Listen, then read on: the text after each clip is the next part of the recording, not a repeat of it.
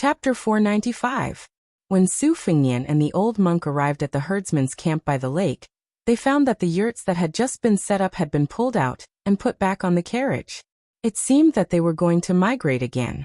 The dragon tree monk who was leading the horse slowly turned to Su Fingyan and asked, "Your Highness, this is the 4th time you want to kill. Why didn't you do anything each time?" Su Fingyan laughed and said, "Since the old abbot is a holy monk, naturally he is magnanimous and can tolerate people who cannot be tolerated in the world. Didn't they say that Buddha's head is full of dung? Why are you arguing with me?" The old monk took a deep look at this vengeful young man and laughed. "Your Highness is really a petty person with a lively mind. But whether you want to kill or not is not a matter. I still want to ask your Highness to vent the anger in your heart and part on good terms." Su Fingyan did not hide this time. He put away his frivolous and impetuous expression and said calmly, "The killing intent is real, but I dare not have it. I am afraid that the old abbot will treat me as a devil that everyone wants to kill. When I return to the 2 Zen temples, the holy land of Buddhism, I will be nailed to death with just a spit. I have seen the temperament of the Taoist Jinren. Zhao Huangchao and Zhao Xuanzu are not good people, but their realms are extremely high. I really don't know how they cultivated to such realms." The old monk sighed softly. These 2 Taoist Jinren of Dragon Tiger Mountain, in the end, they still can't let go of that surname. No wonder they strayed into the unorthodox path. Just like me, I can't keep my original heart these years. How can I resolve it if I don't insist on it? After I became the abbot, I couldn't figure out many things. After thinking about it, I still couldn't figure it out. I went to countless Taoist classics to find out. In the end, I felt that in the 24th chapter of the Tao Te Ching, Tao follows nature, was the most important.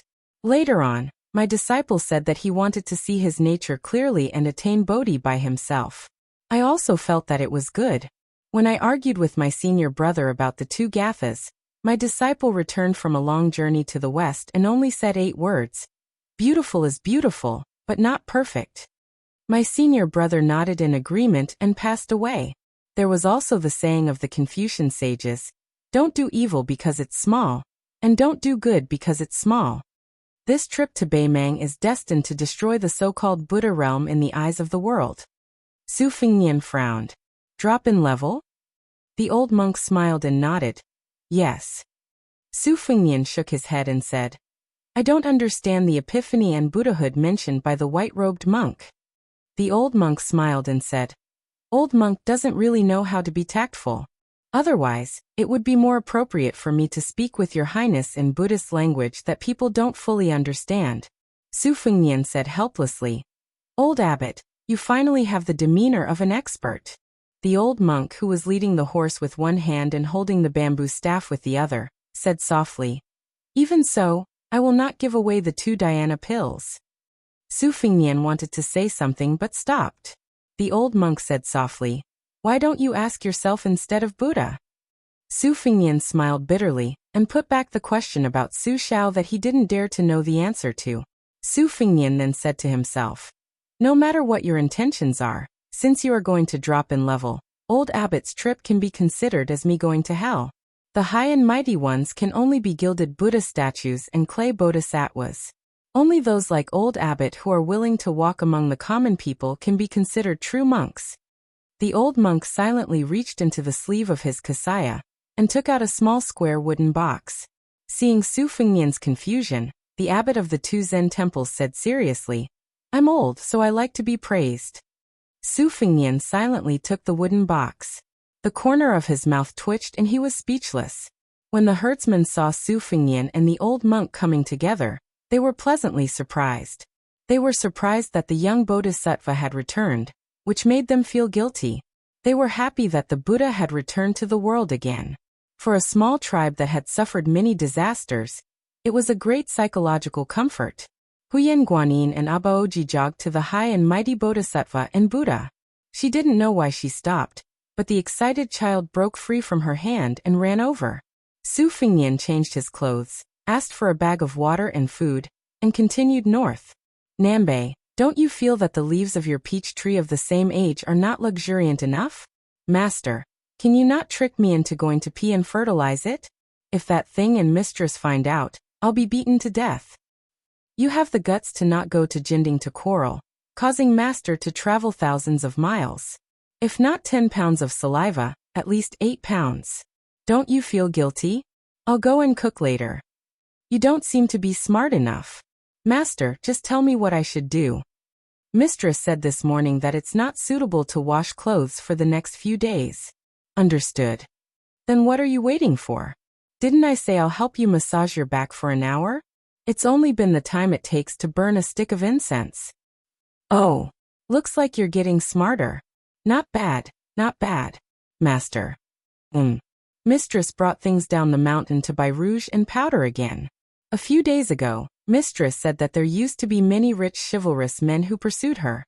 She even said that if she were to marry any of them, she wouldn't even blink when buying a box of rouge that cost dozens of taels of silver. It's not like now. Is that so? Yes. That's good. Master's master is coincidentally not in the temple.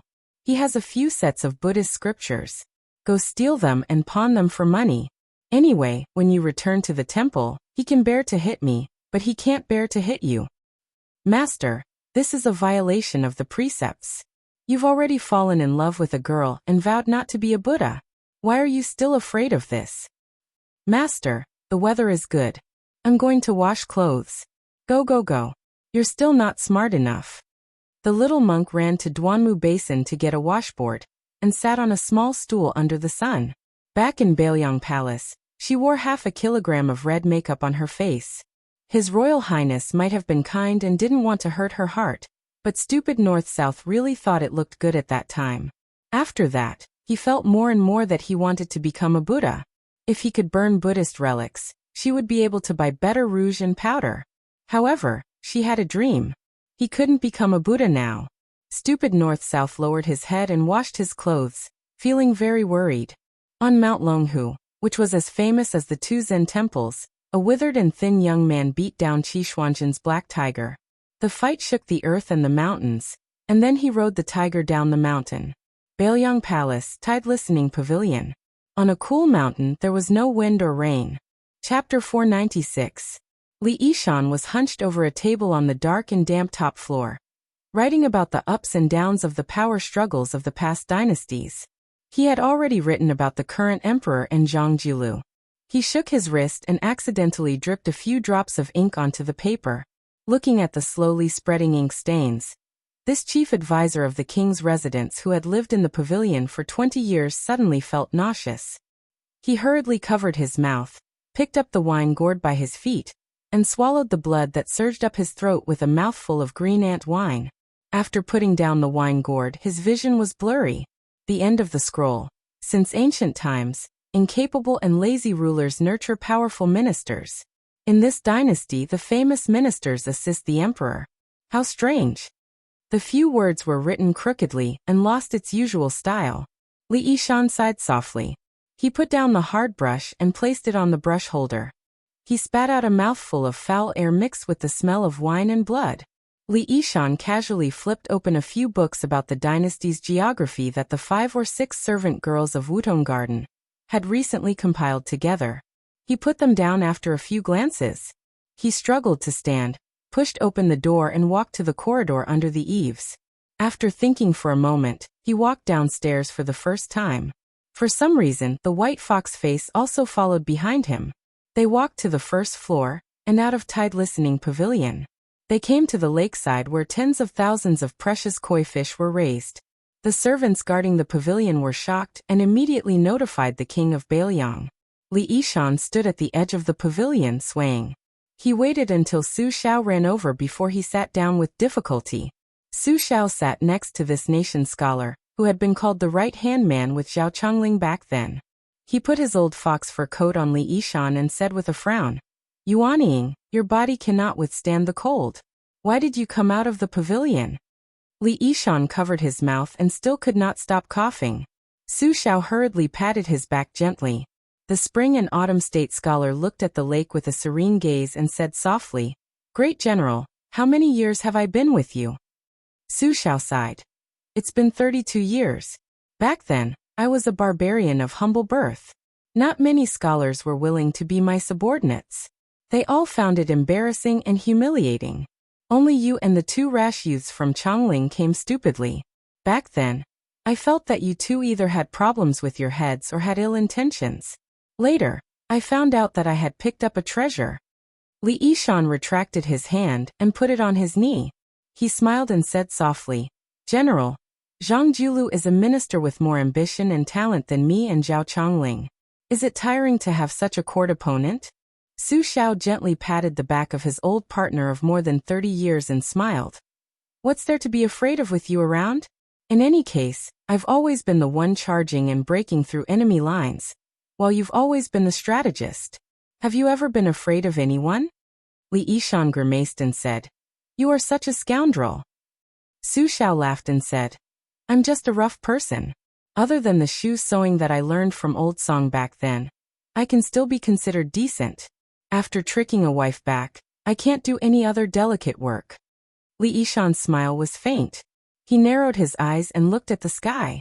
He slowly said, Back then many people urged you to be the emperor. I was one of the few who did not agree. If back then, because you listened to my nonsense, so many soldiers were bitterly disappointed and decided to retire, and many people became enemies with you, today you can scold them back.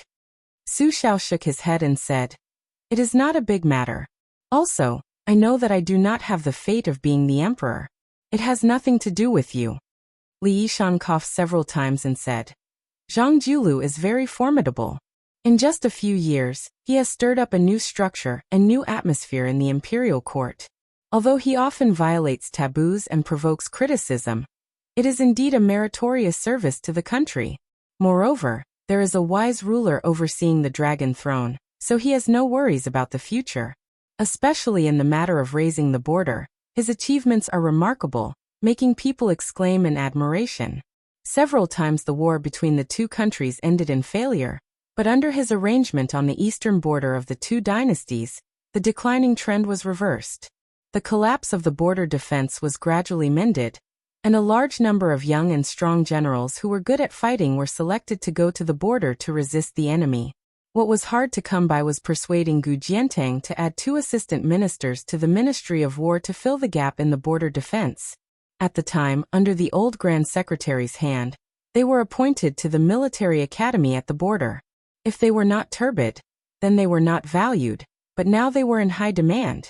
It was enough to show the foundation of Zhang Julu, the empire's pasting master. He is a great general, but Zhang Julu is not perfect either.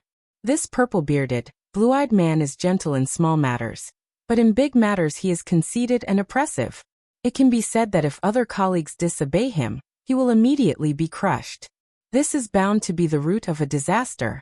Presently, although the old aristocratic and powerful families no longer exist, the previous dynasty's meritorious and distinguished officials are taking turns to control the imperial court. Without a foundation, there are still 2 groups of scholars supporting them.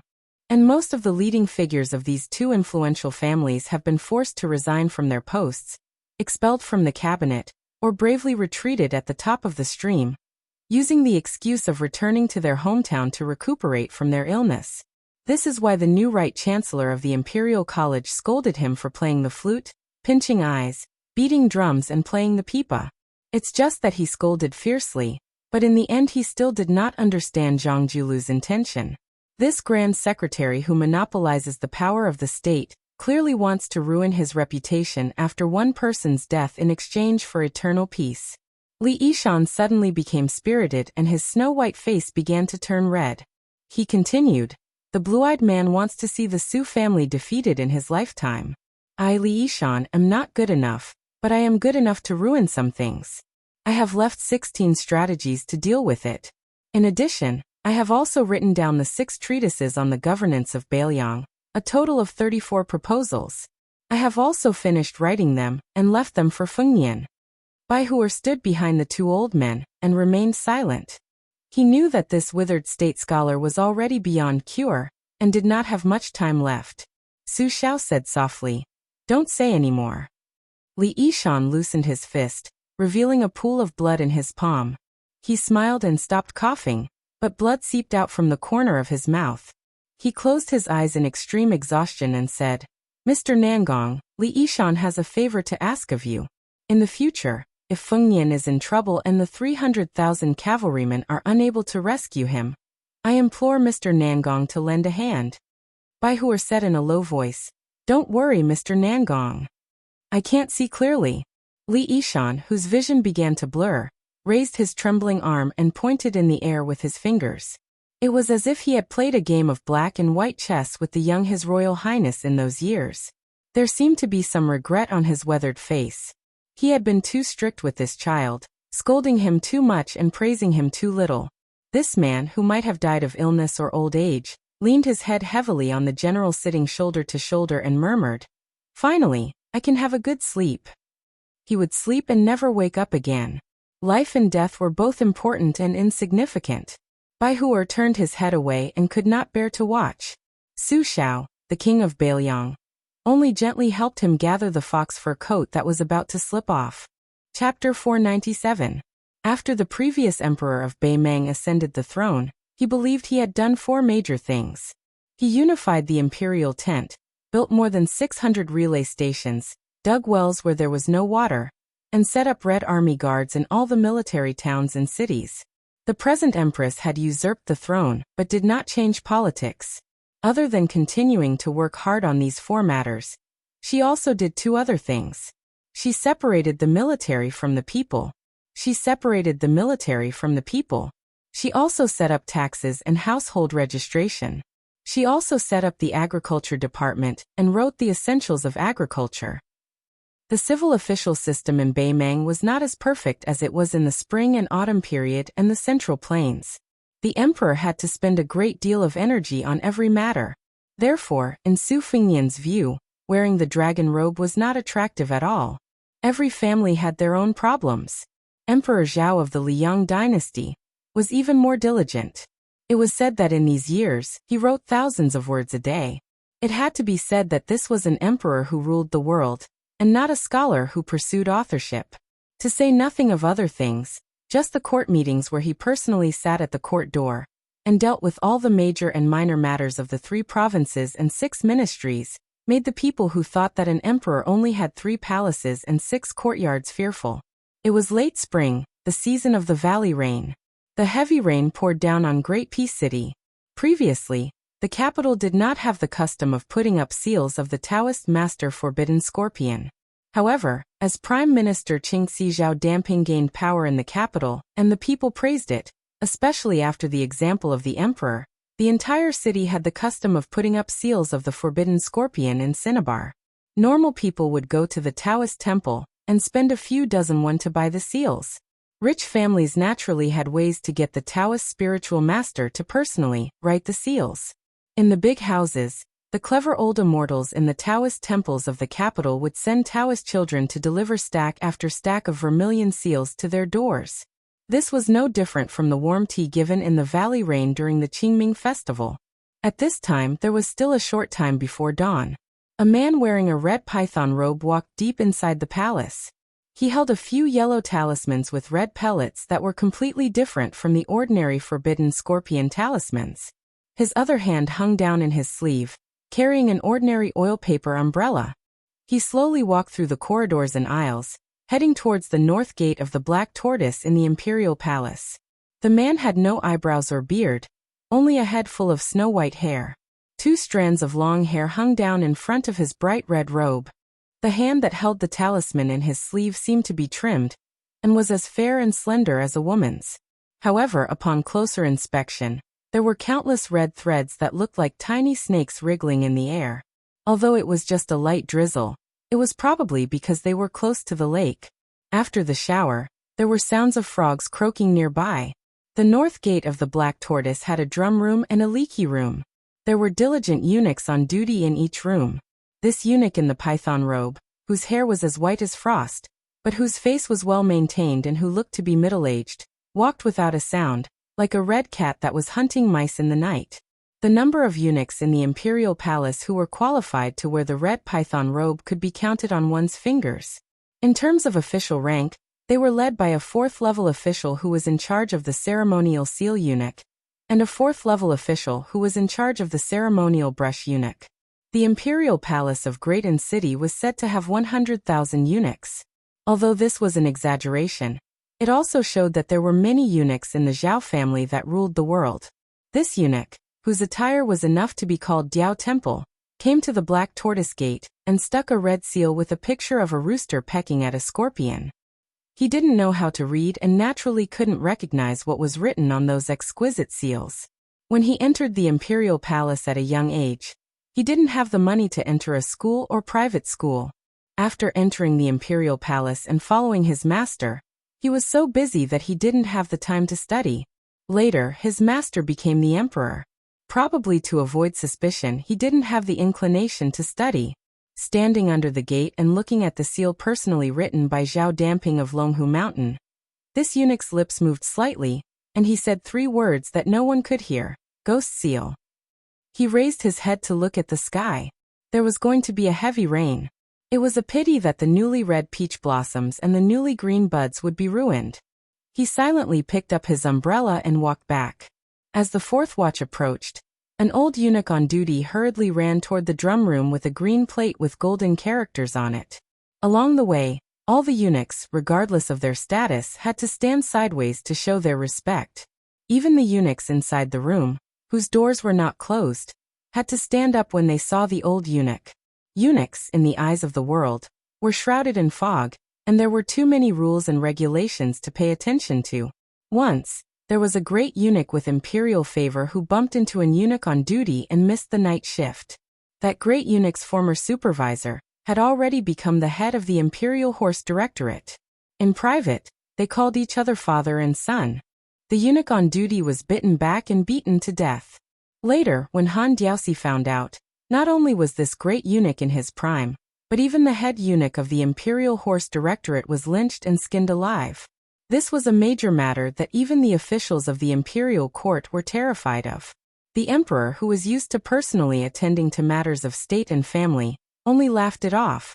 As for the censor's accusations, which were like snowflakes falling from the sky, he dismissed them with the words, "It's a family matter." At this time, the old eunuch, who was heading toward the drum room to deliver the hour plate, was immersed in the reverence of all the eunuchs he passed. When he saw the big red python robe and white hair turn around the corner, his hair immediately stood on end. He didn't dare to stop. He only bent down and lowered his head.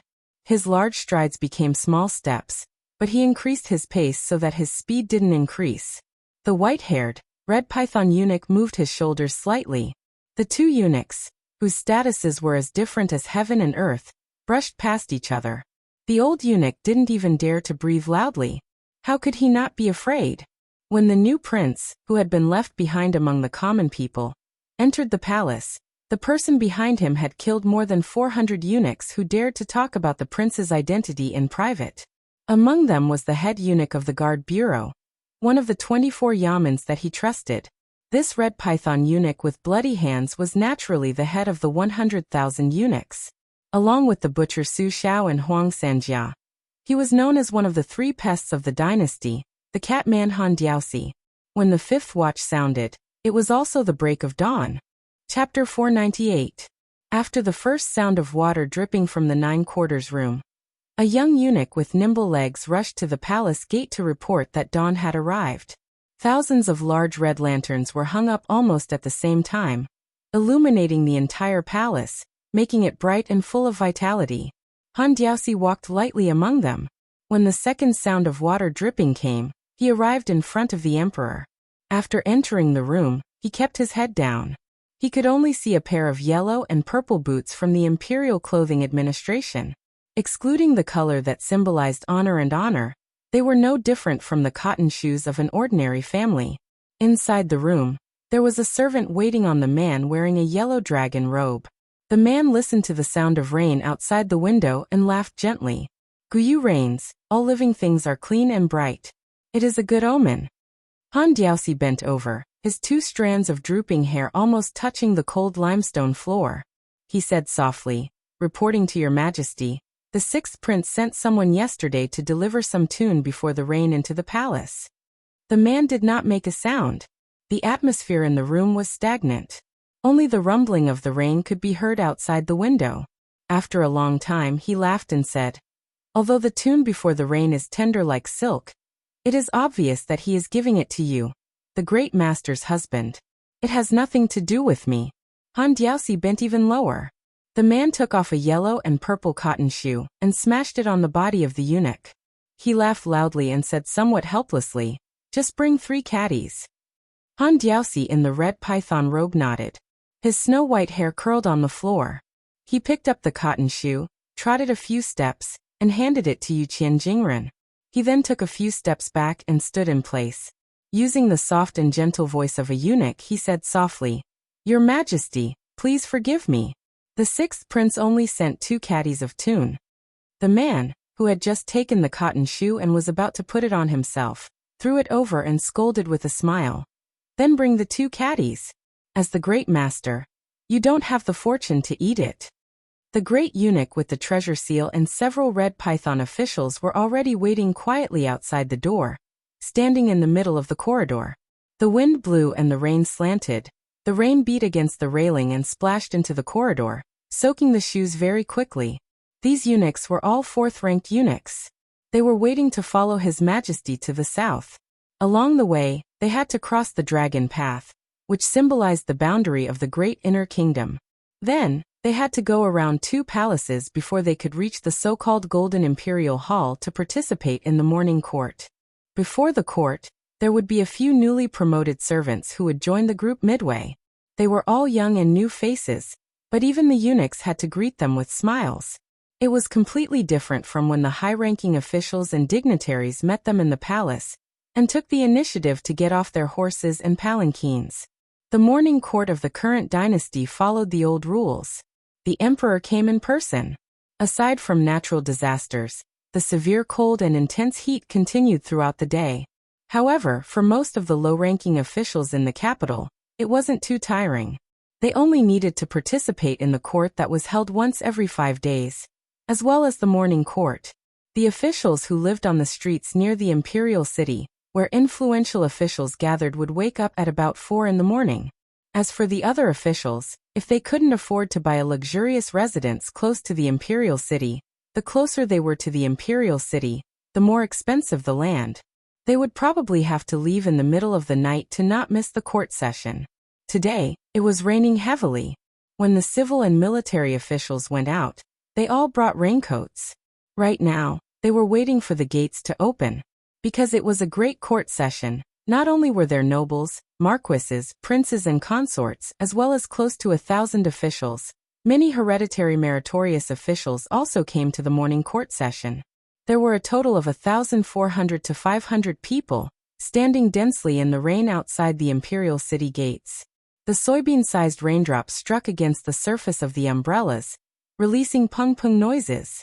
This was a scene unique to a peaceful and prosperous era, waiting for the court to leak out. This was a massive empire unprecedented in history. Countless government orders were handed down to them to pass down to every corner of the territory. After the bell rang, these officials who held great power in their hands had to abandon their umbrellas and move forward. After passing through the city gates, they weren't allowed to make any noise or spit. Only after Grand Secretary Zhang took over the reins of power was this type of bad habit washed away, each court session becoming increasingly solemn and dignified. Once a low-ranked minor official was discovered, they would naturally be chased out by the imperial guards and eunuchs. In the past, many children of meritorious officials also didn't pay this type of matter any attention. Before stepping into the palace, they would always whisper with family friends, saying some disrespectful words. Only after Grand Secretary Zhang took over power was this type of bad habit washed away, each court session becoming more and more solemn and dignified. Great Yellow Gate Jean Lanting stood with an umbrella, still all alone. Most of the capital's officials who didn't like this person all privately mocked him for being a crane standing out from a flock of chickens, but rather a chicken standing out from a flock of cranes. This was especially the case for this carp-jumping little scholar Huang Gate, who actually had diarrhea during one morning court session, almost suffocating to death. Fortunately, Huang Gate wasn't like the 4th rank and lower officials, who could only kneel outside the palace, unable to enter the palace to meet the emperor. His Majesty saw through this abnormality and specially allowed him to leave. Only then did he not become a huge laughingstock. As a result, this Huang Gate, who relied on selling his acquaintance with several great figures with great difficulty, completely became the capital's pre-tea and post-meal topic of ridicule. This was especially the case after Huan Wen led the Imperial College's left chancellor to Guangling Road to take on the role of administrator. In the entire capital, the only fourth rank and above official who was willing to let Jean Lanting enter the palace was also gone. Who told this brat to just have to be so close to Beiliang? Jean Lanting, who smugly entered the capital with the status of being a replacement for the Great Yellow Gate, had long lost his initial scholarly spirit, his edges and corners polished. He also no longer cared about the earth-shattering mockery and ridicule. He clearly remembered those jealous and envious gazes the day after he was invited by Chancellor Huan to attend the court session. Jean Lanting stretched out a hand outside the umbrella. Raindrops hit the center of his palm, causing him to feel a burst of pain. He, who had been using the oil paper umbrella to cover his face all this time, slightly opened the umbrella and looked at those officials of all kinds who were gathered together like a small mountain. Listening to them talk and laugh wittily, this familiar Xian Lang, who was collectively rejected by the capital's officials, lightly tiptoed. Because of his noble status, the court had to strictly follow the order of rank and enter in a single file. He was able to approach the main gate of the imperial city. Thus, Jean Lanting saw a few conspicuous umbrellas. One of them was Grand Secretary Zhang Jiulu, whose figure was several inches taller than a normal person's umbrella. Under the umbrella, other than this important figure who was a pillar of strength for 300 years, there was also Sun Shiji, the left servant of the province of Munxia, who could not attend court but insisted on attending court. It was probably because the Grand Secretary was worried about old servant Sun's health that he helped hold the umbrella to block the rain. This was a great honor, not at all inferior to the emperor's permission for old servant Sun to sit in court. Jean Lanting withdrew his ice-cold hand. He lowered his eyelids and clenched his fists. He quietly looked not far away at another official who was also from Beiliang, the Assistant Minister of Rights, Yin Jieshi, who was a relative of the emperor. The governor of Beiliang's Lingzhou also happened to look over. Their gazes met and then bounced away. Jean Lanting withdrew his gaze without leaving a trace. He took a deep breath, his gaze firm and resolute. He wanted to be an official who spoke out. The treacherous official who was about to be impeached by him today was precisely the king of Beiliang, Su Xiao, who had helped him enter the capital to become an official. He knew that after morning court, regardless of whether the rain stopped or not, he would shake the court and his reputation would spread throughout the world. At this time, Su Fengnian had turned into Orange Prefecture. Chapter 499. Su Fengnian figured out a principle. The so-called when you draw your sword, you look around and feel at a loss. In addition to worrying about the country and the people, there was another possibility, which was to get lost. Because he had changed the fixed route, he could only follow the general direction like a headless fly. Fortunately, he met a group of scholars who were being cut off by horse gangs on the way. He helped them without drawing his sword, and then they turned to the border between Dragon Waste State and Orange State. The reason why he helped them was that he recognized the identity of these people as the descendants of the Spring and Autumn Annals. Moreover, the horse gangs were not unfamiliar to him. Two of them were the ones who wanted to kidnap people back to warm the bed for the female head of the family. This group of scholars of different ages should be from good families. It was not known whether the family hired a guard instructor or hired 5 or 6 strong warriors, but they were not powerless against more than 30 horse gangs who came and went like the wind. Several men with swords also performed quite well. Although their swordsmanship was fancy, it was more than enough to frighten the horse gangs. Several young women dressed in men's clothes looked at them with shining eyes. However, Su Fengnian, who had done the most to make the final decision, made them lose interest. This was probably because he was wearing a mediocre face. Most of the love in the world was literary and focused on the feeling of love at first sight. But in the end, how could a man not be handsome or full of scholarly aura that was suffocating to the nose when he was the main character in a novel about a scholar and a beauty? How could a woman not be able to captivate the birds and beasts, obscure the moon and put flowers to shame? Su Fengnian did not feel any disappointment about this. On the contrary, he got along well with a few old Confucian scholars in the group. Only then did he find out that this group of people were the children of a few clans in Gusai State that had been connected for generations. The sage's teachings required one to read 10,000 books and travel 10,000 li. There were a few people in the group who had reached the age of 20 at the same time. Coincidentally, one of the old scholars had a marriage alliance with a big clan in Tangerine State. He also wanted to see the scenery of the frontier fortress, so they traveled together. The young people took advantage of their prime to study, while the old ones took advantage of the fact that one of their feet was still outside the coffin to travel quickly. As for the three women, they were all scholars who had reached the age of 20. Although they were also the descendants of the people who had fled to the north, after they were infected with the atmosphere of Beimang, they mustered up their courage to elope. Su Fingnian pondered for a moment, and knew that most of the families they belonged to were slightly inferior to the few young scholars. They hoped that they could take advantage of the opportunity during their travels and climb up the social ladder, so he turned a blind eye to it. Su Fingnian's small talk with Tiannan and Di Bei also confirmed that there were 4 classes of people in Beimang. The remnants of the spring and autumn period were all in the second class.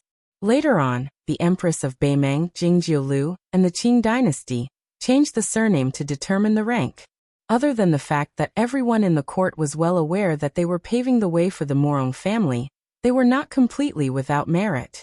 In the Southern dynasty, other than the 3 surnames Gao and Hua, the next so-called high-ranking families were mostly Bing and Ding.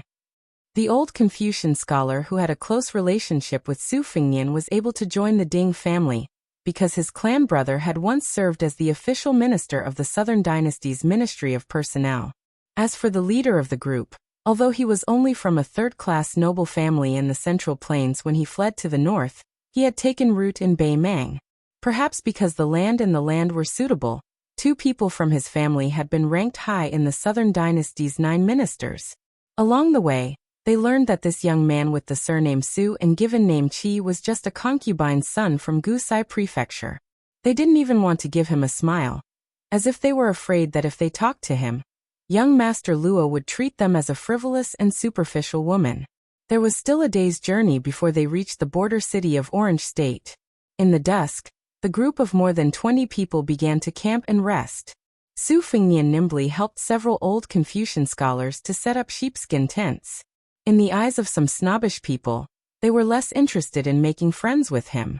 Only a few retainers who had almost died in the hands of the horse gang occasionally struck up a conversation with him, who was said to be half a soldier and half a merchant.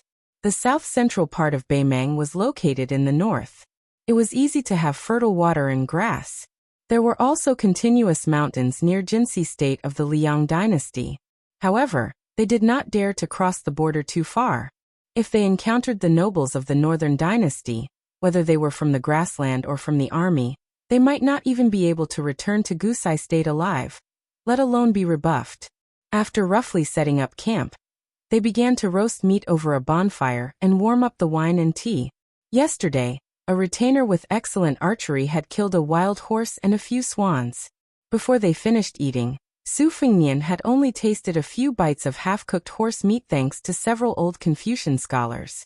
Sitting in front of the bonfire, the young scholars talked loudly as if one exhaled to save the country and the people, and one inhaled to save the world. The old scholars reminisced about the time when they were young in the Central Plains. For some reason, the topic focused on the military strength of the 2 dynasties, and then the arm strength of the crossbow. The old man surnamed Luo of the Ding family saw that Su Fingnian seemed to be engrossed in the conversation, so he explained with a smile, the strength of the crossbow, or the so-called bow strength, is the method of hanging a heavy object upside down until it is fully drawn. The weight of the object is the same as the weight of the bow. There is also a relatively rare rod and scale hook, which is more accurate, and is usually used in the military camp. This old man's retainer who pulled the bow and shot down the swan has the arm strength of nearly 2 stones. I dare not say that he can shoot through a willow leaf in 100 steps, but he can shoot through 1 or 2 pieces of leather armor at about 80 steps. The bow he used is of the best quality in the winter. The buffalo horn and the elk tendon are also good materials for making bows. It's a pity that fish gelatin and silk are not good enough. Otherwise the bow he carried could be sold for at least 300 taels of silver. Chapter 500. Su Fingnian said with a smile. Mr. Luo, if that's the case, then that bow should be able to draw at least 300 jin of force, right? Old scholar Luo stroked his beard and said with a smile. That's right, but 300 jin of force is something that only a brave general on the battlefield can draw. If he could, then he wouldn't be this old man's retainer. Su Qi, can you guess that this person was a Bailiang army crossbowman when he was young? Su Fingnian glanced at the silent man wiping the bow and shook his head. I really can't guess. Perhaps it was because the handsome men and beauties next to the bonfire heard the words Bailiang army and became interested in the conversation. They began to talk about the generals in the Bailiang army. Some said that Chen Jibao's spear technique was invincible, while others said that Yuan Zuozong was the true number one in terms of combat strength. There were even some who said that Rintu should be at least first rank, or else how could he have obtained the king of Bailiang's boa robe when he joined the army at the age of 10? There was no end to this debate. Most of the handsome young men believed that Su Xiao was shrewd and had always hidden his strength on the battlefield. It was impossible for him to be a second or third rank martial artist.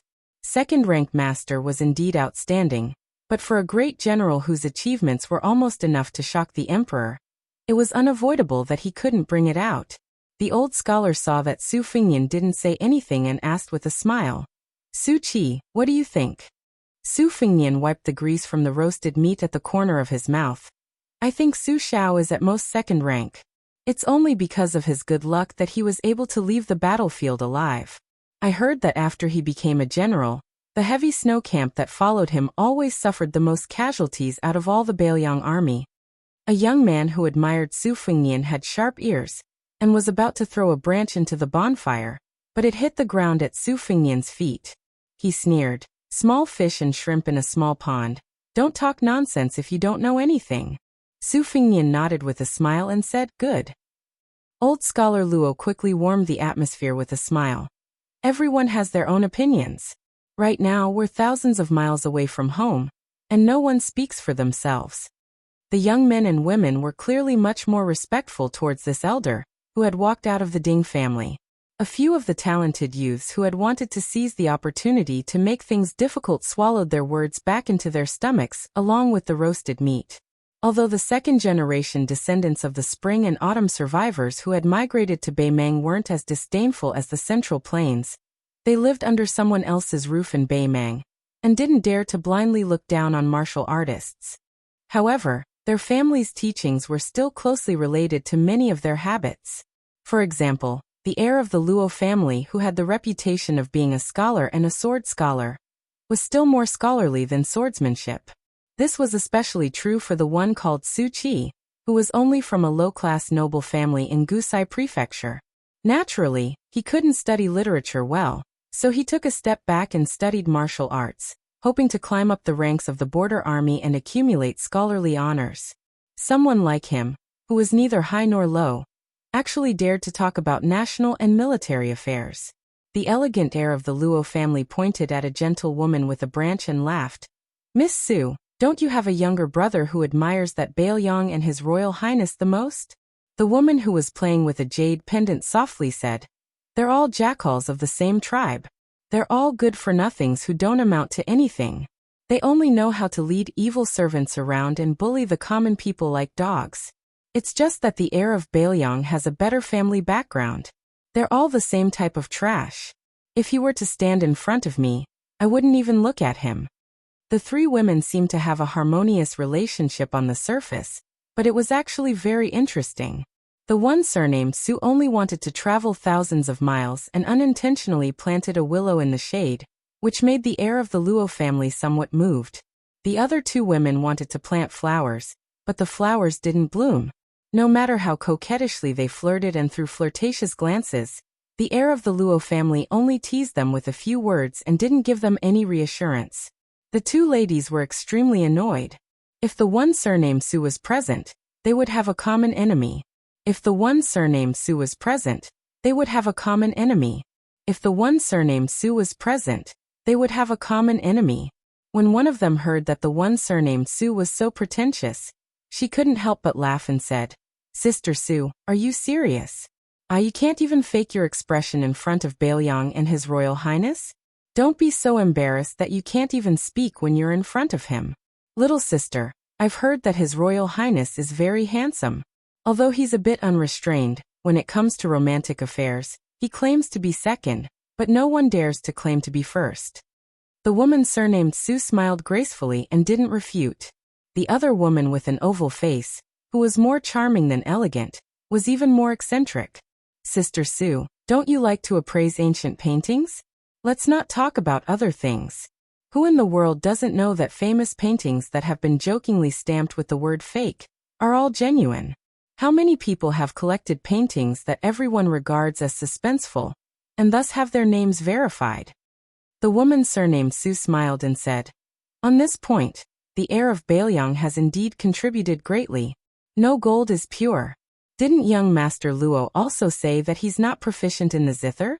But a hand has 5 fingers, and there's also a long one.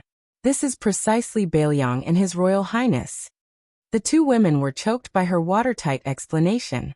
They looked at each other in dismay, but they couldn't find any weakness that could be used against her. They were indignant and didn't say anything.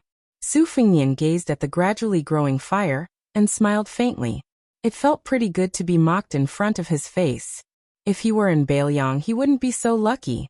Su Fengnian couldn't help but think of Li Yishan, who had never admitted to being his master. He also somewhat missed the painful feather duster that Li Yishan used to hit his palm when he was young. This feather duster was still on the top floor of the Tide Listening Pavilion. A lot of principles had been developed in this way. He didn't know why, but when he was scolded by Su Xiao in his immature childhood and youth, he felt wronged and ran off to the mausoleum in a fit of pique. On the contrary, he was beaten by Li Yishan and never held a grudge. This time, when he returned to Baelyang, he had to bring him a few jugs of good wine. Chapter 501. The sun was setting in the west, and the afterglow was mild. Young Master Luo held a wine pot in his hand, and spoke a stream of witty words as he chatted.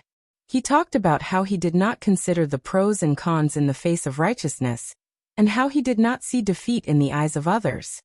He talked about how common people would be relieved when they saw that there was nothing in front of them, but they did not know that Kung Fu was only an accident. Even Su Fengnian, an outsider, listened with great interest and felt that his tackiness had suddenly lessened. Not to mention the two young ladies who were already secretly in love with young Master Luo. They wished that they could snuggle up to him or simply go to the bed and listen to his teachings. Several old scholars also nodded their heads repeatedly. It was obvious that they had a good impression of this Luo family disciple, not just because he was surnamed Luo. Just like when they met the horse thieves, this person pulled out his sword to fight off the enemy before his retainers. What an outstanding and elegant scholar. He would definitely not be a promising future. With young Master Luo acting as the go-between, the atmosphere was warm. A gifted scholar improvised a poem while the woman surnamed Su played the bamboo flute leisurely. The rest of the young men and women either clapped their hands in agreement or beat the dried twigs to make light drums. It was a joyous and harmonious atmosphere. Old Scholar Luo, who was wearing a scholar's green robe and a jade hanging from his waist, looked into the distance and sighed with emotion. How big of a mind can a frog at the bottom of a well look at the sky at the mouth of the well? Looking into the distance, the world is vast and the heart's eye is also opened. So you young people should take advantage of your better health to go out and walk around. I followed my family to the north, and along the way there was chaos and turmoil. I was displaced and became a common person. Only then did I understand the suffering and difficulties of the common people. So when we arrived at Baymang, I think that our group of old scholars, on the whole, is much less romantic and more humane than those scholars who stayed in the Central Plains. Our children also lack the unsuitable loftiness of many scholars.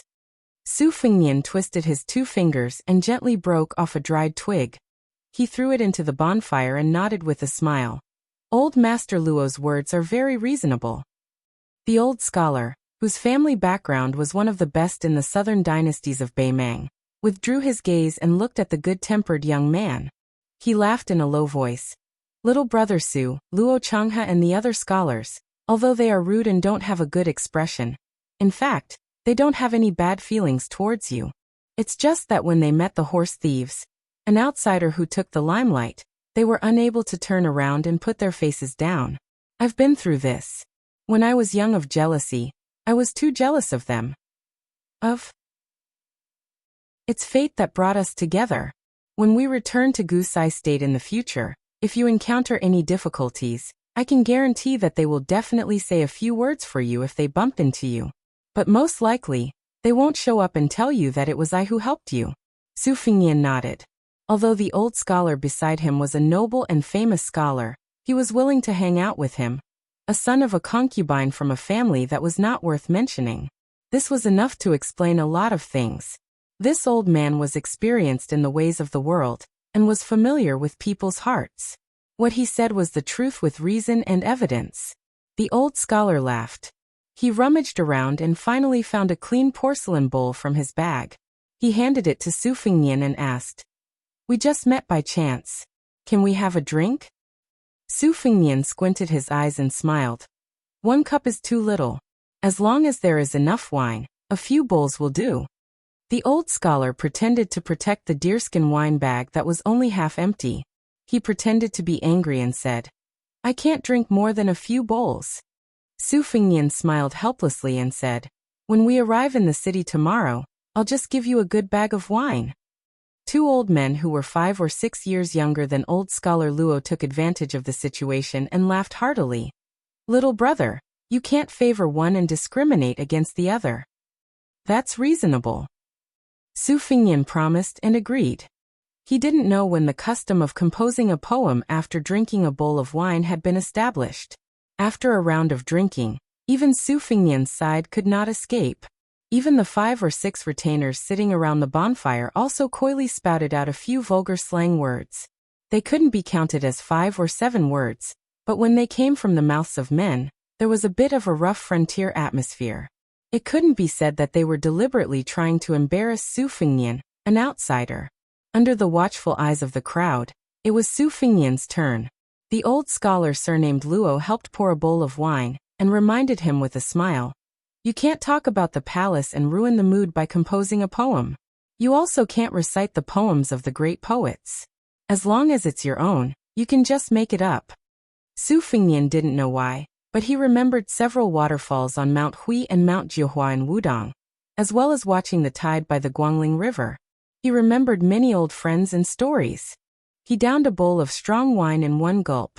He asked for a chopstick and lightly tapped the edge of the bowl. With a ding-dong sound, he looked at the bonfire and said softly, "The waterfall of the lotus is covered in smoke, the waterfall of the bull is thunderous. Only the waterfall of Jiuhua is not strange in the waterfall's spine, like a celestial being lying sideways on a large mound. Its power can stretch out 94,000 feet, like the flying immortal of Dunhuang, releasing the 9 paths of the green sky Milky Way, just like the old general's hair on his temples." The young men and women who thought this guy was going to make a fool of himself were stunned for a moment, and then looked at each other. Most of them were familiar with poetry and books and knew that this was just the beginning. Luo Changhe and the woman surnamed Su both frowned and thought carefully about the meaning. The old scholars besides Su Fingyan didn't think so much, but old scholar Luo followed the boy's example. He lightly slapped his thigh and drank a mouthful of wine with narrowed eyes. "I came at the time of splashing ink and rain. The 2 cliffs were tight and the wind was furious. The cloud waves rose and surged 10,000 feet. The flood washed away the traveler's path. I once watched the tide and the waterfall. Under the waterfall stood a white deer. In a split second, man and deer looked at each other. Southern Tang, Eastern Yu, or Western Shu. After that, there was an old monk leading the deer away, and then there was the deer turning around and laughing. When I finished speaking, the moon set in the west, the mountains and waters were boundless. I only felt the smoke under the stone bridge, the thunder rumbled, carrying the spring and autumn wind and the bitter rain, mighty and mighty like the river." This poem that had just been blurted out was probably too unconventional, making it impossible for people to comment on its quality. They only felt that there was air in their chest that couldn't be released, like the 1,000-layer waterfall pouring down and piling up, and echoing in the deep pool. Finally, a scholar couldn't help but say softly, "Is this a poem or a poem? It's neither a donkey nor a horse, It's not particular at all. Another scholar asked carefully. There's no physique at all, but there's still some meaning, right? Perhaps old Master Luo was holding the bowl unsteadily, some wine splashed on his hand. He unconsciously stroked his beard, wetting his gray beard. He didn't care about these details. He and the other two old scholars looked at each other and smiled. Their eyes were full of sincere appreciation. After returning from 3 years of traveling, he asked for a bowl of wine at the wine shop at the city gate. He told the waiter to serve the wine, and then fell asleep. Later on, he carried the bowl and walked in the martial emperor city. And today, under the night sky of the prairie, he knocked the bowl and sang softly. Su Fingnian felt as if a lifetime had passed. He was in a daze, lost in thought, and didn't hear the words of those young masters and misses. The short saber springtime thunder lying quietly on his lap was trembling incessantly. He didn't know if the old man wearing the sheepskin fur coat was referring to this concept when he said that in the scabbard, one cry would soar to the 9th heaven. The old Confucian scholar seemed to want to make a judgment. He laughed in a deep voice and said, I write with my hand, I speak with my mouth, I think with my mouth. How can I be bound by the poems of the predecessors? Xiao Xiongdi, do you have a name for your poem? Su Fingnian came back to his senses and blushed with shame. He said, I came up with an idea on the spur of the moment. I don't have one yet. An old scholar drank a mouthful of wine and smacked his lips. He sighed and said, Why don't you call it the waterfall breathing song? It can teach our generation scribes, who are like flies and dogs, to also produce a few pounds of awe-inspiring righteousness. Su Fingnian shook his head and said, The name is too big, I really don't dare to accept it. The other bonfires felt a little awkward and left one after another. They either went for a walk under the moon, or went back to their tents to rest. Only Luo Changhe and the woman surnamed Su stood up and sat down. Luo Changhe laughed softly and said, Young Master Su's breadth of mind is as wide as the hills and valleys. I admit that I'm not as good as you. Chapter 502. The few old scholars also got up and left. Whether it was the martial world or Jianghu, not to mention the scholarly and literary circles, in the end, it was up to the young to shine. However, Master Luo was still considerate and quietly left behind a wine bag.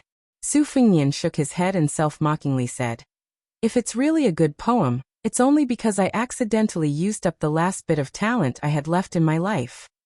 Luo Changhe laughed straightforwardly. Young Master's modesty makes me feel even more ashamed. For example, my title of scholar swordsman sounds like something, but its origin is actually quite unbearable. It's just spending money to get the literary circles to promote it. When drinking with the brothel's famous prostitutes, I accidentally came up with a few lines of poetry. It's really romantic to spend a lot of money to get drunk instead of buying meat. I found a few soft persimmons that the common people hated to the core to play with. When I turned 20, I asked the scholarly and famous people to give me a profound and resounding word. My reputation snowballed. Such a scholar swordsman, if the goods aren't real and the price isn't, how much can he be? Young Master Su's poem is much more realistic. Su Fingnian's lips curled up. Young Master Luo is really a very straightforward person. Luo Changhe asked, Since you're so honest with me, can we drink a bowl of wine together? The smiling woman surnamed Su helped to pour the wine. Su Fingnian and Luo Changhe held their bowls and drank it in one gulp. Su Fingnian laughed softly. Actually, when it comes to writing poems, my second sister is the one who's really talented. In the past, I wasn't as good as young Master Luo and only knew how to spend money to buy poems. Looking back now, it's quite silly. The woman surnamed Su took small sips of wine, her smile becoming more sincere. Luo Changhe raised his bowl and said, Which young man isn't frivolous? I'll toast you on behalf of a friend to thank you for your chivalrous help a few days ago. I'll drink first as a sign of respect. They each drank another bowl of wine. Luo Changhe's face was already red from drinking. He stood up and said apologetically, I can't drink anymore. Su Fingnian and the woman surnamed Su stood up at the same time. The latter said softly, Mr. Luo, shall we walk together? Seeing Su Fingnian secretly winking at him, Luo Changhe, who had a tacit understanding, blushed even more, and went to relieve his boredom. Luo Changhe was in a great mood now that his efforts had finally paid off. Along the way, he had been unable to subdue the beautiful young lady by his side. It wasn't until tonight that the young man surnamed Su was reciting a poem that Luo Changhe suddenly realized that this beautiful young lady didn't like the free and easy style of the past.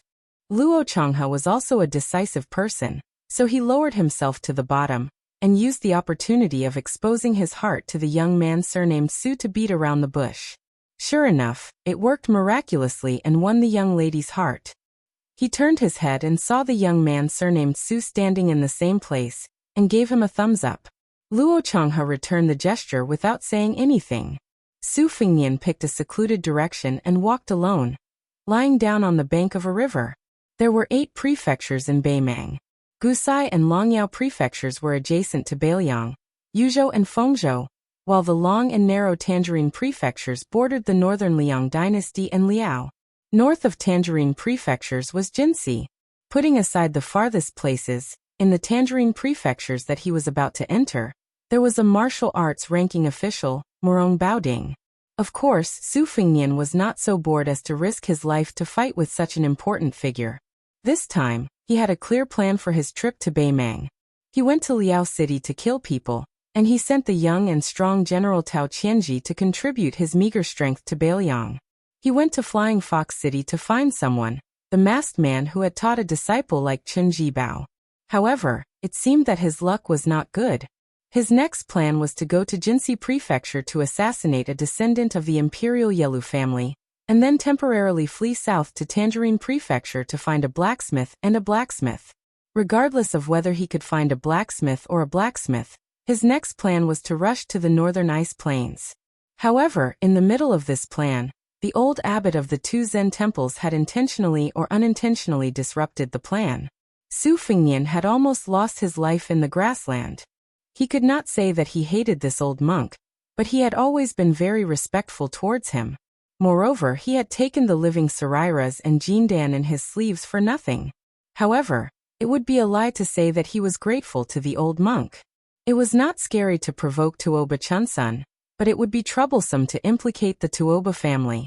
Su Fengnian took out a small square wooden box, held it in front of his eyes, and then spun it on his fingertips. Chao Chongqing had said that his whereabouts had been exposed, and 2 people had smelled his scent and wanted to kill him. One of them was the female blind zither player who was ranked 5th among the 10 great devils. Was she an expert in the mystic finger-killing Vajra realm? Since she was at the mystic finger realm, which was beyond the first stage of the Vajra realm, why was she an expert in it? Did this mean that this woman was the most hard-working and most familiar with killing Vajra realm experts? Su Fengnian flicked the small wooden box and shook his head. He didn't want to be troubled by these unanswered questions. He was looking forward to meeting the swordsmith who was a remnant of the spring and autumn period, who was hiding in the marketplace of Orange Prefecture. Only people like the Grand Preceptor of West Chu, Sun Shiji, had reached this realm. It was the same for a small recluse to hide in the wilderness, give lectures in the academy, and escape from the Zen forest. It was already considered not bad to be able to achieve this without making a name for oneself. As for the swordsmith who was hiding in the marketplace, it seemed that he had the least talent and the most expert aura. However, when he thought about the identity of the person that this blacksmith wanted to protect, Su Fengnian felt relieved. It was already a magnificent feat to be able to survive. The West Shu Emperor's family produced a sword emperor, who died in battle due to exhaustion in Beiliang's iron hooves. However, 2 loyal officials risked their lives to steal the young crown prince. One was a scholar while the other was a warrior. The scholar was Zhao Dingxiu, the great scholar of the spring and autumn period. The name of the warrior was unknown. He only knew that he was the one who forged and carried the sword for the Sword Emperor of West Shu for more than 20 years. It was said that a group of people escaped to the cliff in the South Sea and jumped to their deaths. Su Fengnian only knew that this was not the case before he left Beiliang. When he was looking for someone in Flying Fox City, it was Su Xiao who asked him to pass a message. This time, it was his master, Li Yishan, who roughly meant that West Shu's 400-year legacy could continue. However, the prerequisite was that the crown prince, who should be in his 20s, had to go to Beiliang. Su Fengnian was a little uncertain. West Shu's imperial palace was destroyed by the Bailiang cavalry, and the legacy was broken. Could such a thing be negotiated? Would that swordsmith kill someone as soon as they met? However, his master must have a countermeasure in the tide listening pavilion. In the past, even if the sky fell, Su Fingnian had Su Xiao to shoulder it. Su Fingnian had never paid much attention to these kinds of undercurrents in the imperial court. However, he had been influenced by what he saw and heard since he was young. To say that Su Fingnian was a layman in officialdom was indeed to underestimate His Royal Highness, who had a bad reputation on the surface. Su Fingnian sat up, put away the living Saraira, and counted with his fingers. Other than the few old generals left in the Bailiang army, the biggest force in the core force was probably Su Zhao's 6 adopted sons. Chen Jibao did not need to be mentioned. Yuan Zuozong's loyalty was unquestionable. Yi Shizhen, who had the reputation of little Zhao Chongling, was good at scheming and had an open personality. However, his relationship with His Royal Highness could only be considered distant. Yao Jian, who was good at searching for dragon sand, was the closest to him other than Chu Lushan.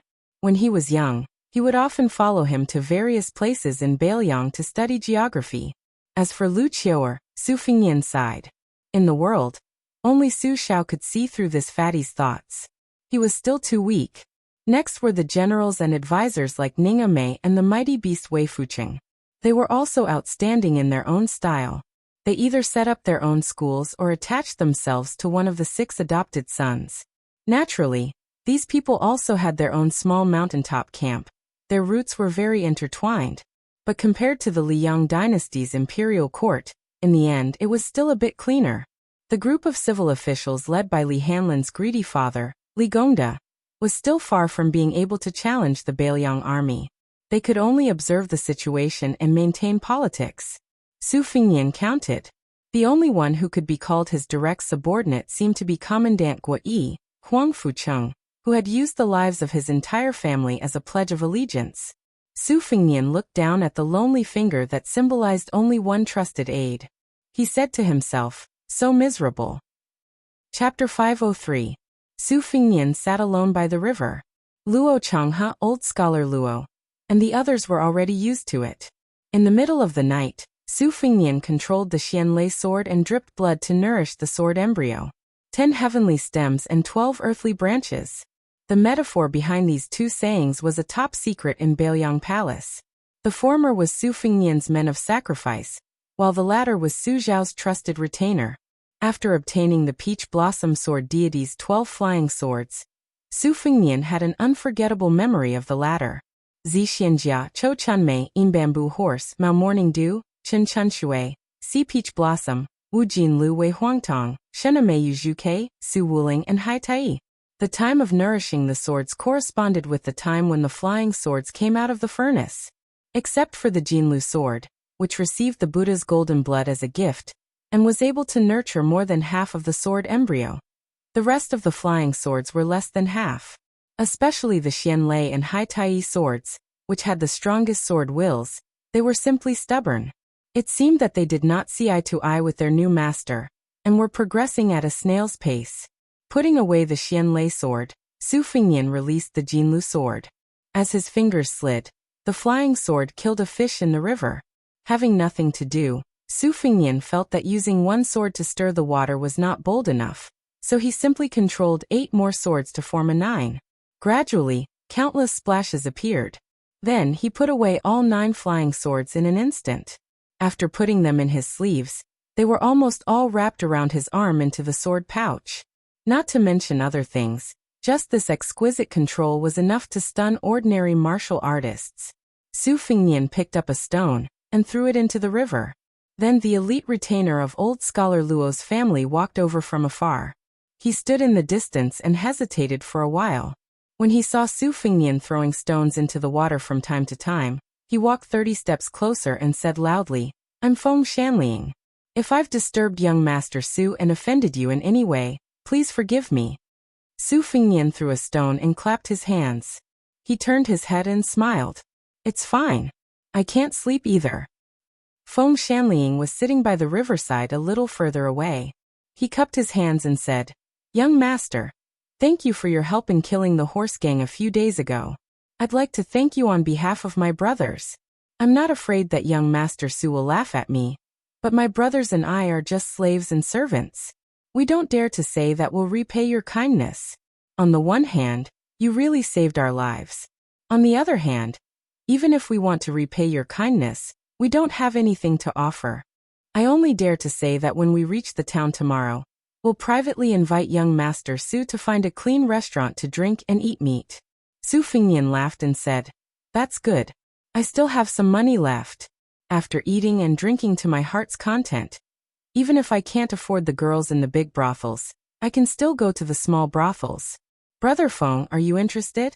Although I say to others that I'm from a small aristocratic family, I'm actually just a merchant's son. I'm not on the same path as young Master Luo and the other aristocratic families. I'm also afraid of being snubbed.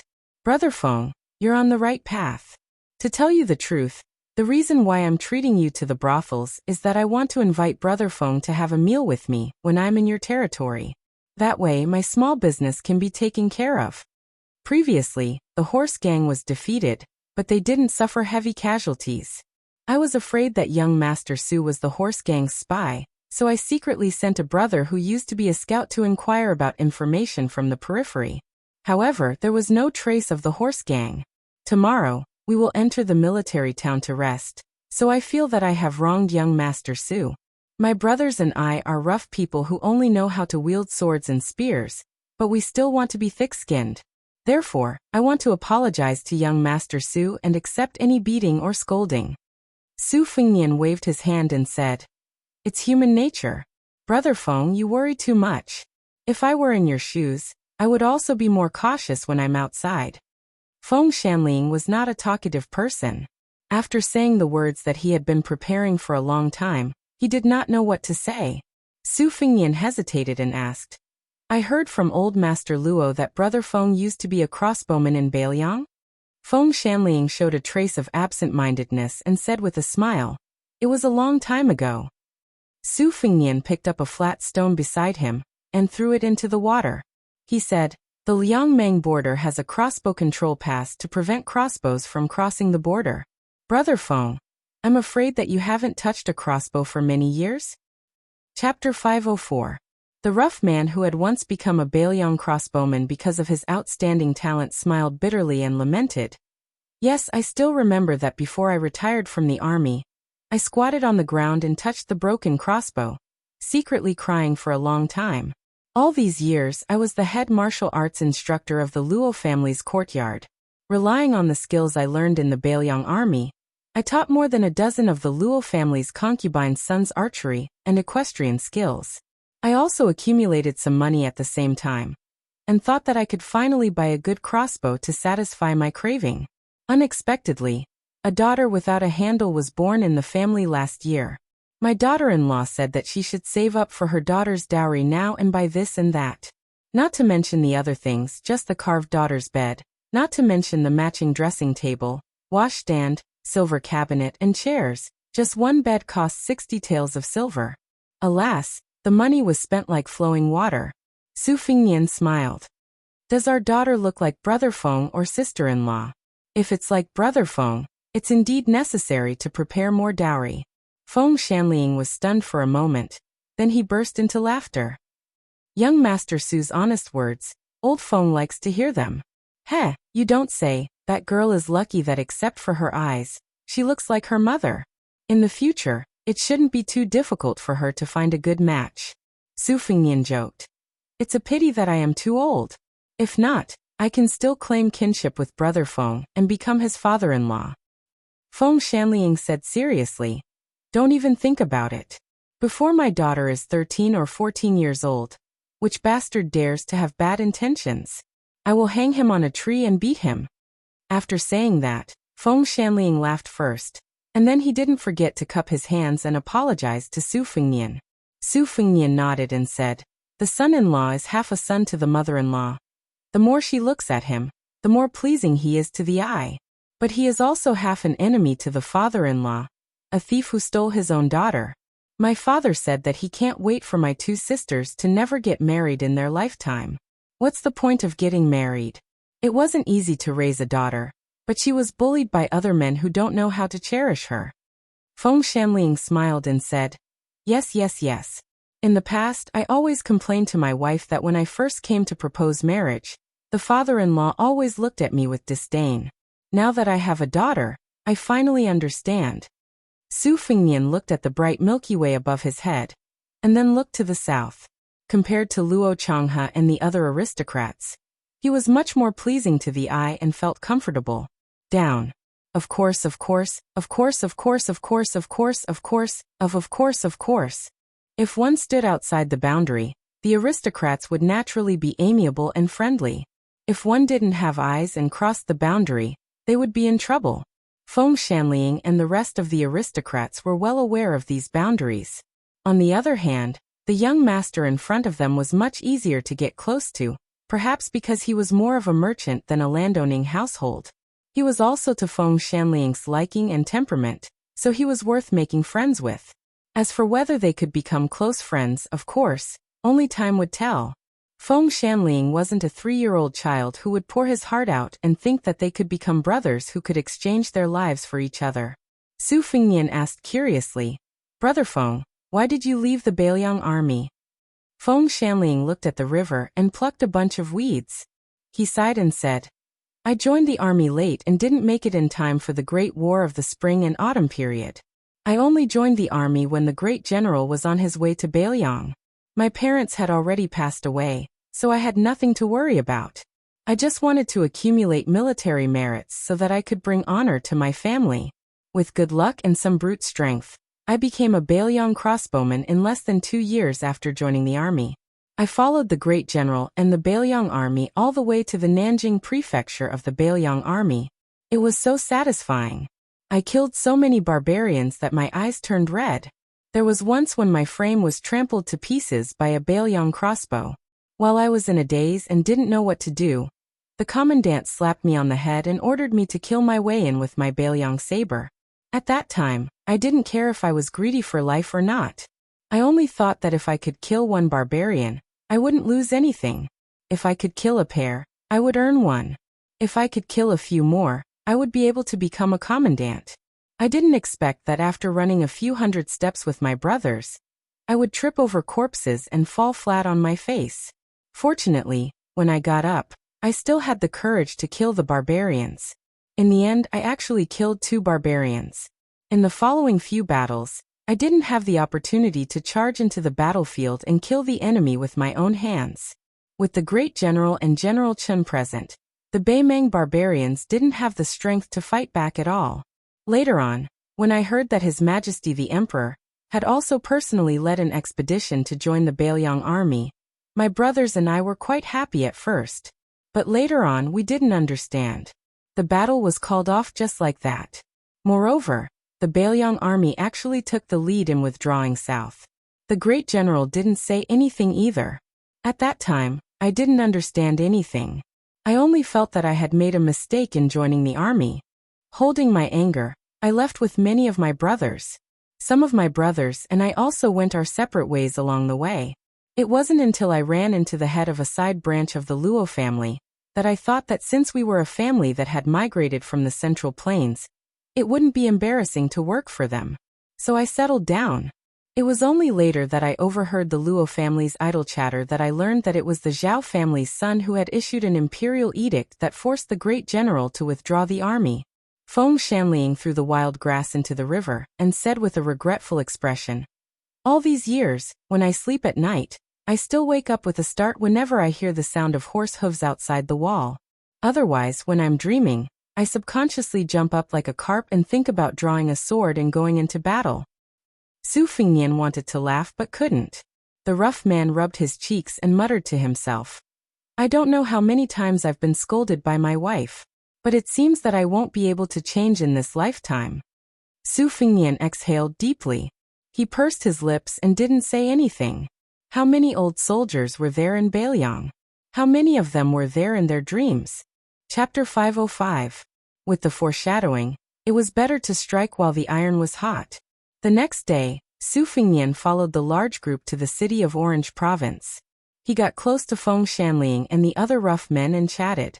It was a completely different feeling from talking about moral essays with Mr. Luo and the other old scholars. It was probably the difference between gulping down wine and drinking warm tea. Su Fingnian borrowed a good bow from Feng Shanling along the way. With his arm strength, it was not difficult for him to pull the bow to a full moon. He tried to shoot the arrow several times and was full of vigor. Fortunately, Su Fingnian had killed the horse gang before, so these retainers were not surprised. Moreover, Su Fingnian was not in the same line of work as them. He was a bastard who fought for their rice bowls, so they were happy to say a few words to warm up their relationship. In comparison, Feng Shanling was more sincere. As a middle-aged man, he probably had too many pent-up frustrations in his heart that could not be quenched by drinking. He wanted to chat with others. Taking advantage of the time when no one was around to pick up the arrows, he told Su Fingnian a lot of old stories about Bailiang. Seeing that Su Fingnian was not the least bit impatient, Feng Shanling opened up completely. In the beginning, when I joined the army, I actually had two choices.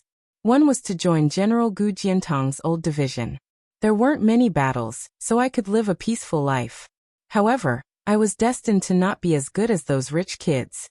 As a bachelor who had nothing to lose, I thought about joining the Bailiang army. Although the Bailiang border was not peaceful, the great general had defeated 6 of the 9 kingdoms during the spring and autumn period. I felt that even if I went to the border, as long as I didn't become a scout or a mounted ranger who charged at the front lines, it would not be easy to die. I really hit the jackpot and became a crossbowman. Other than that time when I stepped on the crossbow, I didn't have much close combat with the barbarians. In the beginning, every time a battle ended, I would feel my scalp tingle when I saw those cavalrymen and infantrymen with broken arms and legs, or their entire backs slashed open. Later on, after fighting for a long time, I was scolded by the sergeants and commandants. When I heard the old soldiers talk about their achievements in the Great War of the spring and autumn period, the brothers beside me all complained that they would not be satisfied if they did not kill people. I was still afraid of death. Who in the world was not afraid of death? However, if there was a day when it was my turn to charge up and fight with my life, I was not afraid of dying on the battlefield.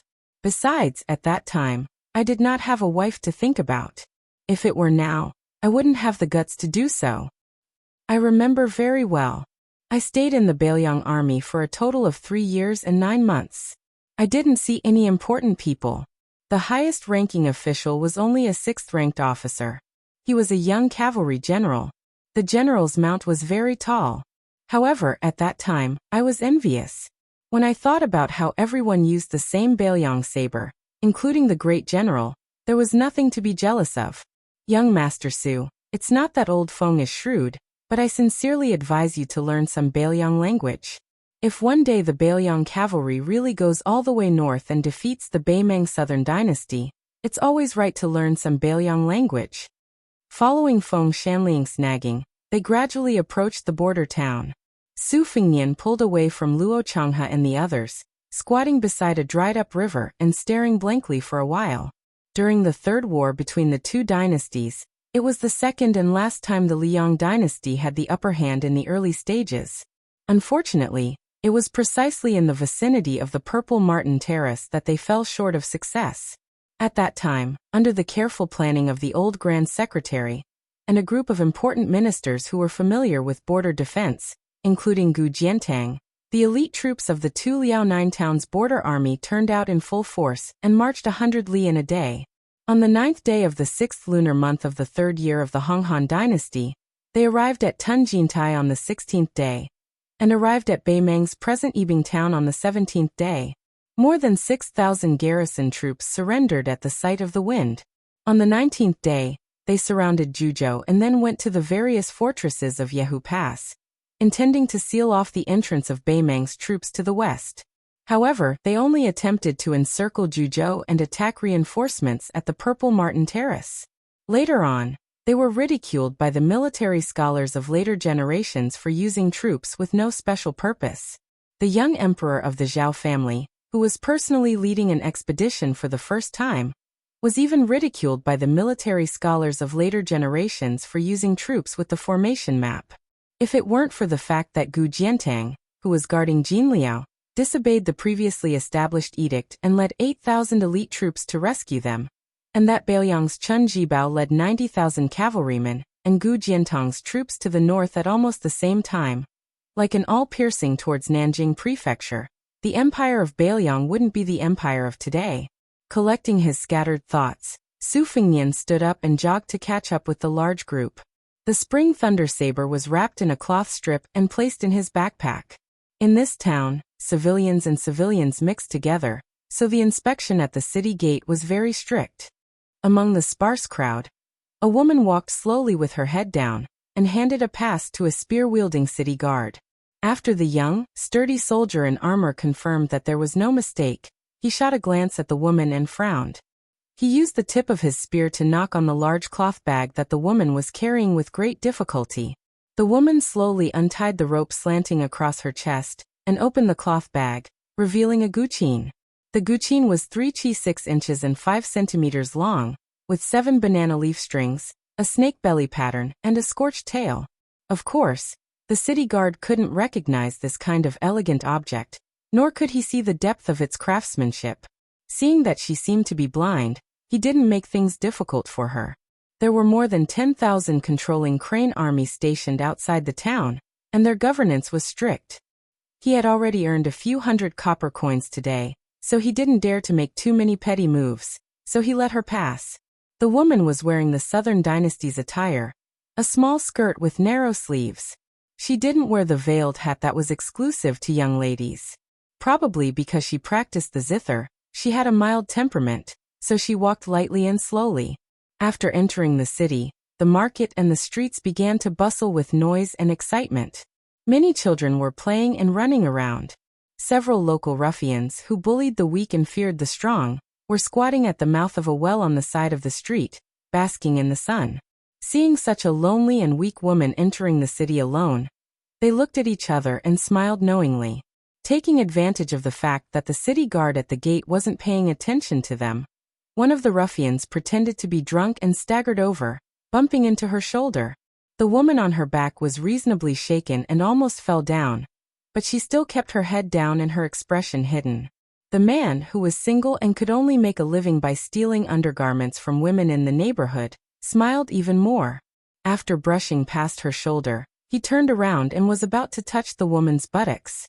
He pinched her buttocks and brought it to the tip of his nose for a sniff, provoking a roar of laughter from his rogues on the street. The woman was in a hurry, she didn't dare to reprimand him. This undoubtedly greatly increased the ruffian's arrogance. He quickened his pace and was about to pull her. His mouth was full of nonsense as he shouted, "Wife, quickly go home with your man and give birth to babies. What are you strolling around for?" The woman whose slender arm was pulled didn't say anything. The ruffian was about to take advantage of the situation and embrace her to his heart's content. On the other side of the street stood a neatly dressed young man with a ruffian face. Seeing this scene, he didn't lack the understanding of a hero who saw injustice and saved the beauty. He only picked his nose and sneered. "Lu Scar, you think you can get a wife? You should go sleep with your mother.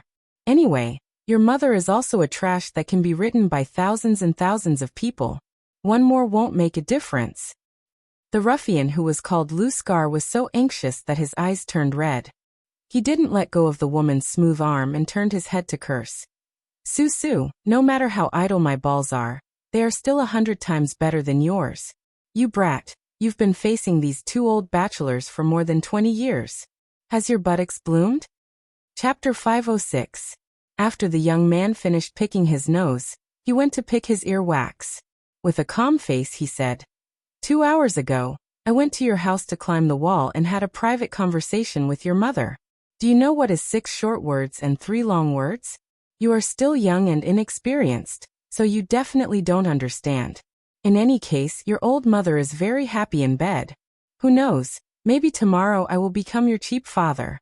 Come, call me father first. The young man straightened his back. Lu Scar was humiliated on the street. He no longer cared about the woman. He looked around but didn't find anything useful to beat people. He took big strides and rushed up to teach this little bastard a lesson, who still hadn't grown up after being beaten countless times. The young man's appearance was actually quite delicate, but it was covered by his ruffian appearance. Seeing that the situation wasn't good, he wanted to run away, but he was blocked by 5 or 6 of Luskar's brothers. He cursed in his heart, skillfully covering his head and face, and gave them a good beating. Especially the person in question, Luskar, who rolled up his sleeves, squeezed out all of his strength, and kicked this surnamed Sue's ass. Hearing a wail, he covered his ass and ran away. Luskar and the others began to chase after him, grabbing the chairs by the side of the street and randomly smashing them. The street vendors who were doing business were all cursing. This town wasn't that big, but after living together for 20 years, they knew these idle and lazy people very well. They knew which ones to curse and which ones to fight back. When Luskar and the others vented their anger, they casually threw the chairs and stools back. There was also no trace of the backpack girl. This made Luskar want to go to Sue's house and turn it upside down, but thinking of the old bachelor's strength, he shrunk his neck and felt a chill. He could only endlessly curse that Sue, that brat, had been beaten until his D*CK was gone, and he would never be able to SH*T in this lifetime. The young man surnamed Sue, who had suffered an unexpected calamity for no reason, took a detour and walked through several alleys before squatting at a corner of a wall. He used his thumb to wipe away the blood at the corner of his mouth. His nose was bruised, his face was swollen, and his whole body was sore. He pulled open his collar and saw a bruise on his shoulder. He sucked in a breath of cold air, stood up, tiptoed, and leaned against the yellow mud wall. He shouted a few times, but in the end he still didn't see the lady who sold scallion pancakes. He also didn't see any women's undergarments or other personal items on the bamboo poles used to dry clothes. Feeling somewhat bored, he endured the stinging pain and pretended to walk leisurely while whistling. On the way, he casually grabbed a piece of bacon and threw it into his mouth to chew. Su Fengnian and the group of Confucian scholars checked into a first-class inn. Old scholar Luo had already helped to pay the bill, so Su Fengnian didn't want to be pretentious about this kind of trivial matter. He made an appointment with Feng Shanling to have dinner at a time-honored restaurant that he had just inquired about. Because it wasn't time to eat yet, he went out for a walk. After walking a few streets, he saw a simple fortune-telling stall under an old willow tree. The fortune-teller wore a wrinkled and tattered Taoist robe and had a goatee. The business was cold and cheerless. He sat on a borrowed bench and dozed off in a daze. From time to time, his chin would knock on the table covered with a cotton cloth. Su Fengnian hesitated for a moment. He raised his head and looked at the flag that was fluttering softly due to the lack of wind. It was probably about 500 years. As a fortune-teller, he was afraid that his tone would be too low. Su Fengnian walked over and knocked on the stall with his finger. The fortune-teller woke up with a start and hurriedly wiped his saliva with his sleeve. He sat upright and still and tried his best to put on the air of an expert. He spoke incessantly. This immortal is proficient in yin and yang, the 5 elements, ziwei, astrology, palmistry, qimendunjia, geography, feng shui. Whether it is yin or yang, all of them are extremely accurate. May I ask what Gongzi wants this immortal to tell? Su Fengnian had partnered with Old Huang and Wenhua in the past, so he could be considered a veteran in this line of swindling money.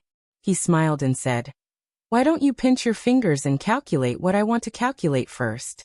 The old Taoist did not dare to talk nonsense for a moment.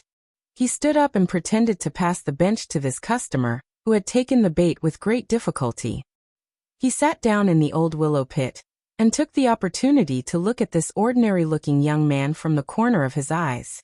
After he sat down, he stretched out 2 fingers and twirled his goatee.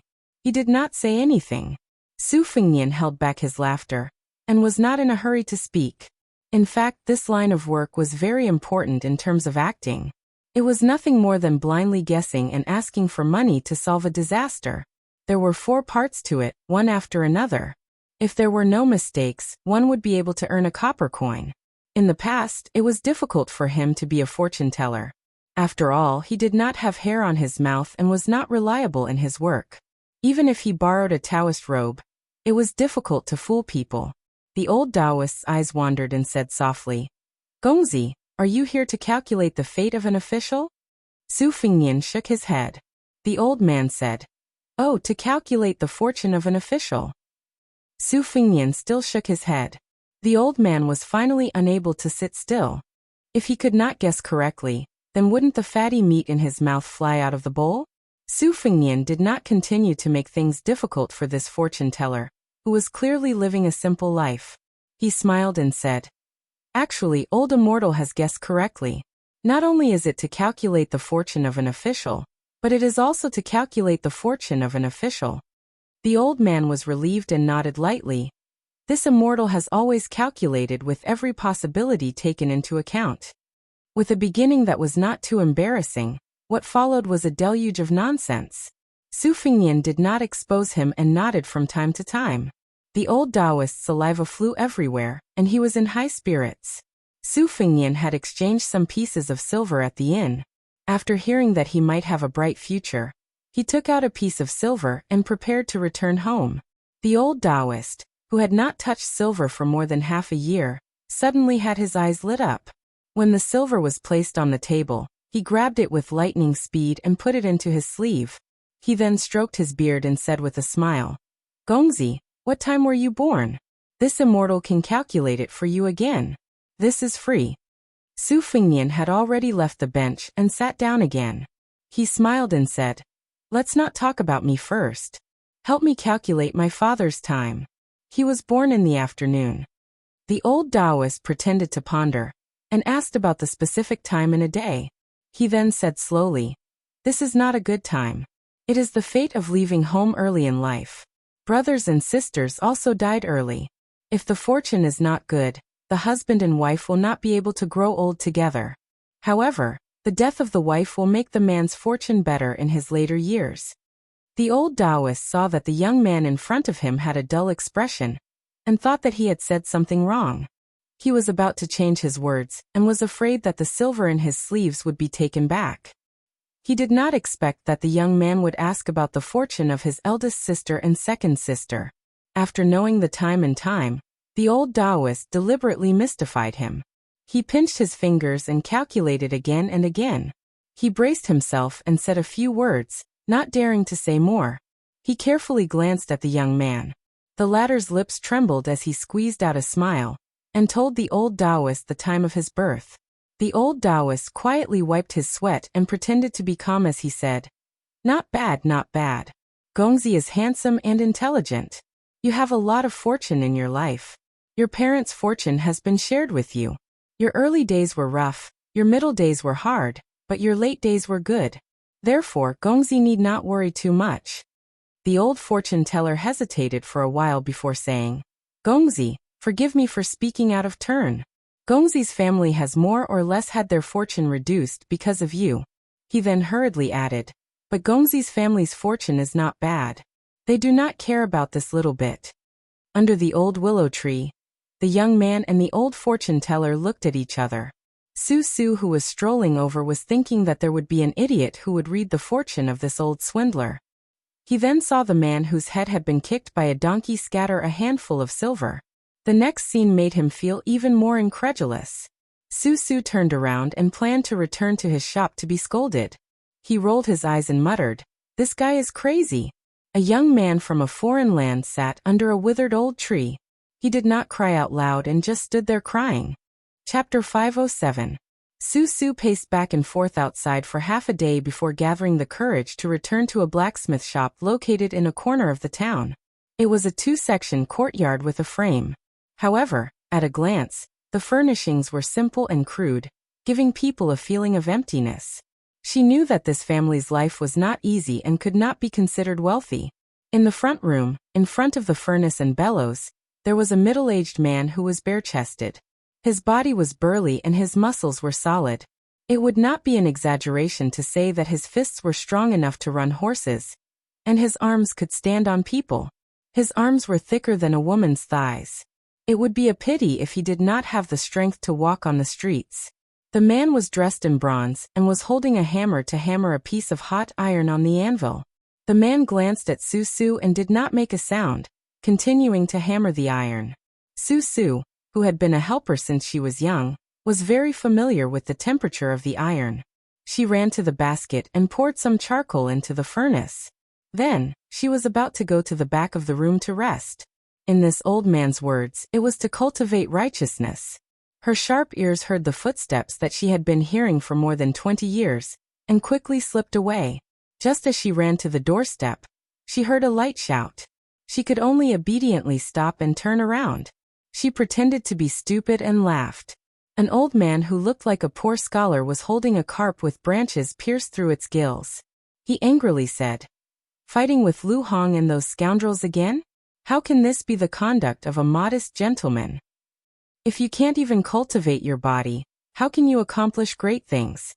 Su Su softly curled her lips and muttered, "I'm a gentleman who stays away from the kitchen." The old man was about to glare when the young man ran in front of him with a mischievous smile. He took the plump carp that was still jumping around and said happily, "Old man, there are some onions and garlic at home. I'll go make you a braised carp that even you Binglo's head chef would be ashamed of." Hearing this old man's anger surged. Where did the onions and garlic come from at home? The young man who spilled the beans took the carp and ran to the backyard. The pedantic and inflexible old master didn't even look at the blacksmith, and continued to nag. It was probably similar to the sage's teachings. When dealing with matters, I will deal with them. If I don't, I will deal with them. Susu had long been sick of hearing it. With his back facing the old master, he mouthed the exact same words as the old man.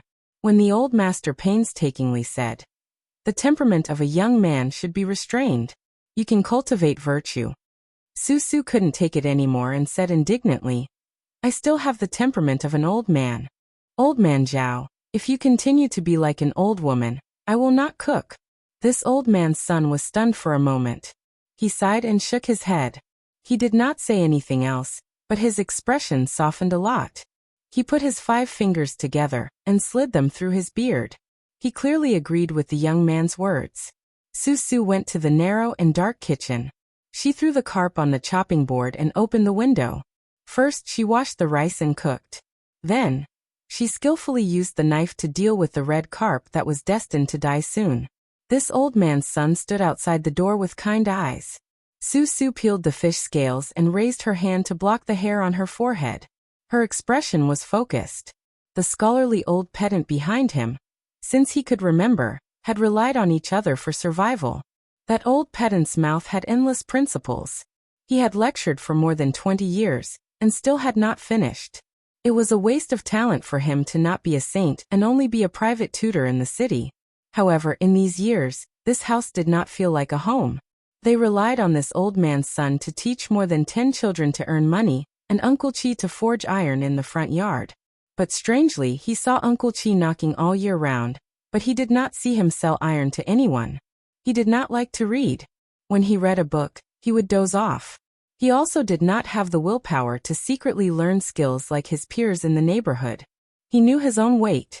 Unless a sack of gold and silver fell on his head from the sky, his life would be worthless. Whether he could marry a wife in the future was uncertain. What else could he do? Join the army and fight? Wouldn't he be so scared that he would wet his pants? Do business full of the stench of money?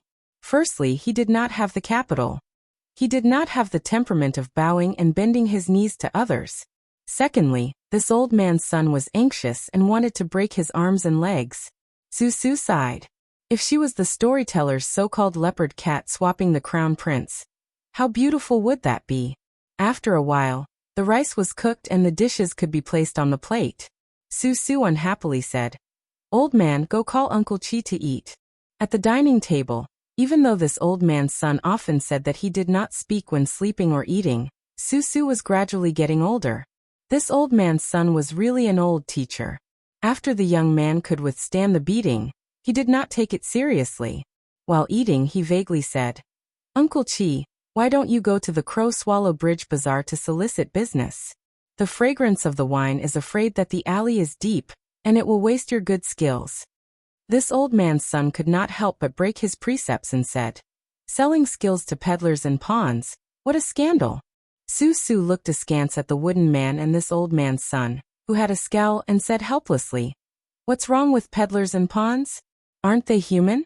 Was it just 1 less eye or 2 less legs than the emperors and generals? Didn't they all come out from their mother's womb?" This old man's son slammed the table and said, "Absurd. The old man was originally eating carefully. With this righteous reprimand, a few grains of rice were spat out onto the table. Su pointed with his chopsticks. This old man's son's face was slightly red. He picked up his chopsticks and put them back into his bowl. Su pouted with some grievance and said, "Old man, you said yourself that a wise man does not force others to do things against their will. You just have to change a bit of nature's kindness. There is no harm in saying a few kind words to others. But all these years, when have you ever said anything good about me? If I am not successful in this life, it will all be because of your scolding." For the first time, the old man did not make a sound. He did not even refute. He only slowly chewed and swallowed the rice that the people of Orange Province did not often eat. After eating and washing the dishes, this old man's son sat on a small stool near a few pots of orchids in the courtyard. He tilted his head, squinted his eyes, and took advantage of the twilight to read a few more scriptures. The oil lamp consumed oil, so it was best to use it less. Su went to the blacksmith shop in the front yard to help Uncle Chi take care of the furnace. Ironware was strictly supervised in Baimang. If the furnace was delayed, they would have to squander a large piece of iron. This family could not afford to be tormented. Although Su was heartless and did not have any ambitions, she was never careless when it came to the thickness of the rice jar. In the end, this old man's son's principles that he copied from an unknown book did not have much of an impact on a person who grew up in a border town. It was far more profound than looking at beautiful clothes and horses from afar. The tall and sturdy man was silent as always. Occasionally, he would look at the young man's eyes, revealing a silent warmth. Chapter 508. This old man's eyes were almost glued to the yellowed book. It was really blurred. He gently put the book on his lap and looked up at the sky. He slowly said, "A gentleman is forced by circumstances. It's hard to avoid deceiving others. Deceiving yourself is the same as deceiving the heavens. If you have a clear conscience, you don't need to ask the heavens for good fortune." The old man suddenly said, "I want to ask the heavens for good fortune." Holding the book with both hands, the old man said in a hoarse voice, "Life must have some energy left. Saying all that you want to say, and all that you want to do, you can only have a short life. Can you really only have a short life?" After a long silence, this old man slowly walked back to the house. After putting down the book, he went to move the pots of orchids. Taking advantage of the break, the man wiped his sleeves a few times. Then he went to Su's side and pressed his hands on his shoulders to help him relax his muscles and disperse the blood stasis. Su frowned in pain and forced a smile. "Uncle Chi, a few days ago I heard from Wang Xiaofeng that last year there were bandits in the city who could leap over roofs and vault over walls. Is there really such a martial arts hero in the world?" The strong man smiled but didn't say anything. He didn't nod or shake his head. Knowing this result, Su shook his arm. Hey, it really didn't hurt anymore. From childhood to adulthood, every time he fought with someone, Uncle Chi's massage was immediately effective. According to this old man's words, it was the same as acupuncture and massage in the Central Plains. Unfortunately, it could only cure diseases and not hit people. Su practiced a set of shoddy boxing skills. After finishing, he smiled and asked, "Uncle Chi, how was it? Did it have the posture of a master?" The man nodded. Su clicked his tongue. "If I get a peerless martial arts manual, I will be invincible in the world." The man's mouth twitched.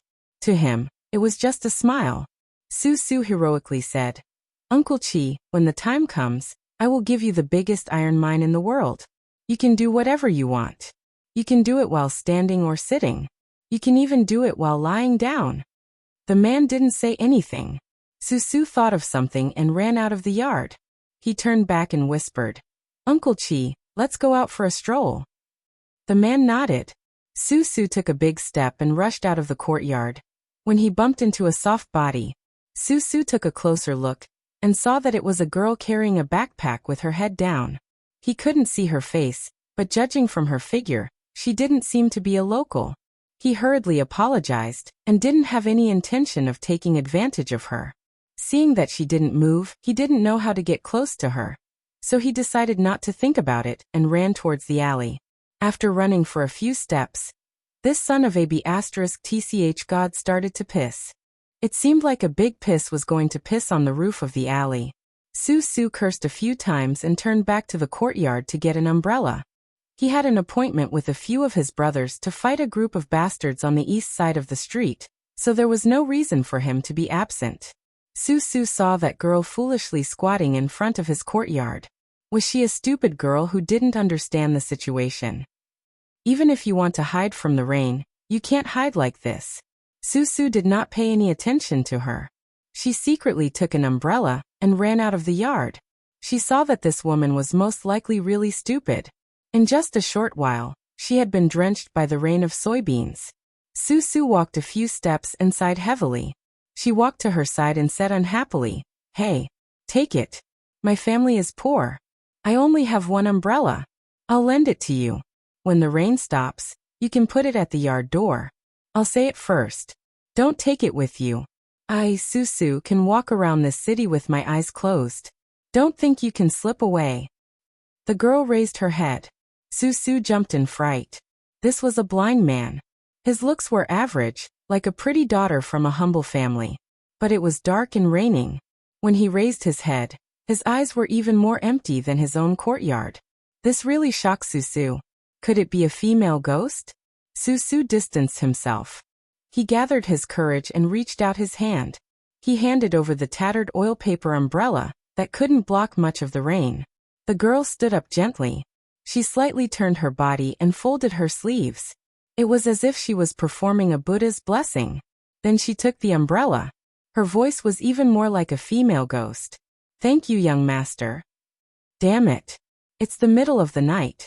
I can't see if you have a shadow." Su was scared out of his wits. He almost threw the umbrella over. He kept saying, "I have righteousness in my chest. No ghosts can invade." The girl seemed to have heard his words. She smiled gracefully and said softly, "Young Master Su, you're thinking too much. I'm not a female ghost." Su was stunned. He was even more frightened. He stepped back and asked in a trembling voice, "How do you know my name? And you say you're not a female ghost?" The girl who was supposed to be carrying a heavy object thought for a while and said, "Young Master just said it himself." Su thought carefully. Then he remembered that he did unintentionally tell her his name. He was relieved. Being hit by the torrential rain, Su guessed that there was no way she could fight. She leaned against the wall and stood shoulder to shoulder with her. She asked curiously, "My house is a godforsaken place. What are you doing here?" The girl who was supposed to be young said softly, "Waiting for someone." Su wanted to get to the bottom of it. Waiting for who? The woman thought about it carefully and replied, "People who come here." Su slapped his forehead. This girl's brain wasn't working well. He couldn't help but think of the young master he saw under the old willow tree during the day. It was strange. It was raining heavily.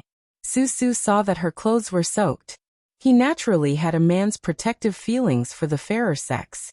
He said, "Why don't you go to my house to hide from the rain? It's not safe here. Don't worry. There are no bad people in my house. I'm the only bad one. Didn't I lend you my umbrella, right?" The blind girl shook her head stubbornly. Su was a little angry. "Then give me back my umbrella." The girl really did tilt the umbrella towards him. Su said fiercely, "If you do this again, I'll be naughty. A man and a woman alone. I'll take off my clothes. I'll take them off first. Miss, you can do as you see fit." She faced Su and tilted her head. The corners of her mouth were faintly raised. Su was helpless. He reached out and pushed the umbrella towards her. He said, "Well, you're good.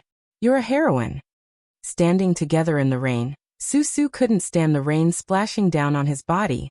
He said seriously, "Miss, are you not afraid of getting sick? If you fall sick in front of my house, I won't have the money to treat you." She approached Su and held the umbrella together. Su was thinking about whether to kidnap her and bring her to the courtyard. He suddenly turned his head and saw a very unfamiliar slender figure holding an umbrella coming from the alley. Su was a little jealous. He spat and cursed in his heart. What a handsome man. Chapter 509. It was raining heavily in the alleyway. The narrow water trough did not have enough time to drain the water. The spring rain was like oil, soaking the soles of one's feet. It was very uncomfortable. In Susu's eyes, the handsome figure seemed to be hesitating whether or not to step into the alleyway. He was puzzled when he heard a word of apology from young Master Su. Then he was knocked on the neck by a hand knife and fainted on the spot. The blind female zither player supported the limp body of Susu and walked towards the entrance of the courtyard. A tall and sturdy man stood quietly at the doorstep and took Susu. The young woman closed the umbrella with a paw sound. She wanted to return the umbrella to the wooden man. Unexpectedly, the courtyard door was closed with a huala sound. She was calm and did not get angry. She placed the small umbrella in the corner of the door.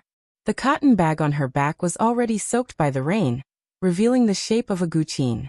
When she bent down to quietly put down the umbrella, she used 2 fingers to hold the knot. She gently swiped and took off the cloth bag. The wet cotton bag stirred up a burst of rain. At the same time, 3 splashes of water burst out in the air of the alleyway, like a lotus flower blooming. Then they disappeared in the dusky curtain of rain. The 3 flying swords of the Huangtong, Ame, and Peach Blossom were hit by the invisible qi. They somersaulted a few times in the rain, and then bounced back into the sleeve, hidden in the soft armor sword pouch. The first test of murderous intent came to an end. It was also raining heavily, but the atmosphere in the courtyard was very different. This old man, who had finished moving several pots of orchids, came to the front room. He looked at the blacksmith who was carrying Susu back. His expression was dignified. Usually, the old master would not stay in the blacksmith shop for long. Usually he would quickly pass through the shop. Today he brought a wooden stool and sat at the door. The blacksmith did not say anything. He kicked the chair in front of the stove and placed the sleeping Susu on the chair. Only then did he come to the door and squat down.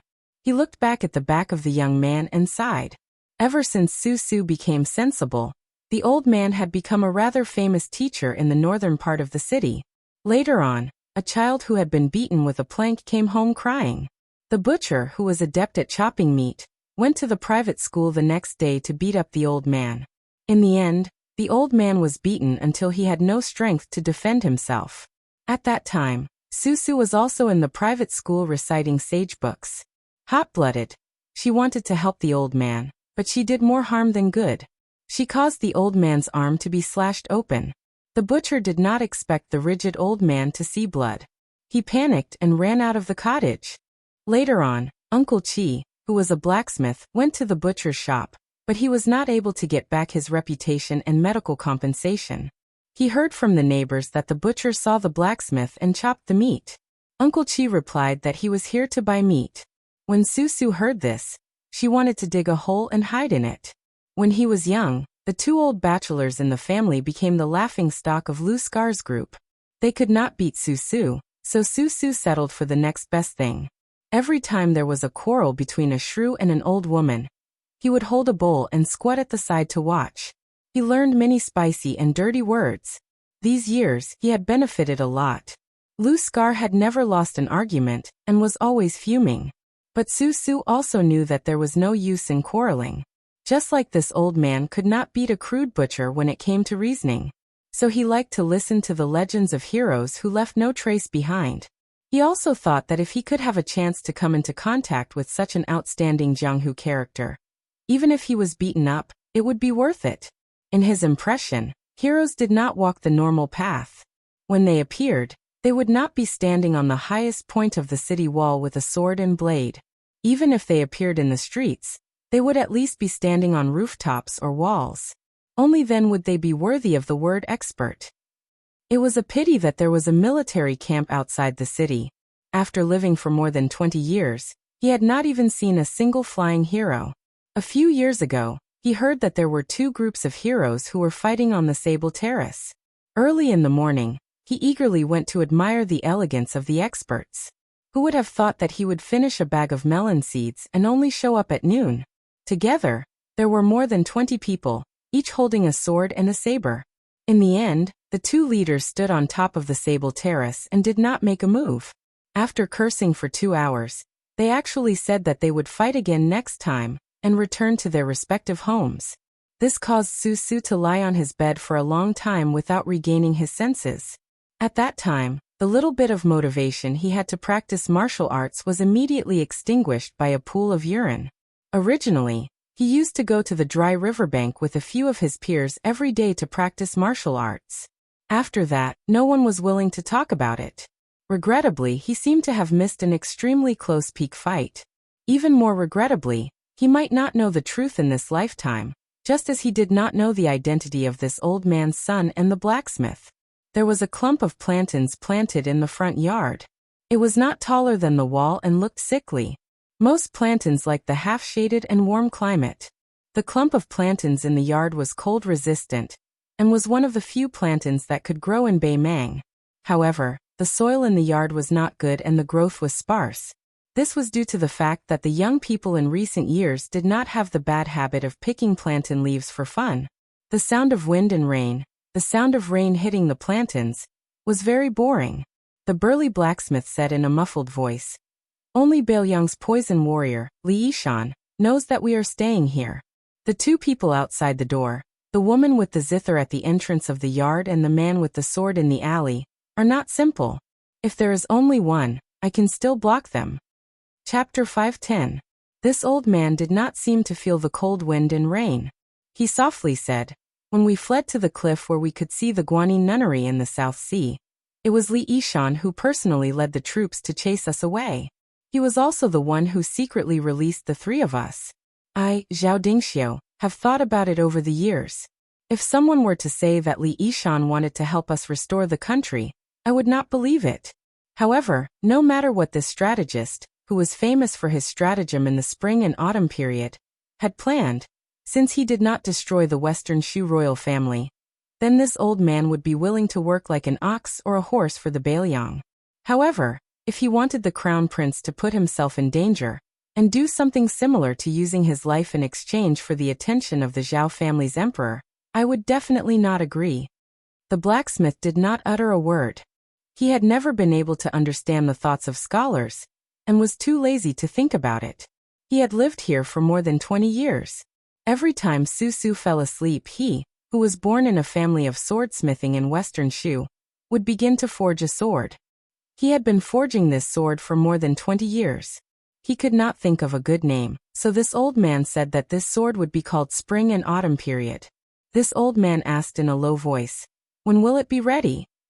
The blacksmith said in a low muffled voice, "Anytime." This old man nodded and asked, "The woman carrying the zither is most likely the devil Shui Songguan. There seems to be a new list of assassins. She and the little girl who killed Wang Mingyin are both ranked second. However, the zither cultivator's goal is to suppress evil and control the soul. For her to use the zither to kill, she has fallen into the wrong path." The blacksmith's surname Qi twitched the corner of his mouth and did not say anything. This old man laughed at himself and said, "I know what you want to say. I also understand the simple logic of collecting gold and silver in troubled times. In times of war and turmoil, it is easy to produce a legendary pipa song, but it is impossible to produce a good zither score. It is just that I have some scholarly spirit, unable to tolerate sand in my eyes. My family has been making zither for generations, and we have produced many national masters. I'm afraid the unique technique of the 8 treasures paint gray will be broken in my hands." The blacksmith sighed and glanced at this old man. He remembered that there was a saying that Scholar Zhao was unrivaled in the Guqin world for 100 years, and it was said by that old tortoise, Huang Longshi. But now, no one had the leisure to do so. In the alley outside the wall, the blind zither player sat cross-legged with his charred tail zither placed across his knees. His left hand hung in the air while his right hand plucked at the strings. The clanging sound instantly covered the sound of the wind and rain. The young saberman standing at the corner with an umbrella in hand finally stepped into the alley and began to run wildly. The gray and misty world was cut into two by this pluck. A faint silver line cut through the rain curtain like tofu and came straight for Su Fengnian's waist. Su Fengnian tapped the tip of his foot and jumped over the silver line. After the water curtain was broken, it was repaired. The two walls of the alley were not so lucky. They were torn apart, leaving behind an almost invisible groove. The distance between the two changed from 100 steps to 80 steps. The female zither player with a delicate round face was immersed in the music. She ignored the man with the umbrella who rushed forward. She still used her right hand, but 2 fingers pressed on the strings and made a circle. Su Fengnian, who visited the alley in the rainy night, narrowed his eyes. His palm slid down and held the handle of the umbrella. He twisted it gently with 2 fingers. The small plain oil paper umbrella spun and swayed in the alley. With a swish, the oil paper umbrella was cut by the 2 silver lines that were as sharp as real blades. Su Fengnian, who had identified the tracks in an instant, stepped out with his right hand. He tipped his toes on the wall and tilted his body in the air to avoid the danger. 70 steps. The woman made a relatively complicated hand gesture. The raindrops in the alley were instantly shattered. Countless tiny holes appeared on the walls on both sides. The oil paper umbrella that had not yet fallen to the ground was almost crushed into powder. Su Fengnian did not stop. He waved his sleeve and responded with the river breaker that he had learned when facing the wild bulls in the canyon. Since he could break a river, he could naturally break the sound of the zither in the rain. 2 majestic chi movements, like dragons and snakes swimming in the water, collided with each other. Su Fengnian took advantage of the situation to drill through the broken wall of rain in the alley. He closed the gap to 60 steps. The blind zither player rolled her slender right hand. A particularly thick silver line rolled in front of her. It slid freely in the alley like a flood dragon out of the river. It pounced on Su Fengnian, who did not want to stop. Another silver line snake, slightly smaller in scale, arced behind her and split the wall to her left. It was thick in the middle and shallow on both sides. It was the first to shoot toward the bent and running swordsman. The spring thunder in the scabbard left her hand and tangled with the silver snake, creating a string of sparks. Su Fengnian then formed a hook with his 5 fingers. His right hand grasped the silver light that swam fiercely like a flood dragon. He suddenly exerted force and broke it. Water splashed out on his chest. It was a beautiful scene. Su Fengnian's figure arrived. The rain poured down on the blind zither player. Only 50 steps left. Su Fengnian flicked the spring thunder. It pierced the sky and the rain curtain, falling toward the woman's head. A golden thread came out of her sleeve. The woman who was waiting for the rabbit tonight had a normal expression. Her left hand, which was suspended in the air, finally fell. The sound of the slide was different from before. It was gentle and peaceful. Because the force of the pull was heavy, it surged with thunder. The spring thunder scabbard and the golden thread flying sword were both severed. Although Su Fengnian was reborn and forcefully pulled them back, he also lost the initiative. He finally had no choice but to stop and stand still. He rolled up his sleeves and pushed them out, resisting the killing intent of the strings created by the zither player's left hand. The needle-piercing mirror. The surface of the mirror was sturdy, but it could not withstand thousands of needles. In the blink of an eye, the sound of the zither stopped. Su Fengnian looked down at his left shoulder. Wisps of blood seeped out, getting thicker and thicker. Even if he had just entered the Great Vajra realm, he could not stop the injury. He somewhat understood why it was called good at mysterious finger-killing Vajra. Chapter 511. The zither strings vibrated, full of life and killing intent. The blind female zither player, who was ranked second alongside Miss Hehe on the list of assassins, did not give Su Fengnian any chance to heal. Her right hand was large and thin, and Su Fengnian used the spring thunder inserted into the alley's limestone to cut off a strand. Looking up, he saw 2 silver lines cutting through countless drops of rain, sweeping before his eyes. This was similar to when Li Chungang bent his fingers to flick the water droplets on the muddy official road, stringing them together into a line of sword. Su Fengnian did not dare to lower his guard. He stretched out his arm and buckled his fingers, tapping dozens of times in succession. His body floated backwards, as if he wanted to test the strength of this zither player's mysterious silver lines. The silver lines continuously pierced through the water droplets, like fine needles piercing through thin snow, without any stagnation. This made Su Fengnian feel somewhat helpless in his heart.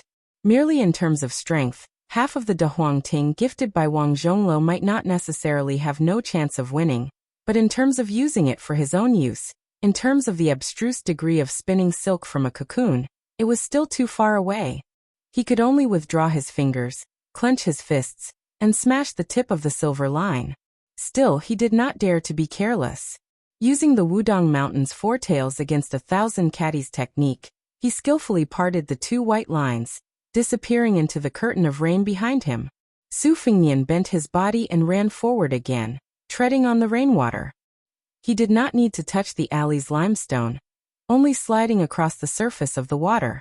The right side of his waist raised the palm of his hand, and the spring thunder detached from a limestone and floated in the air in front of him. The sword chi rolled along the dragon wall, forcibly crushing the zither strings 20 paces away. Just now he had retreated 10 paces, but now he was only 40 paces away from the female zither player. Removing the chanting that repelled the spring thunder, the zither player pressed the strings, restoring the original clear and gentle tone. Su Fengnian had followed his second sister, Su Weisheng, since he was a child, studying ancient musical scores and musical instruments. His comprehension was average, but he was not a layman in the field of music, so he finally grasped some meaning. This zither player played the zither with both hands. The left and right hand split the zither wind into two, the right hand plucking the strings. It was the Southern Tang's fishing mountain school, emphasizing high mountains and flowing water, continuous and gentle, with the style of a scholar. His left hand had the typical style of the Eastern Yu Guangling sect. His voice was impatient and restless, like surging waves and rolling thunder, like a hero holding a sword and singing loudly. As a result, even though the sound quality was mixed, it had the advantage of being abrupt, catching people off guard. It was like a small boat capsized in the blink of an eye. Killing people with music was an unorthodox method of martial arts. This woman's mysterious finger-killing vajra not only had sharp silver lines, but also damaged her aperture acupoints and bones, making it extremely difficult for her to heal. There was something even more tricky about it. If Su Fengnian had not been used to multitasking, he would have long been restrained. Not to mention moving forward, he would have retreated in the face of difficulties and obediently escaped from the alley. Su Fengnian used the kaishu style to hack apart the endless silver threads. Step by step, another 10 steps. The endless silver threads wrapped in a semicircle was compressed by Su Fengnian's chi toward the female zither player. The blind girl was expressionless. It was unknown whether she was taking a breath or distracted. Her right hand paused slightly, and her left hand remained in the air without pressing the strings. The sound of the zither suddenly stopped, and a crack appeared in her watertight defense. The spring thunder stirred up the semicircle. Su Fengnian ignored everything and pressed forward. Even if it was a trap, he would break it all together. He waited patiently until they were 30 steps apart. Finally, both of her hands fell at the same time. However, it could only be said that she did not have any order. Her hands slapped the strings in a mess like a child playing around. She simply slapped the strings again and again. 18 consecutive slaps. What a great big and small read 18 slaps. The puddles around Su Fengnian exploded one after another. Fortunately, he had the swimming fish style of the knife manual to rely on. He nimbly swam between life and death. The splashes from the 18 puddles were like 18 rolling knives. Other than the 10 puddles that he completely dodged, the 5 water knife was blocked by the mirage. However, there were still 3 water knives that rolled into the big yellow courtyard. The raindrops pierced Su Fengnian's feet and caused blood to blossom. Su Fengnian clenched his teeth and held the spring thunder. He threw it out like a short spear. The zither player was blind to begin with, so it could not be said that she did not see anything. She only slightly curled the corners of her mouth. Her left hand moved forward and her right finger made a circle. The wind and rain in the small alley suddenly changed. The heavy rain in the sky was like a piece of cloth that had been forcefully pulled down by someone. Suddenly, a boundless snowstorm built a road. Su Fengnian was suddenly ambushed from all sides and surrounded. The spring thunder hovered 6 inches away from her head. It trembled and could not advance any further. The zither player's left hand brushed across 7 strings in one breath. His aura stacked layer by layer. His right hand seemed to slowly lift up. He gently bent his fingers and flicked the spring thunder's scabbard. It was inserted into the wall at an angle. In the courtyard, this old man, who had been listening to the zither with his head tilted to one side, praised sincerely. There really is a 7-fold hand in this world. It has the boldness of a horse not moving forward when surrounded by snow. No wonder there are no old friends at the Western Pass. The zither has 3 notes. The pressing notes are like the person. The scattered notes are like the overtone of the person. It is called the 3 sounds. This zither player is unmistakably a great master of the country. The banana leaves that were slightly taller by the wall had been completely shattered. The burly blacksmith blocked the door. He closed his eyes and condensed his chi. His brows were tightly knitted. This old man was astonished.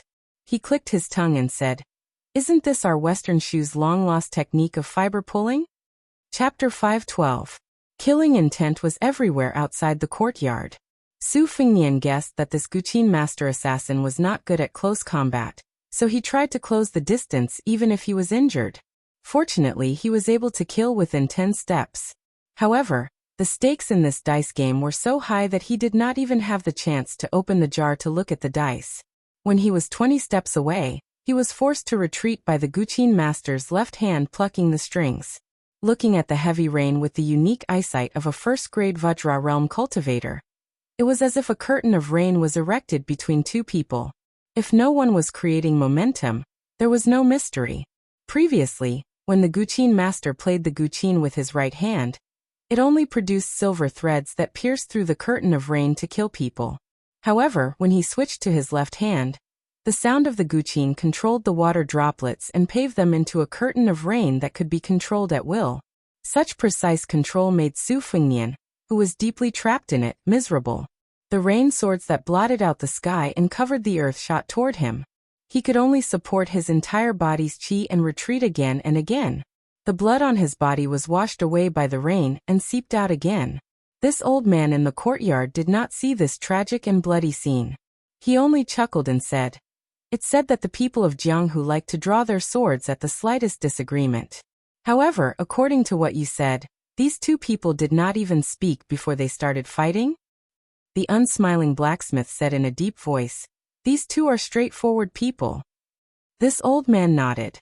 The blacksmith, who was drenched in the rain, asked, "Who should we help?" This old man shook his head and said, "We should help the latecomer, but if he dies in the hands of the Guqin master Shuesongguan, it's useless to help. Just take it that we are the fisherman who benefits from the fight between the snipe and the clam. We have been stray dogs for more than 20 years, so we are not qualified to talk about kindness. The saint pacifies the world, not moving mountains and filling the sea. It's nothing more than returning an inch higher and an inch lower." The blacksmith had probably waited for so many years for the flowers to mature and fall. Regardless of whether the 3 people in the courtyard lived or died, there would be a result, and they would not be hanging in the air. It was rare for him to say something of an evaluation. "Scholar Zhao, just like the crown prince, I actually don't like to listen to your reasoning. It's mainly because my teeth are sore, and it's like I'm chewing on pickled cabbage." This old man's son, Zhao Dingxiu, didn't get angry. Instead, he laughed and pointed at this piece of wood. "You two, one is a useless piece of white wood, and the other is a stone in a latrine." After saying that, the old man said softly, "I've already accepted my fate. Actually, this is pretty good too." The blacksmith carefully sensed the chaotic chi activities outside the courtyard and said, "This zither player probably jumped over the Vajra realm and entered the finger profound realm. He seems to be close to the heavenly phenomenon realm. However, the difference between a piece of paper and the difference between heaven and earth is hard to say." This old man said anxiously, "Then what's the point of fighting?" The blacksmith seemed to be amused by this old man's unprecedented vulgarities. He laughed and said, "For us martial artists, as long as we don't reach the realm step by step, there will be many flaws." In the alleyway, Su Fengnian used his sleeve to wipe the rain and blood off his face. He had almost returned to his original position, and was once again 100 steps away from the zither player killer. Within 100 steps and beyond 20 steps, the zither player's ability to kill people with her right hand on the strings was already very frightening. He didn't expect that within 20 steps, the finger profound realm of her left hand would be even more tyrannical. Each of her silver threads wasn't enough to kill a Vajra realm martial artist, but it was like using a needle to prick a big leather bag. It was another kind of insidious soft knife cutting flesh. Once a deadlock was reached, the one who would be exhausted to death would definitely be the Vajra realm martial artist who couldn't get close to her. The blind zither player wasn't in a hurry to take advantage of her victory to pursue the killer. Her hands stopped and pressed on the zither strings. The corners of her mouth curled up as she said softly, "Come and kill me." Su Fingyan was so angry that he almost vomited blood. He squeezed out a smile and asked tentatively, "I won't ask who wants to kill me. I just want to know how much it costs to buy my life." Unfortunately, she didn't speak anymore. Su Fingyan exhaled a long breath. At this moment, she suddenly bent her fingers and pulled on the strings, snapping a string on the spot. Su Fingyan's energy reserve was like a big pot of boiling water. It wasn't obvious that someone threw firewood into it and slowly heated it up. It was only at this moment that he completely lost control. He couldn't suppress a mouthful of blood, and it gushed out of his throat. This was the blind zither player's true killer move, playing the zither hundreds of times to injure the skin, and she was just a smokescreen. Since the zither music had always been regarded as the music to stop evil and correct the heart, of course it could also be used by a finger-profound realm martial artist to stop ghosts and gods from breaking Vajra. The zither music from before, whether it was the distinction between north and south, or the difference between speed and slowness, it was all a kind of silent guidance. The late spring rain was like splashing ink, but the spring breeze moistened things silently. This snapping of the strings plucked at the heartstrings, causing most of the qi in Su Fingyan's entire body to surge violently in an instant. It immediately went straight for Su Fingyan's heart meridian. If she succeeded, his heart wouldn't be whole anymore. Finger profound. Finger low string. Profound bow string.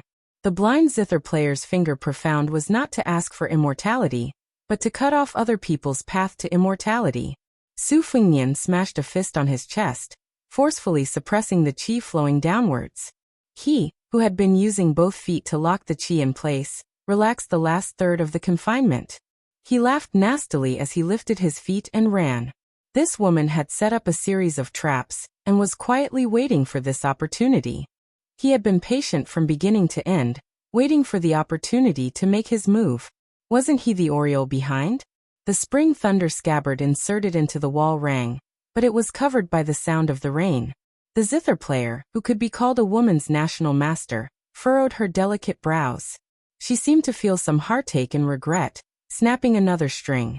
The majestic rain above the two people's heads froze in an instant, but the rain below the eaves of the alley continued to fall rapidly. Thus, an extremely strange scene appeared.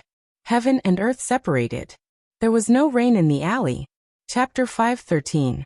The second string was snapped by a finger.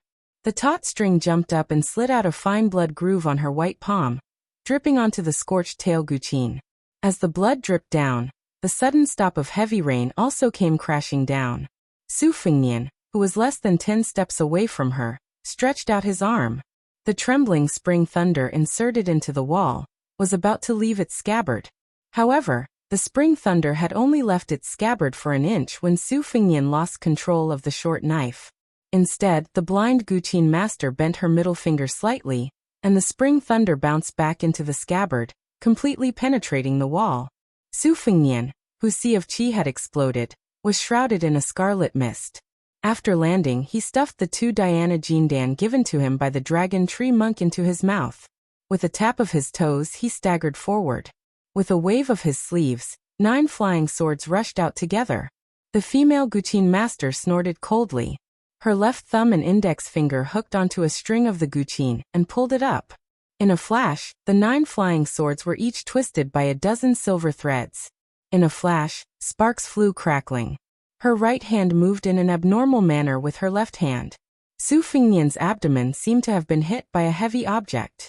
Like a tree stump smashing into a door, his entire body flew backwards and fell onto the limestone floor. At this critical juncture, a black-clothed man jumped over the wall like a leopard cat looking for food under the curtain of night. With a padao in his hand, he arrived at Su Fingyan's side in the blink of an eye and swiftly chopped down on his head. This chop was very soft. Of course, it was not able to cut off Su Fingyan's head. This was because Su Fingyan's hands were on the ground, his body was bent, and he spun in a big circle against the ice-cold stone floor. The golden thread that was originally used to deal with the Xian Guqin master shot out from his sleeve and pierced his head through his eye sockets. The assassin who had appeared not long ago died on the spot. Killing and being killed had always been done in the blink of an eye. Before Su Fingnian's body landed on the ground, the wall of the alley suddenly split open. The second robust black-clothed man was even more convenient. He directly broke through the wall and chopped at the waist with an axe. Su Fingnian did not need his hands and feet to touch the ground. His body spun to the side, and the axe was full of energy. After missing, it split open an entire stone floor. After Su Fingnian stood up, he leaned his shoulder against the black-clothed assassin. He stuck more than he hit, but he did not want to let this astonishingly strong man gather his energy. Su Fingnian then extended a palm and pressed it against the assassin's temple. He took small steps forward, and in this process, he took advantage of the opportunity to quickly accumulate the chaotic surging of the great yellow courtyard. He pushed out in one breath. His and the assassin's momentum decreased, and the other increased. He pushed the axe-wielding man against the wall, his head smashing into the mud and creating a large crater. How could Su Fingnian give him room to fight back? His left hand punched the assassin's waist, and his right hand pressed against the head. He swiped it across the wall, forcibly wiping out a shocking pool of blood. After releasing his hand, the assassin's entire face was badly mutilated and seeped into the yellow mud. He was already a dead man. Su Fingnian had killed 2 people in a row. It had only taken 6 or 7 breaths of time. This time, he was truly exhausted. The blind female zither player's fingers hooked onto a string. If she broke another string, Su Fingnian would undoubtedly die. Her fingertips had just touched the strings when her expression changed slightly. She changed the broken string into a plucked string. The scorched tail zither left her knees and flew backwards. Bang! The zither cracked in the air. Su Fingnian sighed and supported himself against the wall. He felt somewhat regretful that such a good opportunity would not come again. Before the rain.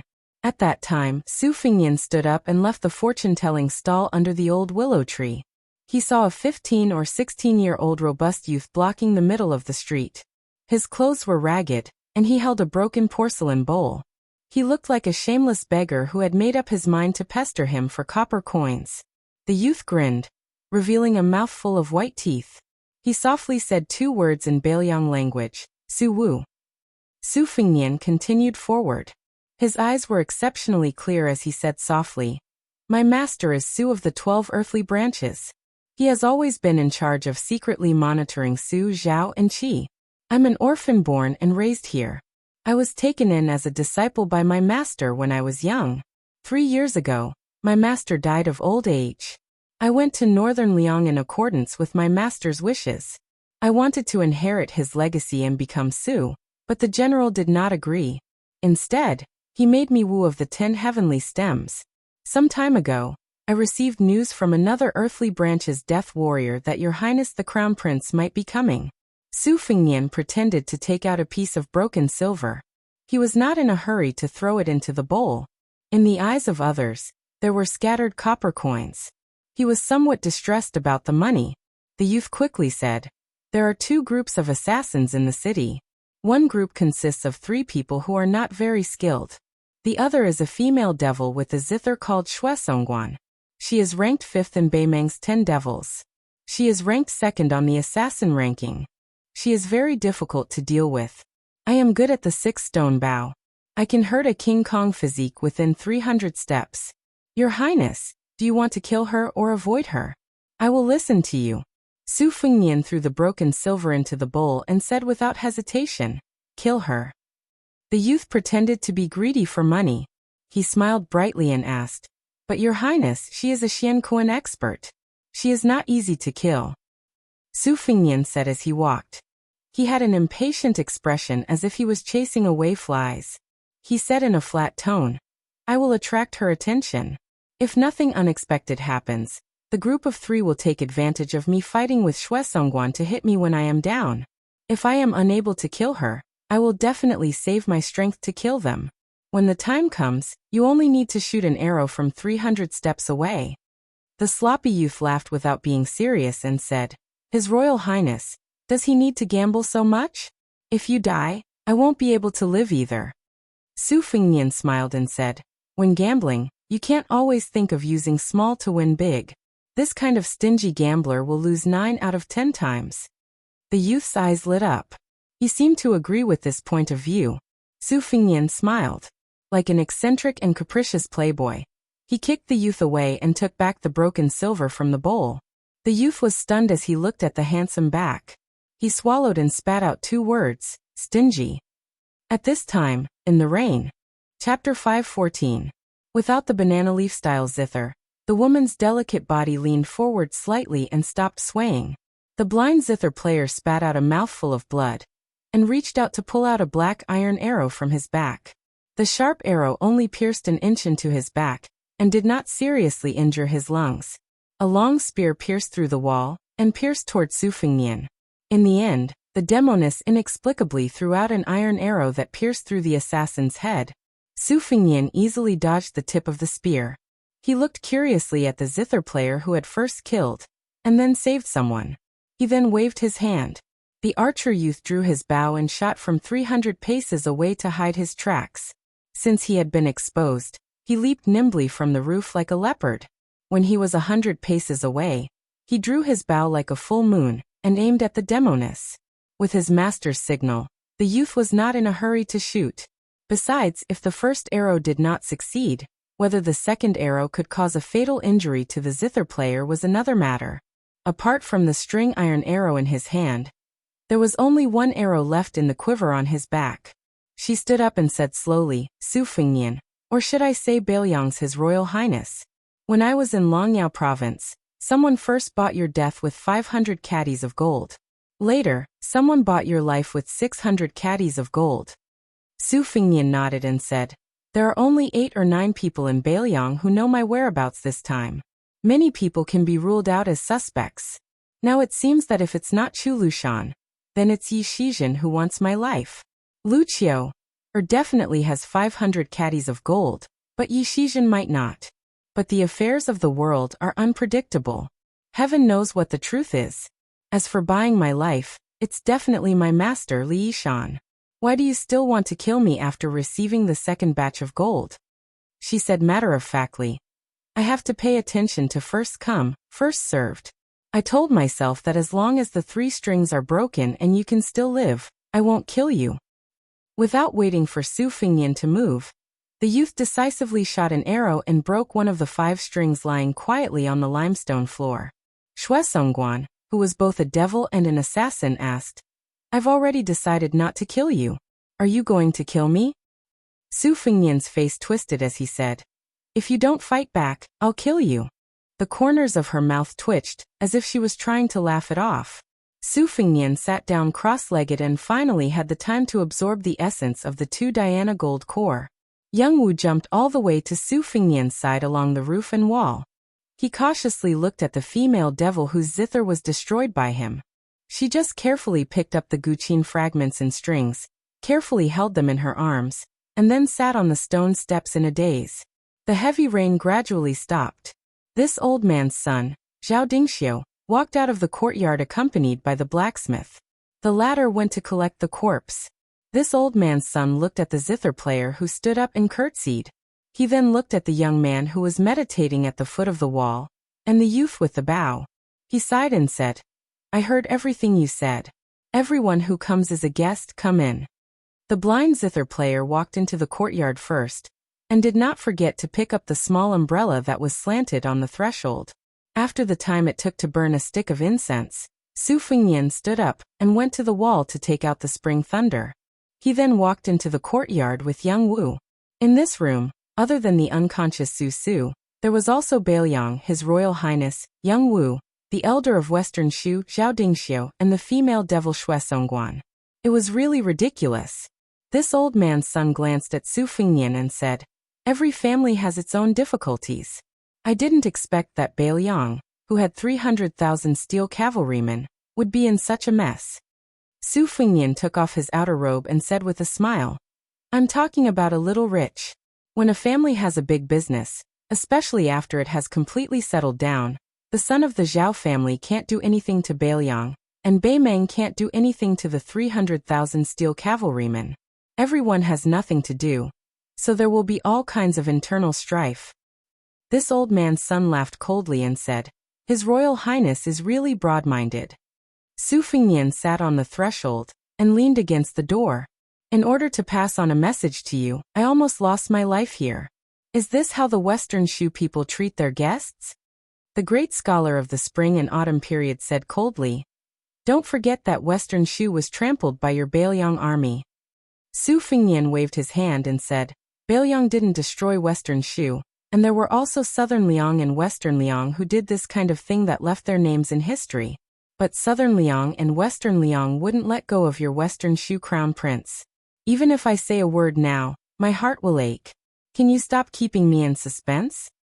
This old man's son narrowed his eyes and said, Do you believe that I won't let someone cut off your head with a sword? Su Fingnian pointed at the blind zither player. The woman who had her back facing him said telepathically, Official Xuesong has already accepted 600 kilograms of gold. If Sword Master Qi wants to kill him, I will stop you. Su Fingnian smiled and said, Old Scholar Zhao, what do you think? This old man's son snorted coldly. Su Fingnian said, The revival of Western Shu is not in the old Western Shu. 800 miles down south, there are 18 tribes of Nanzhao. You can talk about reviving the country after you unify them. Bailiang has hidden pawns there that you can use. This old man's son's eyes turned cold. Su Fingnian went straight to the point and said, There is no free lunch in this world. I will first accept a deposit. I heard that the one surnamed Qi has been secretly forging a sword for the past 20 years. Regardless of whether the sword has been forged or not, even if it is only a sword embryo, he will still give it to me. This old man's son was furious and cursed. Get out of here. Su Fingnian rolled his eyes and said, Zhao Dingxiu, don't take it for granted. Let alone a sword. I reckon that if you had a granddaughter and heard that there was hope for reviving the country, wouldn't you give it to her with both hands? This old man's son was so angry that his lips turned green. Fortunately, he had never practiced martial arts. Otherwise, he would most likely pick up his weapon and fight this little bastard to the death. The blacksmith who had returned to the courtyard said calmly, You can take that spring and autumn sword. Su Fingnian was stunned. The blacksmith looked at Su Fingnian as if the sun had risen from the west. He laughed heartily and said, The battle in the alley was full of strength. I have been listening to your speech. When you were fighting, you didn't say more than 10 words. I know that you are a straightforward person. I like it. You are just like my master in the past, our sword emperor of Western Shu. If he wanted to kill someone, he would kill. I believe that this spring and autumn sword will not be disgraced in your hands. After saying this, the blacksmith was even more straightforward. He stepped into the courtyard, and a sword case broke out of the ground. Before it came out of the case, the sword aura was already surging. Chapter 5:15. Perhaps it was because of the appearance of the famed sword. Su quivered, and was just about to wake up when Su Fingnian rode his sword out of his sleeve, and tapped the hilt of the golden thread sword with his finger, knocking the former crown prince of Western Shu unconscious on the spot. This old man was so angry that his lips were trembling. When the golden thread sword returned to the blind female zither player, Xuesongguan snorted coldly. The golden thread struggled and trembled in the air, unable to advance or retreat. This old man, who was watching coldly from the sidelines, was able to see through the affairs of the world. He was even more wary of this Bailiang heir who spoke frivolously. The situation was clearly settled, but at this moment, he still did not forget to try and kill Xuesongguan. Su Fingnian laughed shamelessly, and pulled away the chi flow of the golden thread sword. Xuesongguan was not kind enough to give it away with both hands. She hooked her index finger, and pulled the flying sword in front of her. She then used 2 slender fingers of her left hand to press down on the sword. She was a genuine Xian finger expert, and could see the general situation from small details. The flying sword was meticulously crafted by Dong Tai. In terms of its indescribable texture, it was like a wordless sword manual. There were 4 realms in the first rank. Not to mention whether the current realm had advanced or was close to the land of immortals. There were 3 geniuses who could not be avoided. They had all once surpassed others in their respective realms. In the Vajra realm, there was the white-robed monk Li Dongxin, Chao Chongqing who dominated the 8 battles of Qi. And in the Xian finger realm, there was Dong Tai who proved his Dao through techniques. In the battle in the rainy alley, including the golden thread, which could be said to be her trump card. The blind zither player had seen a total of 10 flying swords.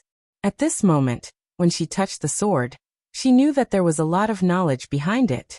Xue Songguan guessed that this son of the butcher seemed to be unaware that he had a huge treasure on him. He was suspicious of picking up sesame seeds and throwing away watermelons. He only cared about nurturing the sword embryo, and did not know the meaning of the Tao of swordsmanship contained within a flying sword.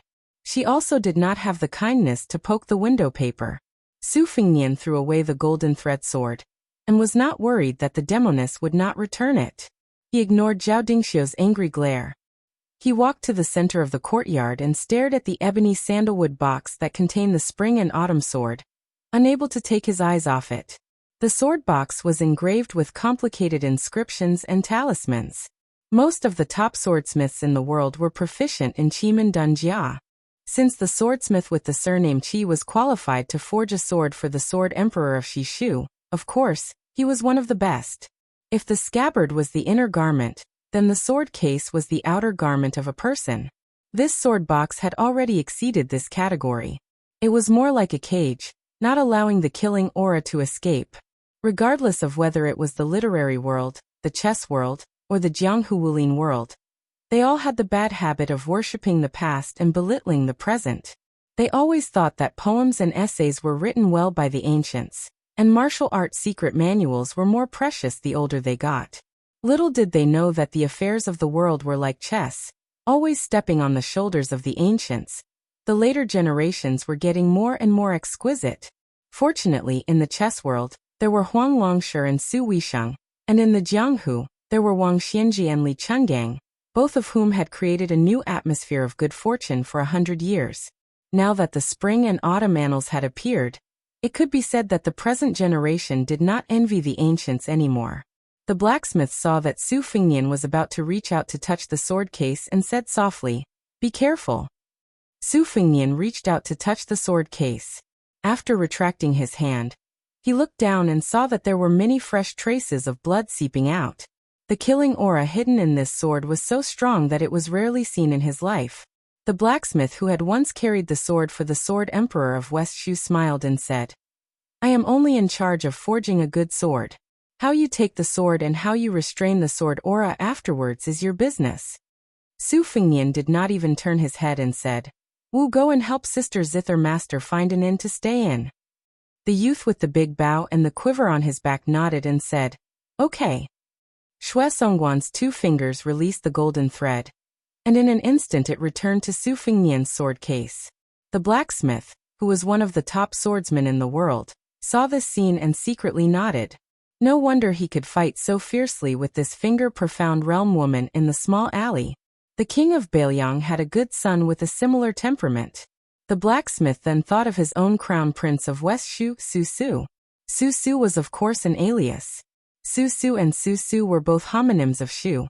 As for why his surname was Su and his name was Su, he had to ask the old scholar Zhao. He had not been able to figure it out all these years.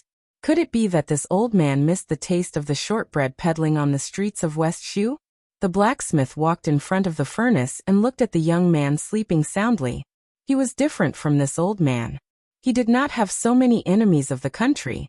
He only felt that it was good as long as this crown prince, who had been left behind in the marketplace, could live happily. Whether or not he could restore the country, it was up to the heavens. He remembered that when the great river crossed West Shu, the sword emperor, whose reputation was second only to the sword god Li Chenggang, had said that the sword's momentum was like a river, flowing down from the top to the bottom. Naturally, the sword's aura was more abundant. He who held the sword felt that it was probably the same as being a person. Only Li Chenggang alone could go against the flow of the sword to open the gate of heaven.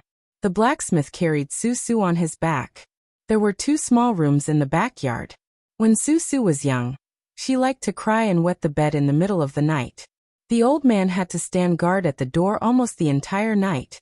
On the other hand, the blacksmith slept soundly, or only cared about forging a sword with the black iron from outer space. Every time he thought of this, the blacksmith could not help but want to laugh. It was really hard for an old student who had spent his whole life studying. Even in his old age, he still had to be both a father and a mother. Back then, who knew how many times his beard had been pulled off by the little crown prince? After pulling it off, he still had to giggle. The blacksmith felt that the old man, who had a face of helplessness back then, was much more humane than when he had angrily reprimanded the emperor in court. Su Fengnian stood in the courtyard and walked slowly around the sword case. The young kamikaze left his bow in the courtyard, and then walked out of the courtyard with the blind zither player. She wrapped the broken zither in a cotton bag and held it on her arm, like a graceful young lady who had just returned from grocery shopping. The young man looked at her from the corner of his eyes and found it interesting. He was originally a happy-go-lucky person who could not hold back his worries.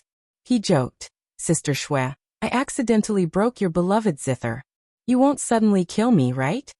The female zither player shook her head gently and said, "I won't." The young man with the code name Wu asked curiously, "Sister Shui, aren't you a great devil who is ranked at the top of the Beimeng list? Don't devils kill people without a reason?" She smiled and said, "I don't know why I'm on the list. In fact, I've only killed 6 people. Other than the first person, the rest were paid by others to kill me. Maybe it's because the people I killed were all close to the Vajra realm." The young man laughed with a childish nature and said, "Sister Shui, if a woman's skills are so high, be careful that you won't be able to get married in the future. Think about it. Even if you're not a notorious great devil, which man would like to marry a wife who is better at fighting than him? Isn't this the saying? I wouldn't dare to marry someone like that. In the future, I'll definitely find a woman who only knows how to embroider. But I don't have money and I'm not handsome. When my master was alive, he was always worried that I wouldn't be able to find a wife." The blind girl said softly, "If you're with the heir of Bailiang, are you still afraid of not having a wife?" The young man Wu, whose hands were above his knees, walked on the bluestone path in the small alley. He looked into the distance and said in a low voice, "I'm just afraid that I'll die one day. That's why I don't dare to find a wife." When he reached the door of the inn, the young man quietly disappeared into the night. At dawn the next day, Su, who had slept enough, wanted to use a beautiful carp flip to sit up. In the end, she fell heavily on the bed, making the poor wooden bed creak. Rubbing her waist, Su was a little confused. Why was she lying on the bed when she opened her eyes? Didn't she meet a woman who was waiting for someone in the rainy night? Su vaguely remembered that at the end of the alley, there was a slender figure holding an umbrella. This kind of person looked high and mighty. If she saw him on a normal day, Su would silently criticize him for half a day. Walking out of the room, no matter how the old master tidied it up, the old master would often nag about how he could sweep the world if he didn't sweep the room. At first, Su heard it in her left ear, and out her right ear. Later, she couldn't stand it anymore and blocked the old master with a sentence, "Get the world and sweep it for me. I guarantee that this room will be spotless." After that, the old master didn't nag about it anymore. This made Su feel a little apologetic. This old man was moving out the pots of orchids. Su was not surprised and went to the front room. Uncle Chi was still working tirelessly on the iron. Su bent her arms and compared her muscles with Uncle Chi's. She was a little discouraged. Suddenly, she saw an unfamiliar figure standing in the courtyard. She ran over to take a look and opened her eyes wide. Angrily she shouted, "Who are you?" For the entire night, Su Fengnian had been peeling the sword aura that flowed out of the sword sheath. The cracked soil had been unknowingly flattened. He turned around and looked at the orphan of the old Western Shu imperial family, but didn't say anything. Su frowned and then came to her senses. She sneered and said, "I remember now. You are the fool who was cheated of money under the old willow tree yesterday. You are a man and yet you are crying. Is your heart aching for the money or what?" Su Fengnian turned around with a cold face. This old man's son, Zhao Dingxiu, came to the front room and said helplessly, "Don't be rude." Chapter 5:16. To this old man's son, Zhao Dingxiu, Su was his own son. The only difference was that they were not related by blood. If that young man surnamed Su did not step into this alley, perhaps he would have died of old age in this town. The words Zhao Dingxiu's tomb were carved on the tombstone. Along with the tombstone would be scattered by the wind and rain. No one would remember the words of Zhao Dingxiu, the sage of calligraphy of Western Shu, during the spring and autumn period. He would be worried that Su Su would not be able to marry a gentle wife. He would be worried that this child would be bullied by the ruffians in the marketplace. He would also be worried that without his scolding Su Su would go astray, become useless, and live a miserable life. But now it was different. Li Yishan had fulfilled his promise. He was going to take the incognito Su Su to the south. He was going to the 18 tribes of Nanzhao to strategize. Just as Li Yishan had said on the cliff, Western Shu is not here, but there is still later Shu. Today, this old man's son personally came to apologize to the families whose children were teaching at the private school. He also gave away the pots of orchids. It was the butcher who had used a knife to cut his arm. When he heard that the teacher was leaving, he chopped off an entire fresh pig leg and stuffed it into his hands. Later, he was afraid that the small teacher would not be able to carry it, so he had the sturdy boy at home carry it to the door of the small courtyard. The boy, who was most likely going to inherit his father's business as a butcher, smiled and said a few words. "Teacher, remember to come back in the future." This old man's son smiled and reminded him, "Now that you know how to read, don't be sloppy when helping your father with the bookkeeping. You should be careful when doing things." The simple and honest boy scratched his head, not knowing how to answer. This old man's son waved his hand and struggled to carry the pig leg into the courtyard. Su Fengnian, who was thinking in the front yard, saw this and hurriedly carried it on his shoulder and helped to put it into the kitchen. It was close to dusk. Su Su had stewed a large pot. The aroma filled the entire courtyard. With him and Uncle Chi, 2 taotais, there was no need to worry about not being able to finish it. Su Fengnian bought a few sets of fitting clothes in the city, and a small bookcase that could fit the spring thunder. As for the spring and autumn sword, which was dormant with sword chi, he planned to carry it on his back instead of carrying a saber. It was better than nothing to conceal his identity. In this way he really did look like a scholar carrying a book and a sword on his back. Su Fengnian didn't want to waste the 600 caddies of gold. He had the female devil Shui Songguan escort the 3 of them to Nanzhao. Although they had the swordsmith surnamed Qi as their escort, and there wouldn't be any major problems, it was always better to have more retainers. Even the young death warrior was ordered to go to Bailiang on the way. At first, Wu didn't agree no matter what. He wanted to accompany His Royal Highness from Juzizhou to Jinsizhou. Su Fengnian had no choice but to put on the airs of the Crown Prince of Bailiang. Only then did the young death warrior obey the order to go south. A large table of people ate the fragrant stewed meat together. Even the blind zither player was asked to stay. Su Fengnian also called for the death warrior Wu to come and freeload. It was a rare lively scene in the courtyard. After eating and drinking to their heart's content, Wu went back to pack up his belongings. Su Su took Shui Songguan to wander around the city. This old man took out half a string of money and secretly gave it to her. It was as if his disappointing son had finally swindled a girl. As an elder, he had to keep up appearances. Only this old man, the blacksmith Su Fengnian, and the other 2 were left in the courtyard. They didn't have any misgivings when talking. Su Fengnian gave Zhao Dingxiu the names of a few people from Nanzhao according to Li Yishan's instructions. This old man was in a good mood.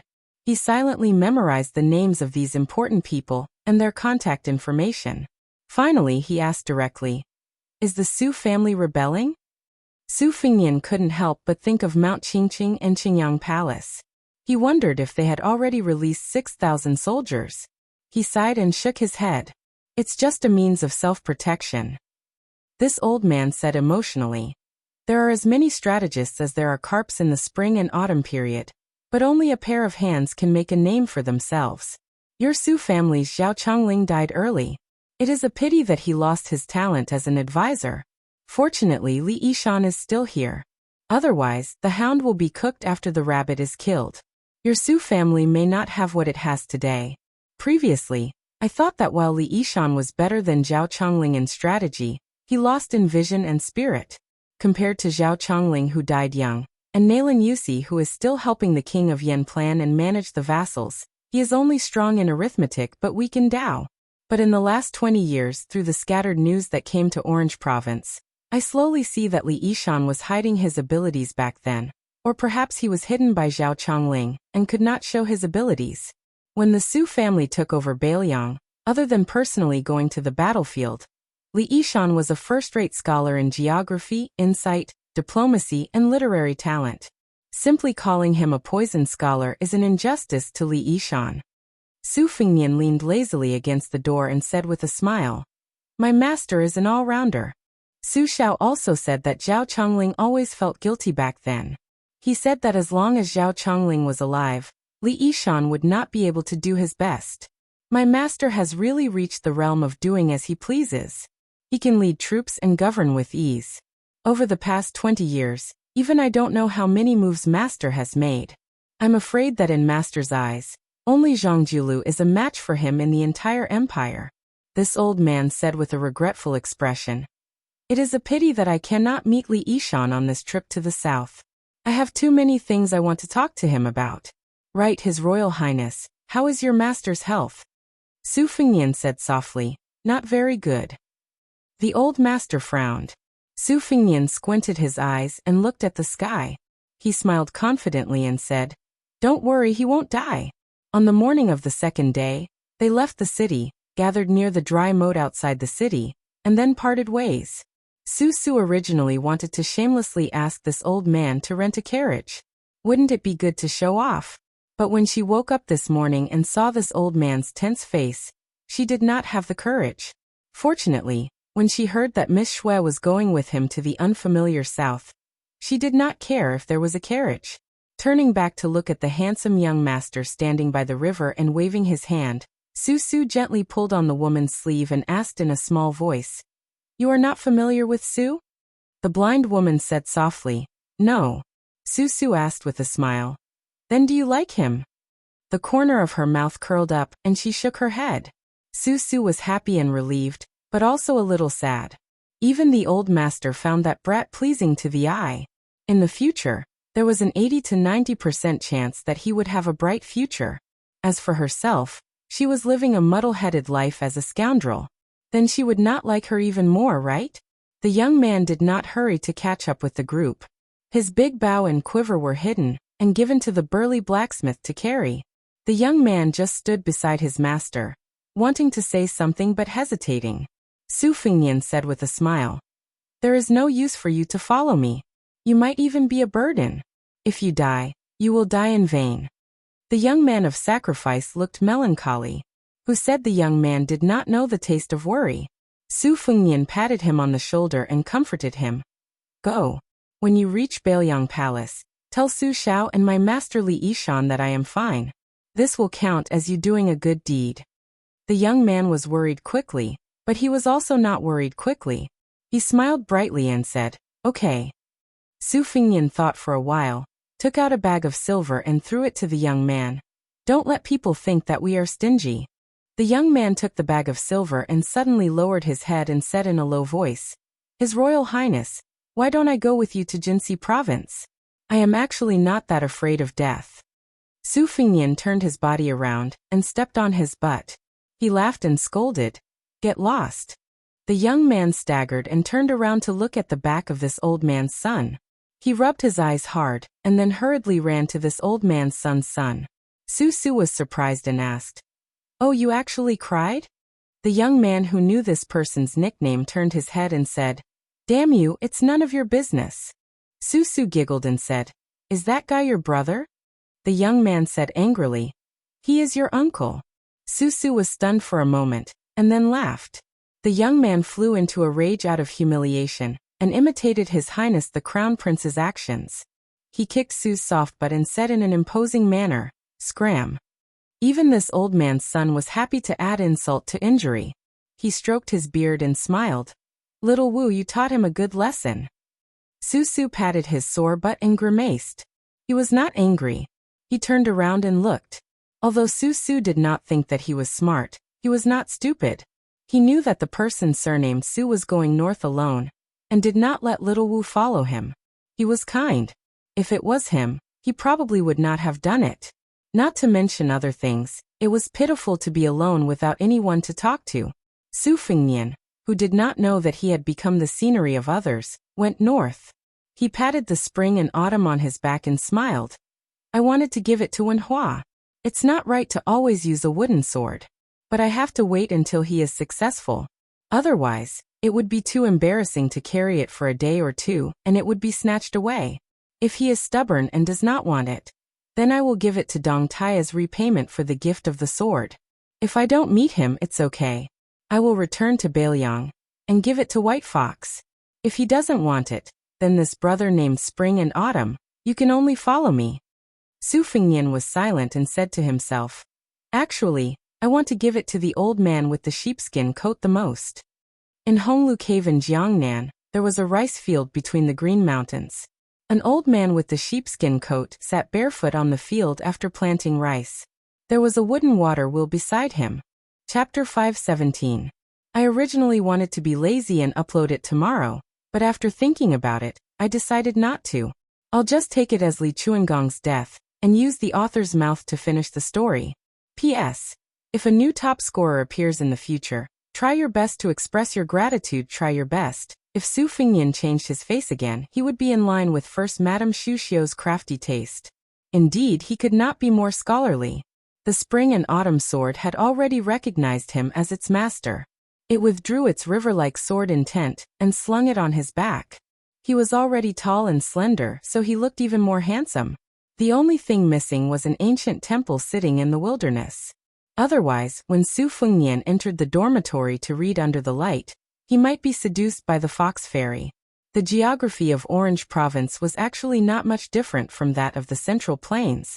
There were also some towering mountains and steep ridges, but compared to the mountains and rivers of the south, it had a rougher feeling that it couldn't be carefully chewed.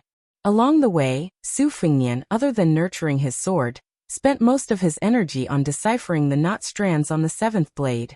Stones from other mountains could be used to polish jade. In the battle in the small alley, the blind zither player had played like a child's 18 strokes of the hujia. Although he had dodged in a hurry, he had benefited greatly afterward. Since Su Fengnian had fulfilled his wish and successfully persuaded this old man to go to Nanzhao, he was in no hurry. Now that he had arrived at the fork in the mountain, he saw a simple wine shop with a flag that kept falling down no matter how strong the wind blew. A young woman with an enchanting figure was standing at the door and stretching. As she twisted her waist, the unique charm of a mature woman swayed out. When she saw Su Fengnian, the handsome scholar, her eyes lit up and she immediately trotted over. She took the young man's arm and dragged him to the wine shop. She squeezed and squeezed, not forgetting to raise her charming eyes, and stared straight at Su Fengnian. Seeing his face full of righteousness, she smiled tenderly and said, "Young master, don't pretend. I know you're this old Taoist bird." Su Fengnian no longer purposely pulled a long face and looked like a lecher who hit it off with an adulterous couple. He laughed and said, "Auntie has good eyes." "Auntie." It was the young woman's turn to lose her composure. She said sweetly, "You're so naughty. I'm only 18. Su Fengnian said honestly, "Your daughter is 18, right?" "Little enemy, go to hell." The young woman had a charming smile on her face as she spoke flirtatious words. She took out a dagger from her sleeve and stabbed it towards Su Fengnian's waist. Su Fengnian's expression didn't change as he carried the book box on his back. He held the dagger between two fingers and said helplessly, "Auntie, please don't be like this. I'm just here to quench my thirst. Since it's for money, it's not for free." The woman, who was quite charming, was still smiling. She squinted her eyes and said, "How can silver be enough? Even the body and 100 caddies of meat should be enough to make meat buns for me." She pulled the dagger a few times, but it didn't move at all.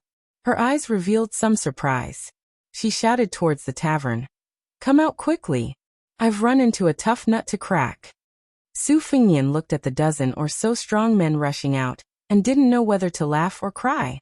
That kid Wenhua would definitely like such a wonderful Jianghu. It was supposed to be the time when the tea before the Ming Festival and the tea before the rain were in high demand, but the small tea house in Luqing still had little business. The owner of the tea house, who was not naturally suited for business, did not care, nor did the eccentric young lady, who had just arrived, care. However, Wenhua was anxious. It was not a good idea to eat scallion noodles with fried eggs every day. In any case, They should order some meat dishes every now and then, right? When Hua was trying to attract customers on the street. His mouth was dry, but he did not invite a single customer into the tea house to sit down. He glanced at the old parrot hanging in the birdcage at the entrance, which was still calling out incessantly. He was so angry that he took down his wooden sword and fiercely knocked on the birdcage. However, this feathered beast imitated its words vaguely, but it had learned enough from its owner, Old Man Huang, to remain calm in the face of change. When Hua shrunk his head back, when he saw Old Man Huang drinking tea with his back facing him, he stretched out 2 fingers to pluck the feathers. Just as he was about to succeed, a sunflower struck the back of his hand. Wen Hua wanted to dodge, but it was simply too late. He glared at the little girl. This little girl was slender and elegant, although her complexion was not too good. Looking at her while eating could still increase one's appetite. Unfortunately, Wen Hua boasted that he had turned over a new leaf. After falling in love at first sight for who knows how many times, he finally became enlightened. He made up his mind to uphold his chastity for that girl for the rest of his life. Wen Hua angrily said, Jia family has married a beautiful cheek. If you hit me again, this young master will really make a move. When she first came to the tea house with a dispirited expression, Old Man Huang, who would not move an inch even if the sky fell and the earth cracked, felt heartache for her. Later, when he introduced her name, he was unwilling to put in any effort, only confirming that her surname was Jia, and the last 2 were homophones. Wen Hua did not care about anything, as he was born to be at odds with her. Every time he called her name, he would deliberately shout a long string of words. Last month, a scene had happened that scared him so much that he almost peed his pants. A tea house customer deliberately made things difficult for her, disliking that her tea brewing skills were too shabby. She patiently changed 2 pots of tea, but the businessman, who had the demeanor of a scholar, was still finding fault with her despite the cold weather. Wen Hua was originally watching the fun, and was happy to see this young lady make a fool of herself. Then he saw the young lady standing next to the customer chuckling and chopping off his head with a karate chop. If it were not for Wen Hua's quick-wittedness, throwing out a tea saucer to block the karate chop, and then risking his life to stand between the 2 of them, that head would have been chopped off like a watermelon. Since then, Wen Hua had been on tenterhooks, wishing that he could even keep an eye on her when she went to the outhouse. These days, for the first time, Wen Hua was willing to be an ox or a horse. He did not dare to trouble this young lady to receive the tea house customers. He would rather she sit cross-legged on the bench by the window, and stare blankly with a sunflower that had been plucked from God knows where on her shoulder. The young woman chuckled with a stiff expression. Wen Hua was helpless against her, and he walked into the tea house embarrassedly before sitting down opposite Old Man Huang. When he saw the young woman didn't follow him, he said in a low voice, "Your granddaughter. Does she need to be spoiled like you? Just like last time, isn't it against the law to kill someone?" The old man with white hair took a sip of tea and said calmly, "My daughter killed a few people, yet it's against the law? Which clan's rules are these? Which country's laws are these? If it was 20 years ago, you could have asked those emperors and monarchs to answer, and see who would nod." The corners of Wen Hua's mouth twitched as he said, "Old Man Huang, you don't even make a draft when you boast. If it's according to what you said, then wouldn't you be on equal footing with the Zhao clan's son of heaven?" The old man glanced sideways at the wooden sword wanderer that personally taught him the sword technique, and he didn't say anything. Wen Hua felt a chill run down his spine from being stared at, and he said, All right. You're formidable, all right? Since you're so boastful, then I'll make 3 large bowls of onion noodles for you tonight. Otherwise, you'll surely be hungry to the point you won't be able to sleep." The old man that possessed an elegant aura waved his hand and said, "I'll go make a bowl right away." Wen Hua said angrily, "If I don't go, then do you really think I'm a lackey?" Then he stretched out his hand and said with a mischievous smile, "My family's little Nian said that a man can't be subdued by force. Only riches and honor can allow me to be obscene. So give me money first." The old man hovered over the teacup, so Wen Hua immediately squeezed out a flattering smile, and made an action of putting a towel on his shoulder. He ran away, but he muttered, "See if I'll add a fried egg for you. Ha, I didn't even put a few pieces of onion for you." The old man turned his head and raised his voice, and he shouted with a smile, "Little girl, come, come, come. Sit closer and drink tea with me." The little girl sat at the table next to him and sat cross-legged, and then she plucked the sunflowers one by one. The two of them still had their backs to each other. The old man didn't mind, and he drank the coarse tea mouthful by mouthful. Wen Hua's legs were nimble, and the onion noodles weren't strenuous work. After eating that bowl of noodles with onion noodles that were so pitiful that they could be counted on one's fingers, he didn't fuss over every ounce with the kid in front of him. After he put down his chopsticks, he sighed with emotion. "Little one, among those people on the martial arts evaluation, who do you think is the real expert?" Chapter 5:18. When they talked about this, Wen Hua was immediately in high spirits, and he laughed loudly. Is there even a need to say it? Of course, it's old immortal Wang from the martial emperor city. Tuoba is a northern barbarian, so I don't care about him at all. In the end, it's still the peach blossom sword god Dong Tai. He's the #1 swordsman. Of course, I admire him from the bottom of my heart. If I can exchange a sword move with sword god Deng in this lifetime, I will have no regrets even if I die. As for those Chao Guanzi, Demon Luoyang, and the others, they are nothing. They are not my cup of tea. Old man Huang sneered. With your knowledge, you want to achieve greater mastery in swordsmanship? Those who practice the sword only learn from that Dong Tai, but they don't know Li Chenggang. In less than 100 years, the way of the sword will no longer occupy half of the glory of the martial way. Wen Hua was stunned. Li Chenggang? I only know that our dynasty has an extremely exaggerated martial ranking, and this old geezer is only ranked 8th. Later on, Bei Meng's martial ranking was nowhere to be seen. Wasn't he pushed down by someone? The old man picked up the teacup and was about to splash it on Wen Hua's face. Wen Hua hastily used his sleeve to protect his face, which he believed to be incomparably handsome. However, the old man stopped and drank a mouthful of tea. He said slowly, "In the past 500 years of Jianghu, Li Chenggang is the only great talent whose attainments in the way of the sword can catch up to the immortal Lu Dongxian. It's been 500 years, not just 100 years. At that time, Li Chenggang was ranked among the spring and autumn 13 armors. Among them, Li Chuangong's sword and armor champion was the most unquestionable." "Oh," said Wen Hua, and then he humbly asked for guidance. "Old man Huang, don't talk about unrealistic things. Tell me the truth, otherwise, I won't be able to understand it as well." The old man laughed and said, "Do you know how many armors Li Chenggang had cut with one sword at the Guangling River?" Wen Hua thought for a moment and asked probingly, 800. When he saw old man Huang smiling without speaking, Wen Hua gritted his teeth and made an exorbitant demand just like this old fellow. 1,600. The old man sneered, "At another 1,000.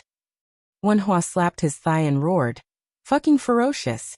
In the future, I will no longer worship Dong Tai, who is rumored to have provoked Tuoba. I will change it to Li Chenggang." The old man sighed. "If I'm not mistaken, he's already dead." Wen Hua was stunned. Old man Huang spun the white porcelain teacup with 2 fingers. He looked at the ripples on the surface of the tea and said softly, "There is a limit to a person's strength." He broke through 2,600 armor with a single sword and suffered irreparable injuries. Such a fascinating feat is even better than the Wu family's 9 swords that broke through 10,000 cavalry 200 years ago. It's a pity that I didn't see it with my own eyes. It's all your fault. However, although Li Chenggang was heavily injured, logically speaking, it shouldn't be difficult for him to live for another 3 or 4 years. However, with Li Chuangong's temperament, how could he bear to slowly grow old to the point where he couldn't even lift a sword?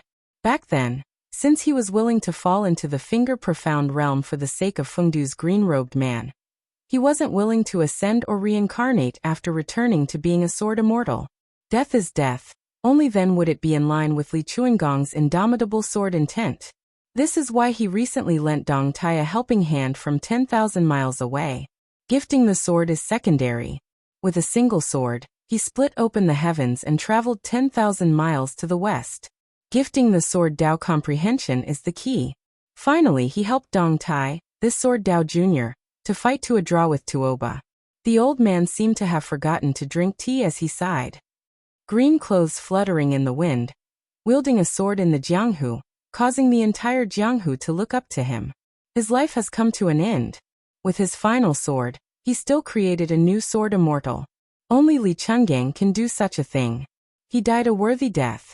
I just don't know if Li Chungang can truly die without regrets. The old man laughed self-deprecatingly and pointed at the tea. The tea cools after the person dies. Not long after, the Jianghu will only see Dong Tai's unparalleled glory and forget that Li Chungang once brought the sword Dao to an unparalleled height time and time again. In my opinion, the world can do without an old man like Wang Xianji, but it can't do without a true playboy like Li Chungang. King of Jing and Zhao Heng is dead. This man from the Zhao family, who was worse than a woman his entire life, finally did something that a man should do. Li Yishan worked hard and finally died of illness. There are countless strategists in the world, but only 9 people were evaluated by me. Poison warrior Li Yishan was ranked 3rd. With his death, there are only 4 people left. It's hard to say whether the other young people can replace them. Seeing the scattered but not falling pillar of luck of West Chu reconnect with the heavens, that old guy from the imperial astronomer, who was often tricked by me, is probably furious. I don't know if that old pedant has finished compiling the almanac. If he hasn't, that bastard Li Xiaoxin will beat him to it, and the Confucian school will be in danger. West Chu's grand preceptor, Sun Shiji, doesn't have many years left to live.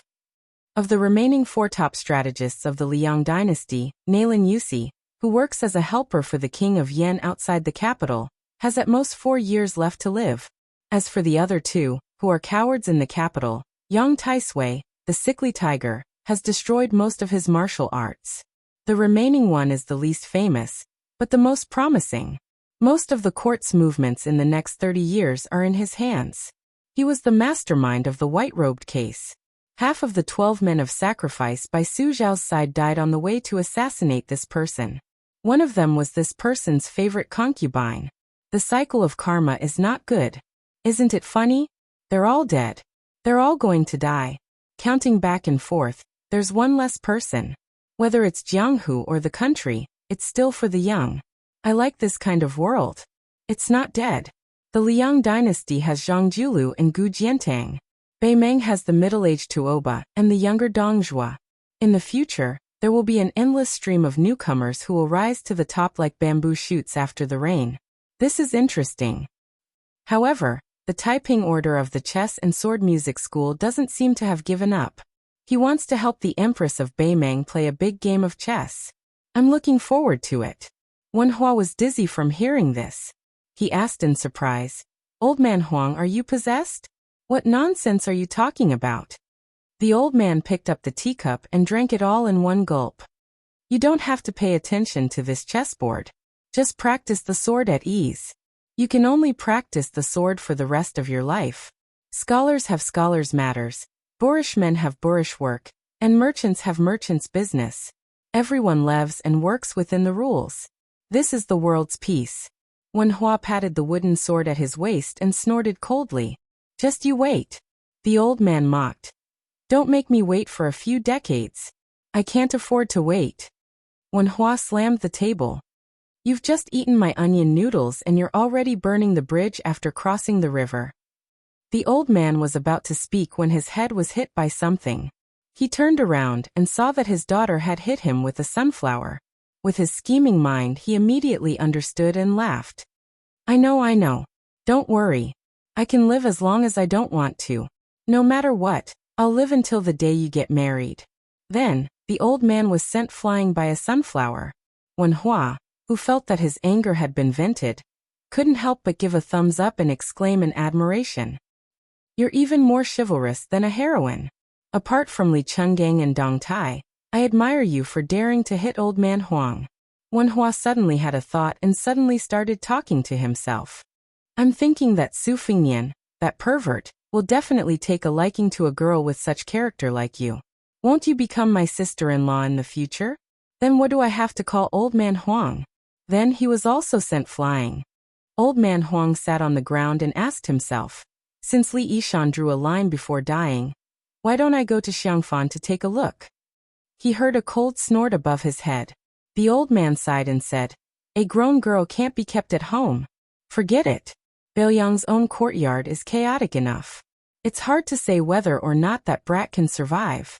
Why should I bother to be this evil person? It's more practical to compete with that Taiping Ling who doesn't want the world to be at peace. Do you want to buy Taiyan? That depends on whether or not I agree. He stood up and patted the dust off. He said with a smile, "Daughter, wait here. I'll make you some onion noodles." Wenhua, who had been hit for no reason, hurriedly shouted, "Give me a bowl too." Old man Huang didn't pay attention to him at all. This made Wenhua depressed again, and missed the little new year. Chapter 519. Su Fingnian let go of the dagger as he was surrounded by more than 10 ferocious bandits. The woman, who had a graceful figure but a vicious heart, took the dagger away from him. She was also tactful and no longer stuck to the handsome scholar. She took a few steps back and imitated the naive look of a 16-year-old girl. She smiled and asked, "Young master, are you afraid?" Su Fingnian smiled bitterly and said, "How can I not be afraid?" She held her chest and smiled sweetly. "It's good that you're afraid. I see that you have some skills, so I'll give you 2 options. One is to fight to the death and challenge all of us. After you die, we'll chop your meat and make steamed buns. The other is to join our stronghold and become brothers. We'll drink meat and drink wine together." A man who was as thin as a bamboo pole but had a full chest of hair whispered, "Qing Junyang, shouldn't it be eating meat and drinking wine?" The woman who was exposed raised her eyebrows. She twisted her waist and walked like a bamboo leaf. She stepped on the man's foot and said, "I'll let you eat meat and drink wine. Without me, you can take off your pants and cut off your balls to cook and eat."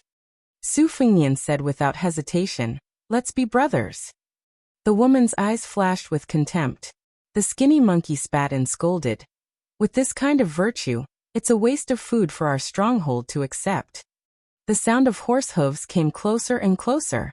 The woman frowned and raised her arm to cover half of her face. She squinted her eyes and looked over. More than 10 men were happy. Su Fingnian turned around and saw 6 valiant riders galloping over. The rider in the lead had a natural and upright appearance. He carried an iron rod wrapped in gold and silver thread. In a second-rate righteous sect, this person would not be careless at all if he were to be placed in the position of the head. One of the 2 riders beside him had a black body and carried a pair of broad axes. He had yellow eyebrows and unkempt hair. He was born with a ferocious face. The other rider was dressed as a Taoist priest. He wore a large linen robe with a pattern of yin and yang fish on it. There was a brown belt inlaid with jade around his waist. He wore a pair of silk shoes and clean socks. His face was white and his beard long. The remaining 3 riders were all strong men with weapons in their hands. Except for the leader of the stick dance and the middle-aged Taoist, the other 4 were all stained with blood. Especially the man with yellow eyebrows. It was as if he had been soaked in a blood vat. The 6 riders dismounted at the same time. The valiant leader said sadly, "We were not able to save Brother Song. We are sorry." The skinny monkey wailed and fell to the ground, wailing incessantly. A dark-skinned man who was 3 times the weight of a skinny monkey threw his 2 broad axes together, and said in a muffled voice, "Damn bastard, I've been killing from the east side of the execution field to the west side. I've been killing until my hands have gone limp." The Taoist priest looked at Su Fingnian, the uninvited guest, and then glanced at the woman. The latter explained in a bad mood, "The fish and prawns have just been caught in the net. They haven't had time to cook them yet." She looked at the unlucky handsome young man and smiled charmingly. "This young man has some skills. Since my brothers have arrived, I'll capture him and send him to the kitchen. I'll make a few big trays of meat buns, and send them up the mountain to reward everyone." The handsome leader frowned and said, "Lady Qingzhu, why are you doing this kind of business again?" She said righteously, "If I don't do this again, I won't have anything to eat. A hero will starve to death for a penny. I don't care how chivalrous you are, but I can't treat myself unfairly." The man took out a gold ingot from his pocket and smiled gently. "Take it as this month's food money." He turned to Su Fingnian and smiled. "I'm sorry to disturb you, young master. I'm Han Fong from Mount Lioi. If you trust me, let's drink a bowl of inferior wine together. Just take it as me helping you get over your shock." The man who sat on the ground and gasped for breath said with a rough voice, "Brother Han, why are you talking nonsense with this pretty boy? Drinking is giving him a lot of face. If he doesn't drink, let me Lu Dei chop off his head with an axe and use it as a urinal." Su Fingnian smiled and nodded. "Drink." The elegant man who became a bandit shouted, "Don't be rude." He took the lead and sat down at the table outside the wine shop. He put aside the iron staff that was passed down from his ancestors that was worth a lot of silver and stretched out his hand to Su Fingnian. Su Fingnian did not stand on ceremony. He took down his bookcase and sat down face to face with this man who called himself Han Fong from Mount Liui. They clinked bowls and drank the wine in one gulp. His straightforward action won the favor of many men who were watching. The Taoist who carried an ancient sword with pine patterns on his back sat down gently.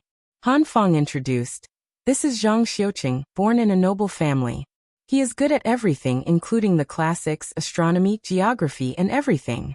He is good at writing. He was once a trusted aide of a provincial governor in Orange Province, but he became a Taoist because he was framed by someone. He is different from us rough people."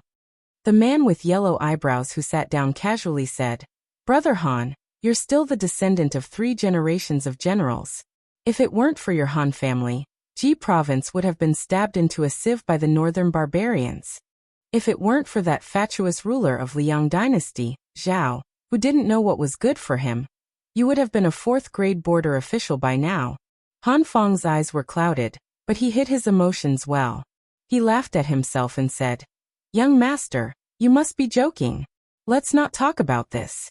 Let's drink." The curvaceous woman who was nicknamed Lady Qing Zhu picked up another jar of wine and smashed it on the table. "You've drugged it. You're all fish on my chopping board." Han Fong quickly smiled and said, "And this one I have to remind you. Lu Qingzhu, just call her Lady Qingzhu. She has a sharp tongue but a soft heart." Su Fingnian did not know what was good for him and said, "I've just seen Lady Qingzhu's dagger. She has a sharp tongue but a sharp heart." Han Fong was stunned and felt a little embarrassed. Chapter 520. The woman smiled sweetly and leaned toward Su Fingnian. "This little scholar, I like you more and more." Slap. Without some elasticity, there would not be such a crisp sound. The woman widened her eyes and looked at the handsome scholar, who she thought was not very strong. Was she being taken advantage of in public? Was she being pecked by a baby goose all year round? Su Fingnian retracted his hand and smiled. "Qing Junyang, if you are really willing, let's go to the bridal chamber." The woman laughed and wiped the tears from the corner of her eyes. She threw a coquettish glance and walked into the house. The middle-aged Taoist unsheathed his ancient sword and slashed it. It stopped at Su Fingnian's neck and quickly returned to the sheath. Everything happened in the blink of an eye.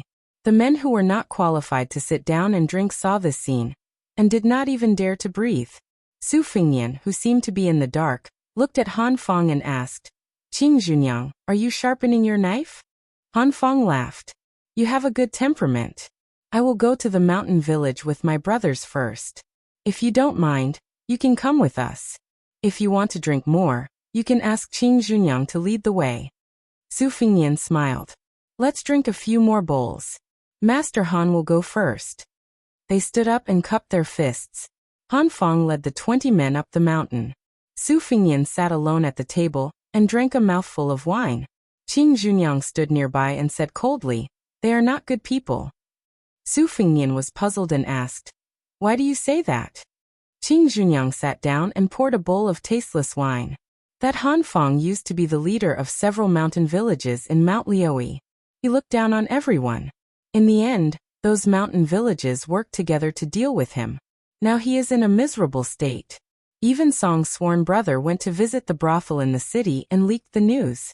He was stopped by a large group of soldiers and tied up and sent to the execution ground. Han Fong brought people to save him, but there were only 6 of them. Doesn't that mean they can't save anyone, and can only kill unarmed and innocent people? As for that man with the double axes, although he looks like an ox, just listen to him speak in a genteel manner. You will know that he is not a good person. He has a belly full of evil tricks. In the past, the mountain village was prosperous. There were many people. He went to the small city to drink wine with prostitutes. These past few years, I don't know if he got drunk or went crazy, but he killed dozens or even hundreds of people in a row. How many young girls have been defiled by him? That Taoist man surnamed Zhang has a lot of crooked ideas. He is the mountain village's military counselor. Naturally, his swordsmanship can be considered brilliant. It is said that when he was young, he studied under a great Taoist master of Dao Dezong and learned a celestial technique that can summon the wind and summon the rain. I think it is called Five Thunder Heavenly Spirit, or something like that. But Laonyang has never seen him ride the cloud or ride the mist. As for the rest of them, which one of them has not killed more than a few people? The mountain village raised an apricot yellow banner, saying that they want to enforce justice on behalf of heaven. But the rule in the mountain village is that whoever goes up the mountain must kill people at the foot of the mountain as proof of allegiance. How can this be considered enforcing justice on behalf of heaven? Su Fingnian laughed and said, "Then what about you?" The woman's expression was calm. "Laonyang is the same kind of trash as them. How can I be a good person? It's just that I don't have the ability to kill you. Otherwise, how can you sit here and drink wine so comfortably?" "That's right. What is your surname and name?" Su Fingnian replied. "Su Lang. I came to Mount Liuyi on a tour. I didn't know that this place is even more chaotic than the turmoil and chaos of war. If I had known earlier, I would have taken a detour." She laughed and said, "You should have taken a detour. This mountain is a den of thieves. However, I don't mind telling you the truth. No matter how ruthless Hanfang's bandit mountain village is compared to the number 1 or 2 devil cult sect in the Orange province, they are just children playing house. Even if they only release a fart, these several hundred so-called Jianghu heroes of this mountain village will be suffocated to death. Fortunately, these devil rabbits don't eat the grass near their nest. They don't care about Hanfang and these small bandits." Su Fingnian was puzzled. "Why are you telling me this?" he asked. She propped up her cheeks, imperceptibly placing her chest on the table, revealing 2 lumps of dazzling fullness. She smiled coquettishly and said, "You are just a fledgling entering the Jianghu. There is no knockout drug in the wine.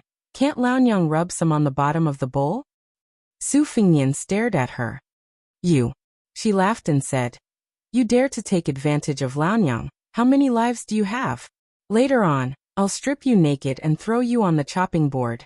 I'll chop off that little earthworm of yours first, and make it into a side dish with wine. How do you think it will taste?" Su Fingnian swayed and fell. She was getting happier and happier.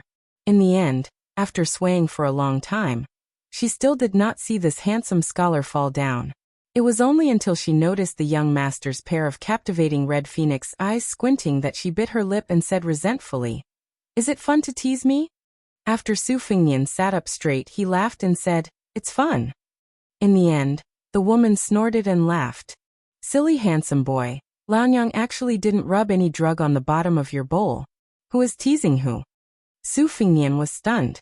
She said softly, "You should go. Don't let your emotions affect your decisions. When you go up the mountain to that stronghold, even if you fall into a big fire pit, even if you are lucky and have excellent skills, you will still lose a layer of skin if you climb out." Su Fingnian said softly, "Thank you. I know that you pretended to be a bad person just now to help me escape. Being stabbed in exchange for my life is just losing all my belongings. No matter how you look at it, it is a profit." She smiled and did not say anything. Su Fingnian lowered his head and drank a mouthful of wine. The 2 of them were speechless. She suddenly said, "In the past, I wasn't this kind of bodhisattva. It's just that you look a bit like my man." Su Fingnian nodded seriously and said, "From this, it can be seen how romantic and elegant your man is." The woman smiled sweetly and poured a bowl of wine over. Su Fingnian gently reached out his hand and used the embracing sparrow style. It was incomparably mysterious as he condensed the wine into a piece, and then put it back into the bowl in front of her. Who said that spilled water can't be taken back? Chapter 521. Su Fingnian, who had played the game of seizing the sparrow and collecting the water, laughed and said, "It's just acrobatics." Lu Qingzhu's slender finger touched the porcelain bowl. Then she rubbed her willowy eyebrows and said in surprise, "It's just acrobatics?" Su Fingnian did not answer and asked, "How did you enter the stronghold?" She did not dare to drink the bowl of wine. After thinking for a while, she said with a smile, "My complaints are too much and it hurts my liver and intestines. Let's not talk about it." Su Fingnian was not tactful enough to get to the bottom of it. "Your man." She rolled her eyes. "You really want to know?" Su Fingnian shook his head and said, "Forget it." Su Fingnian did not want to hear about it. Instead, she spilled the beans from a bamboo tube, but her tone was indifferent. He was dead, a useless scholar.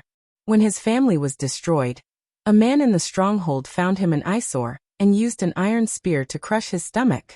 Afterwards, I was betrothed to a third party by Han Fong. Before we even consummated our marriage, that hero could not control the thing in his crotch and hurriedly wanted to have sex in the wild. My dress had already fallen to my calves, and I waited for half a day naked. Only then did I know that a big shot from the devil cult was passing by and bumped into him, and smashed his head. The devil lord saw that I was somewhat beautiful, so he showed great mercy and took me as his exclusive property. I followed him to that majestic sect. I was probably considered a concubine maid. I served him with a few foxes for half a year. When he got tired of playing with me, he sent me back. Fong Dei and the others only had evil intentions, but they did not have the guts. If they wanted to be the concubine of that great devil lord, they had to be alive, right? Otherwise, do you think a pretty widow like me could have lived until today? Even if I could have lived, I probably would not have had the strength to stand up straight in broad daylight. Serving men, especially those who were full of brute force, was very physical work.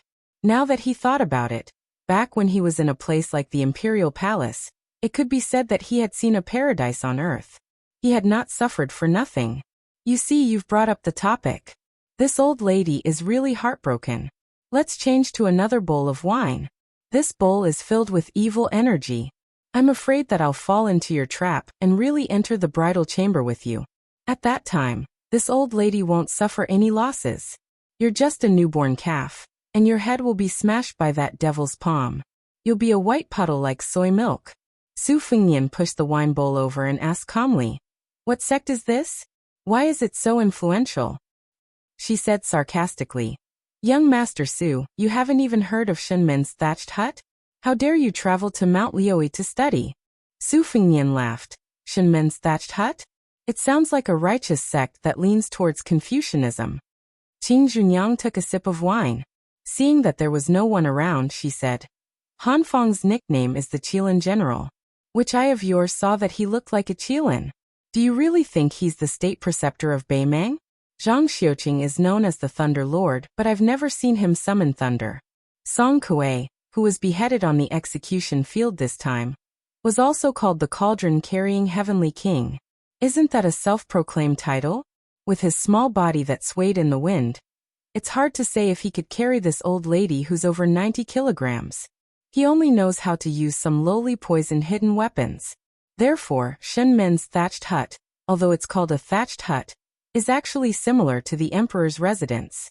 There's gold and jade everywhere. I don't know how they earn the money. Even the latrines are more imposing than the residences of the leaders of the strongholds on the mountain. I've never really been to the Imperial Palace, but I think it's not far off. Su Fingnian nodded and then asked, "Qing Junyang, you're more than 90 kilograms, right? You should be around 50 kilograms. The woman was embarrassed and angry. "Can't I eat 7 to 8 kilograms of beef today?" Su Fingnian dismissed it with a laugh. The woman looked at the sky and said, "Oh, you don't treat Mount Lioi as a child's game. It's not a place where you can come and go as you please.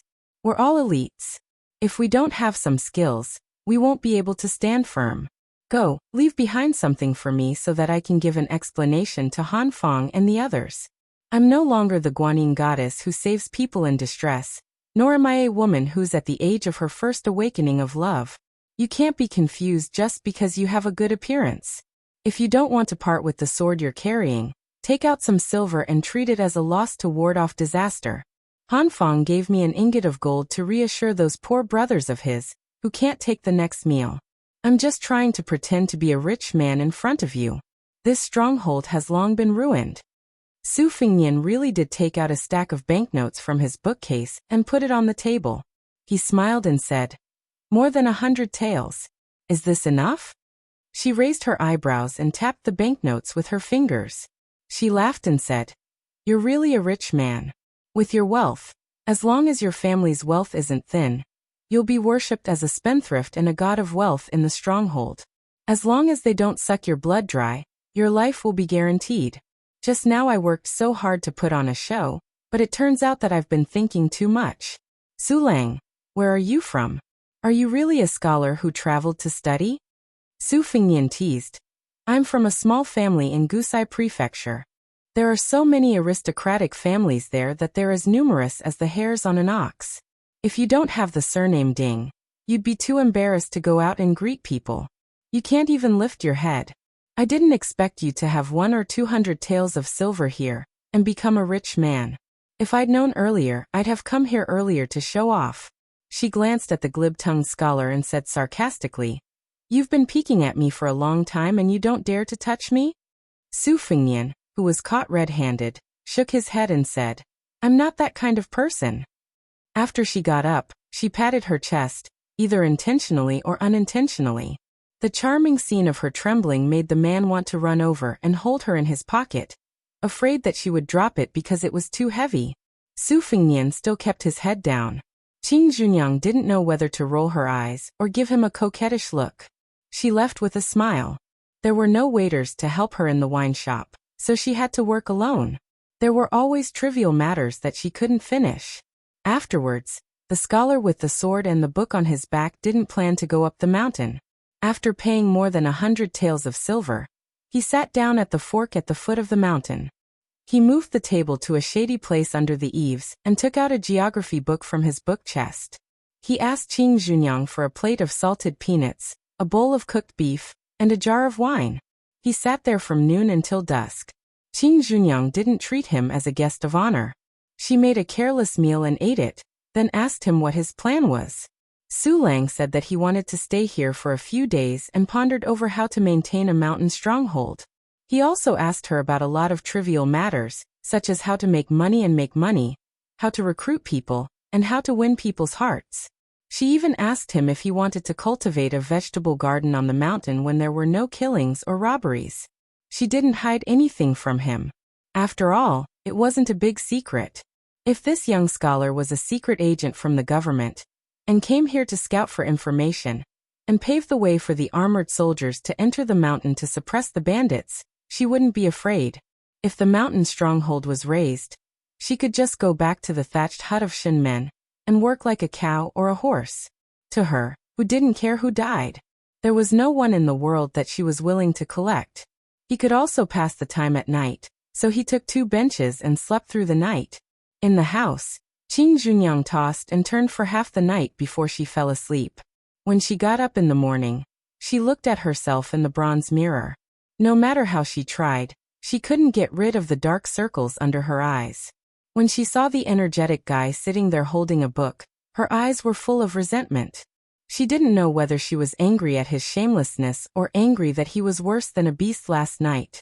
He didn't even knock on the widow's door.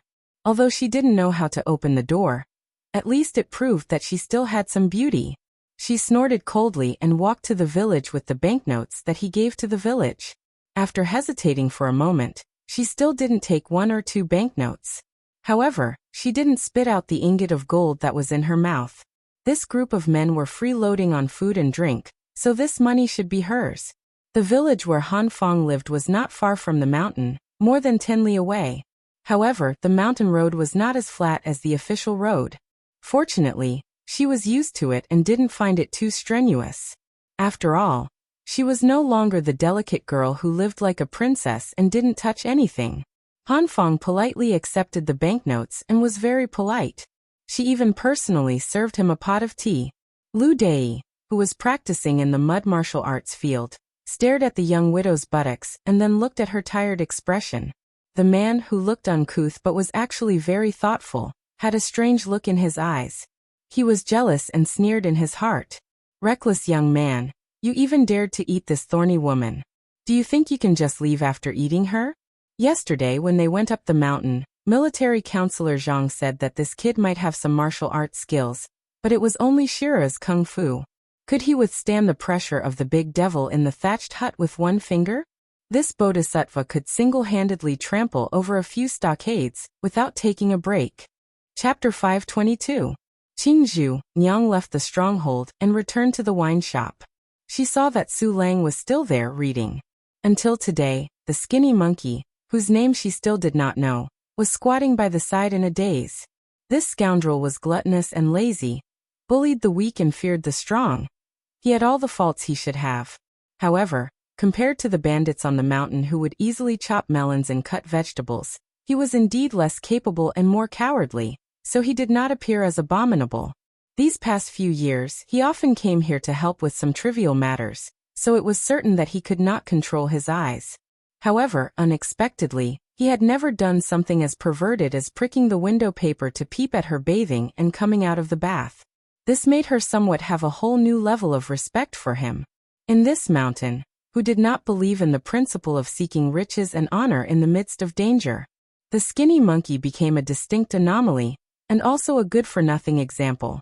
She heard that the first time he killed someone under the guise of allegiance, he did not completely chop a woodcutter to death with a single chop.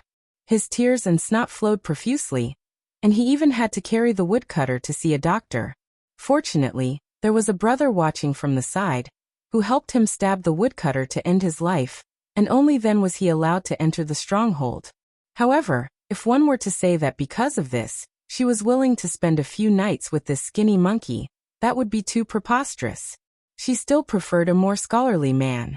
Seeing the shrewish Qingzhu Nyang, the skinny monkey could only rely on his large chest hair to pretend to be a man to squeeze out a smile. He did not dare to talk to her, and only pretended to worm his way into being friends with the young man. He asked, "Hey, surnamed Su, do you know that a major event has happened in Jianghu?" Su Fingnian put down the orange prefecture geography book that he had stolen from this old man's son. He laughed and asked, "What's the matter? Tell me." The skinny monkey stood up and swaggered over to sit across from him. Seeing him take the initiative to push a plate of peanuts over, his originally somewhat nervous mood calmed down a lot, and he quietly became a bit more carefree. He threw a peanut into his mouth, and with one foot on the bench, he clicked his tongue and said, "A few days ago I went to the city and went to a restaurant with a brother who works as a servant. Do you know which restaurant it is? A meal at Fengxian restaurant costs a few taels of silver." The woman who could not stand this skinny monkey's blind bragging smacked him on the back with a broom and laughed. "If you have something to fart to say it quickly. With your poor life, how could you know any brother who works as a servant? Going to Fengxian Tavern to drink? Why didn't you just say that you were going to Jiangge to visit a courtesan? Isn't that more impressive?" The skinny monkey, whose face was flushed red, swallowed his anger back into his stomach. His imposing manner was weakened by 70 to 80%. He said embarrassedly, "Woman, you have long hair and short knowledge. You are looking down on me." Seeing that Qingzhu Nyang was about to raise the broom and smash it down, the skinny monkey-like man hurriedly said, "Do you know that the peach blossom sword god, Dong Tai, has come from Liang?" Su Fingnian nodded. "Let's talk later." Qingzhu Nyang went into the house and took out some meat and wine before sitting down. The skinny monkey-like man smelled the fragrance on her body and swallowed his saliva. He said in high spirits, "Didn't the third most powerful sword god in the world go to compete with our military god? Guess what happened?" Qingzhu Nyang was not in the mood to guess riddles, but Su Fingnian smiled and said, "He should have lost." The skinny monkey slapped his thigh. "Wrong. What are you yelling for?" Qingzhu Nyang, who was startled, picked up the broom under her feet and rushed over. The skinny monkey, who was slapped to the ground, did not dare to be angry with her. After sitting up straight, he lowered his voice and said mysteriously, he was going to lose. That sword god even broke the peach blossom branch. He fought with the military god of Tuoba from morning to night, and then from night to morning. I don't know how many days and nights they fought. "Oh, Qingzhunyang, don't hit me. I'll get to the point." At the critical moment when victory was decided, oh no, when Dong Tai was about to lose, all the hundreds and thousands of masters watching heard a sentence. It came from thousands of miles away, from the sky. Qingzhunyang's face was full of sarcasm. She sneered and said, "You are talking nonsense again, aren't you? Do you think you are a storyteller telling a fairy tale? The skinny monkey said with a thick neck. It is absolutely true. Su Fingnian poured a bowl of wine, and did not forget to pour a bowl for Qing Junyang, and the skinny monkey as well. He said softly with a smile, continue. The skinny monkey glanced at Qing Junyang. As for whether he wanted to cut her face or her chest, it was unknown. Then he said, I heard a sentence. Dong Tai, I want to borrow a sword from you. Do you dare to take it? Su Fingnian raised his wrist to take the wine. He stopped there, and did not drink. The skinny monkey was about to slap his thigh, but when he thought of what had just happened, he retracted his hand and said with a fascinated expression. Then the sword god Deng replied. Dong Tai, why wouldn't I dare? Thank you, Li Chungang, for opening the mountain for our swordsmanship. What happened next was even more frightening. A sword fell from the sky and into the hands of the peach blossom sword god. Then he fought the military god of Tuoba to a draw. No matter how soul-stirring the battle was, when it fell into the mouth of someone like the skinny monkey, there was always a lack of chewiness. Qing Junyang was skeptical. She had more doubts than she believed. She looked sideways and saw the young scholar drinking with his head lowered. The skinny monkey sighed and said in a muffled voice, They are all celestial beings flying around. I don't know if I will be able to catch a glimpse of them from afar in this lifetime. Qing Junyang did not think too deeply and asked casually, Who is this Li Chungang? Who can lend a sword to the third most powerful person in the world, the peach blossom sword god? The skinny monkey who had emptied his stomach said weakly, He is probably a great swordsman from Liang. Qing Junyang saw the young scholar raise his head. It was a stiff face with no expression. He put down the bowl and said, He is a one-armed old man with a sheepskin coat. The skinny monkey curled his lips and said, Who are you trying to fool? A one-armed old man can ride a sword for thousands of miles? You speak as if you have seen him before. The young scholar smiled sadly and said, I will never see him again. The skinny monkey did not know what to say to warm up the atmosphere. He saw Qing Junyang go into the house to work. After eating more than half of the wine, meat and peanuts, he felt bored and went back to the mountain. Qing Junyang stood at the door from time to time and glanced at Su Lang. There was a long sword with a green scabbard on the table. She squinted her red phoenix eyes that even she would be jealous of. She just pursed her lips and stared blankly. Other than 2 meals, he just sat there. Qing Junyang still couldn't sleep even after the sky darkened. Through the window, she saw the flickering oil lamp outside. She put on her clothes and walked out, asking softly, Do you want some wine? He turned his head and smiled. He said softly, No need. She still went to get a jar of wine. It was one of the few remaining good wine. After opening the seal, the aroma filled the air. She said, I will drink by myself. After drinking a few bowls, she asked, You really don't want to drink? He shook his head and said, Just drink. I will wait for you to get drunk and have sex. The woman, who was amused, really started drinking alone. She drank heartily, and did not lose to those men who boasted that they could only nod their heads if they were killed. As she drank, she began to speak in detail. Just like the saying in my hometown, a hairless bird is taken care of by the heavens. In any case, I somehow managed to survive. I was afraid of death and felt that it was too ugly to hang myself. How painful would it be to slit your throat and stab your stomach with a kitchen knife? A chaste and pure woman, I really can't do it. This woman, who used to rub ink with her bare hands and add incense with her red sleeves, was also Qing Junyang, who used to make human meat buns. She was drunk and her eyes were hazy with tears. That husband of mine did not do anything bad, but he did too many good things. The maids in the house were all poor children. When they made mistakes, he was not willing to punish them severely. I was always the good guy and the bad guy. The farmlands that we rented out were not of good years. They said that they received IOU, but they piled up year after year. How could they ask for it back? How did they die? Since you are heroes who enforce justice on behalf of the heavens, why don't you just rob the rich to help the poor? Why do you have to kill everyone before you stop? The people you killed were all good people who were no worse than you. Su Fingnian said calmly, The last time I saw my eldest sister who had married far away, I advised her to go home. She refused, saying that the first marriage depends on the family, and the second marriage depends on the body. I knew she was waiting for someone. The woman laughed and cried. Did she wait? Su Fingnian nodded and said, she waited, but I would rather not wait. She turned her head and wiped her tears. She stopped drinking and sobbing. The two of them were silent. With a bang, the drunk woman knocked her head on the table. Her lips trembled as she stretched out a hand and said softly, my daughter, if she was still alive, she should be this tall, right? She raised her outstretched hand slightly, and the fingers of the hand that pressed against the table stiffened. Taller, Su Fingnian said. Ever since I picked up the blade and started practicing martial arts, I don't think I have done a single good deed that has anything to do with helping the weak. Today, I'll be unreasonable.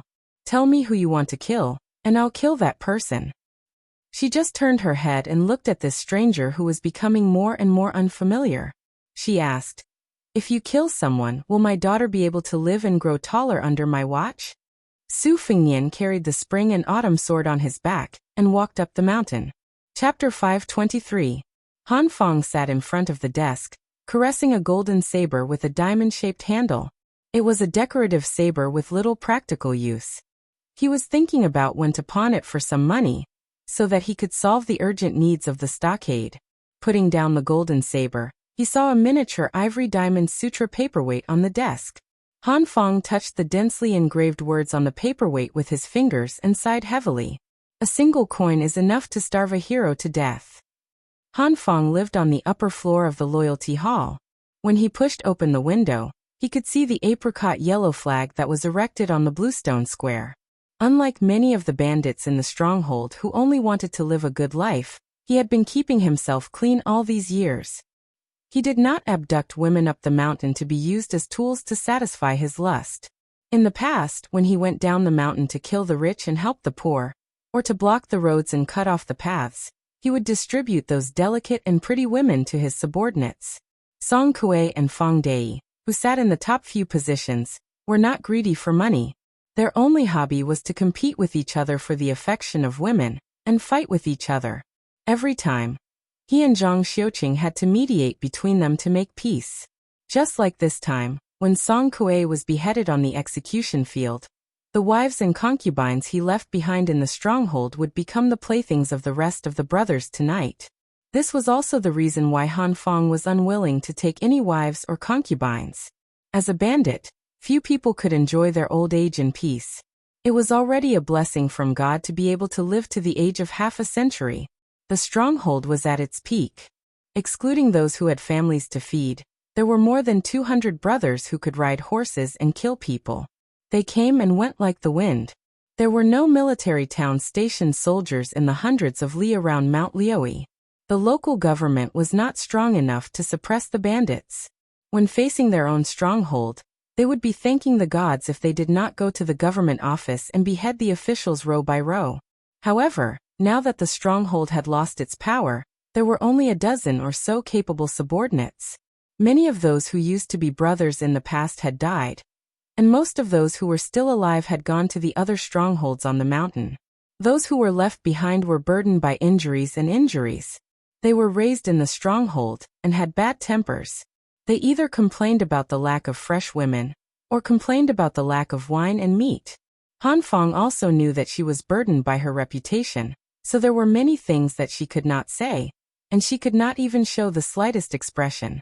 Now the only one who could speak the truth was Zhang Xiuqing, whose family background was similar to hers.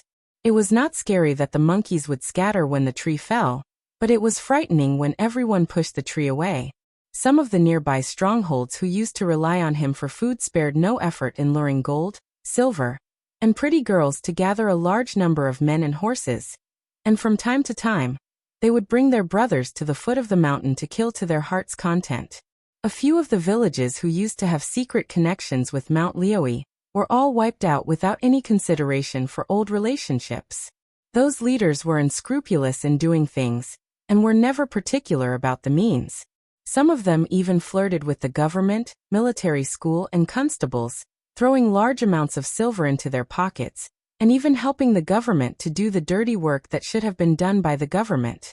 Not long ago, An official who had a good relationship with the Silver Bottle Stronghold spent 500 taels of silver to privately hire villains from the stronghold to slaughter the entire family of a small official who was not from the village.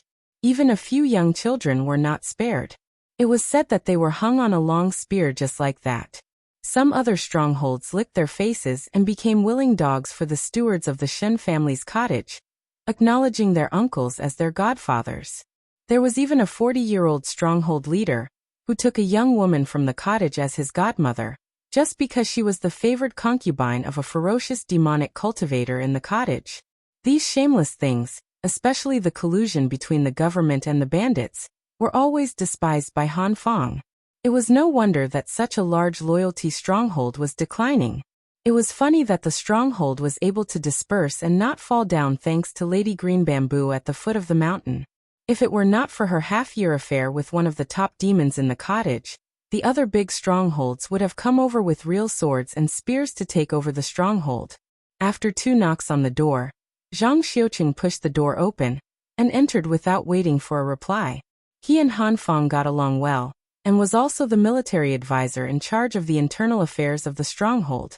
There was no need for him to be pretentious over the details.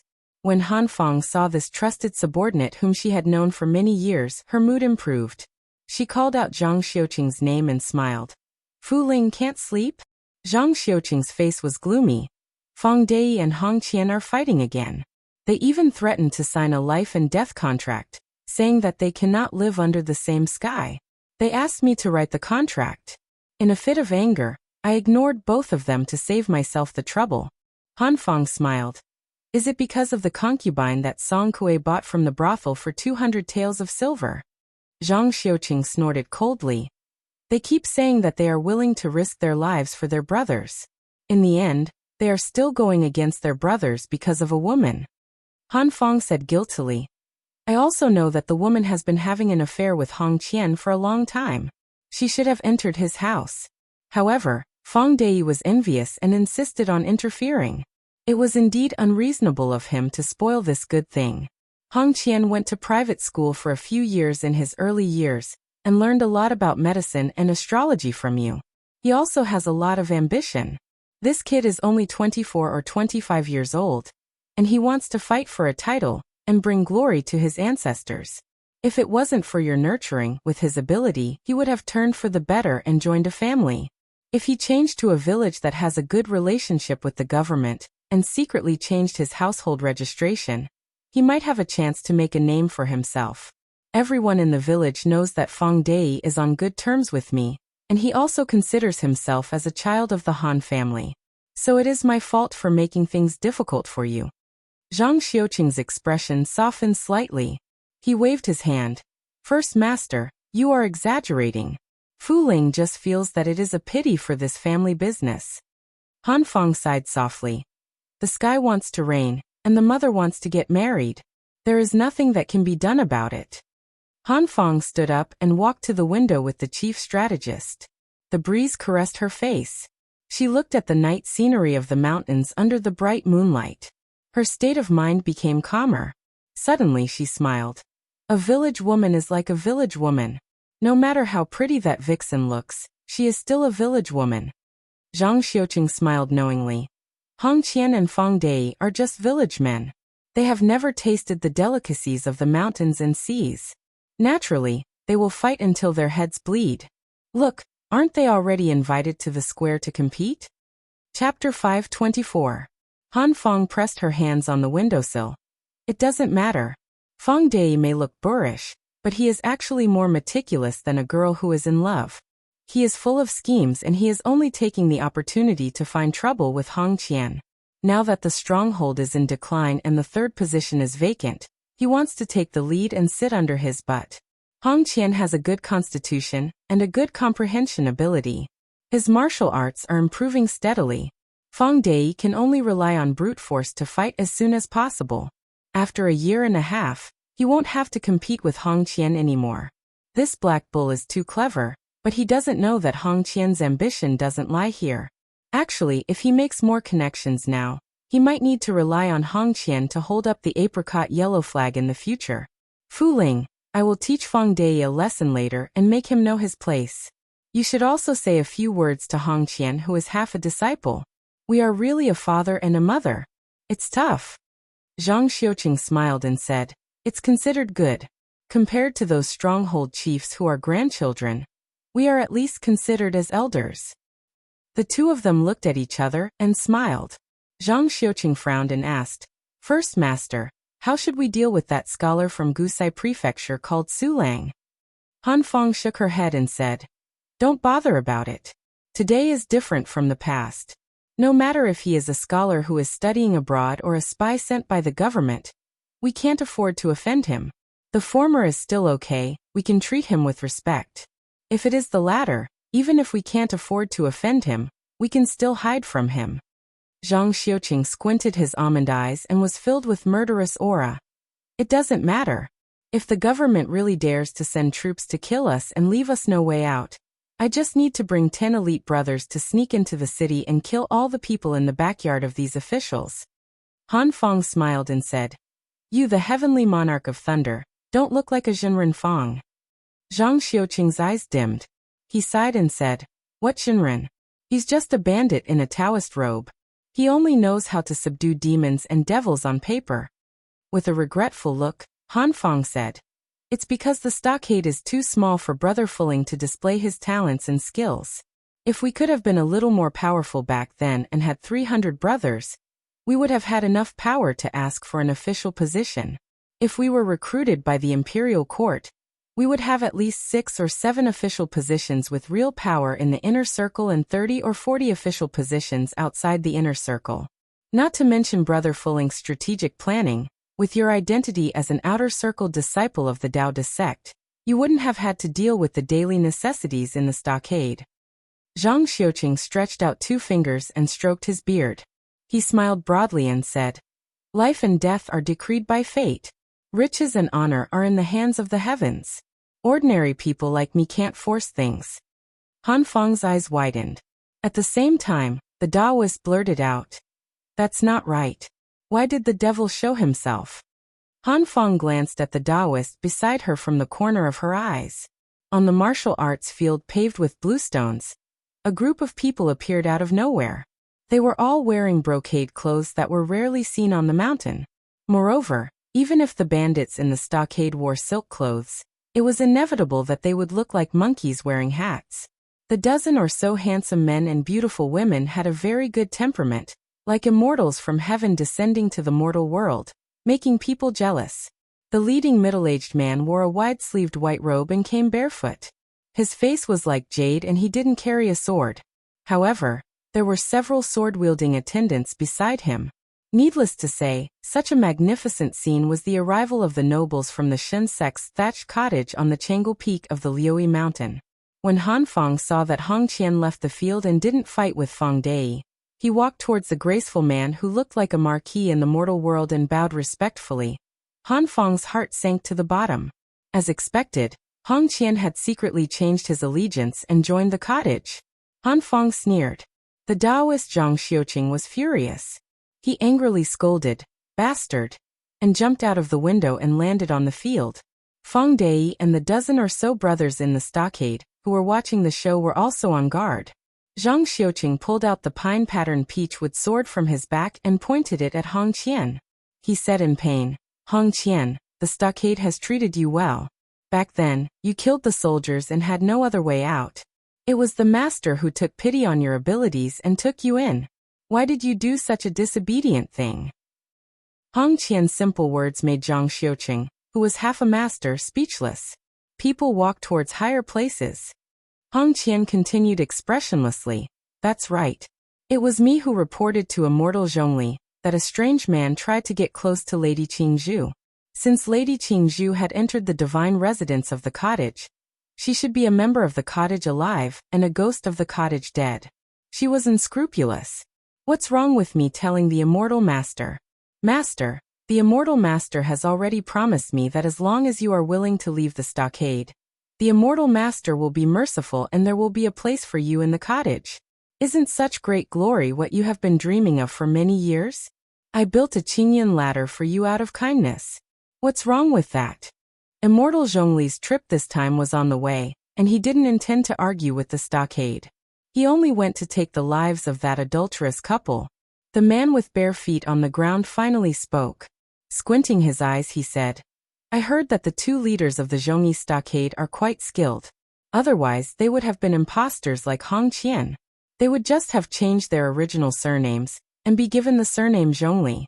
However, before that, I still want to see if they are worthy of my attention. I want to see how you, Zhang Xiuqing, beat the 13 towns at the border with your rod techniques, and whether your swordsmanship can really attract thunder. If you disappoint me, I will flatten this stockade tonight and erase its name. This apricot yellow flag has long been an eyesore to the masters of the cottage. They are enforcing justice on behalf of the heavens, but they are actually doing evil. How ridiculous. The man raised his head and looked surprised. A young man with a sword on his back stood at the top of the flag. He was so angry that he laughed. Little kid, you don't know your place. How dare you show off your insignificant skills in front of me? Hong Qian, go and cut down the flagpole. If he cut down the flag, it would be tantamount to forming a blood feud with the stockade. Hong Qian knew the severity of the situation, but he still gritted his teeth and ran forward, cutting down the flagpole with one strike.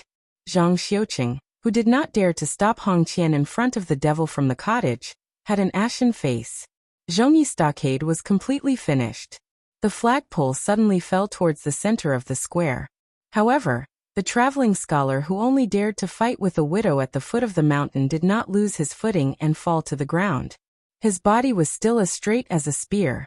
When he landed with the flagpole that had fallen to the ground swayed, and was kicked out by him. The flagpole was used as a sword and shot towards the carefree devil from the cottage. Hong Qian shouted angrily and slashed down with his sword. Unexpectedly, when the sharp blade hit the flagpole, not only did it not break the flagpole, but a huge force also rebounded into the sword. He almost could not hold the sword. Hong Qian, whose ocean of qi was churning, staggered back a few steps. He looked over in shock and could no longer see the weak scholar. The devil from the cottage, whose surname was Zhong Li, sneered. He stepped out and pressed his palm on one end of the flagpole, breaking it inch by inch. There was no doubt that he was an expert. Everyone only saw the scene of him breaking through the flagpole, but did not see that he had quietly slid back a few inches. The devil tried to raise his qi several times, but could not stop himself from retreating. The fear in his eyes was no less than Hong Qian's. When he saw the young swordsman disappear in a flash, he finally could not hold it in and said in a low voice, "Sword, come." The sword boy hurriedly threw out a simple ancient sword covered with ice cracks. The next scene was that the young man stood in front of the famous middle-aged devil of Mount Liui. One of his hands overstepped his authority and caught the ancient sword for his master. The other hand grabbed the devil's neck and lifted him up. The devil broke a flag, but the young man twisted the ancient sword in his hand and broke it inch by inch. Su Fengnian stared at the ferocious red face and asked coldly, "Do you deserve to use a sword? Do you deserve to use the word sword, come?"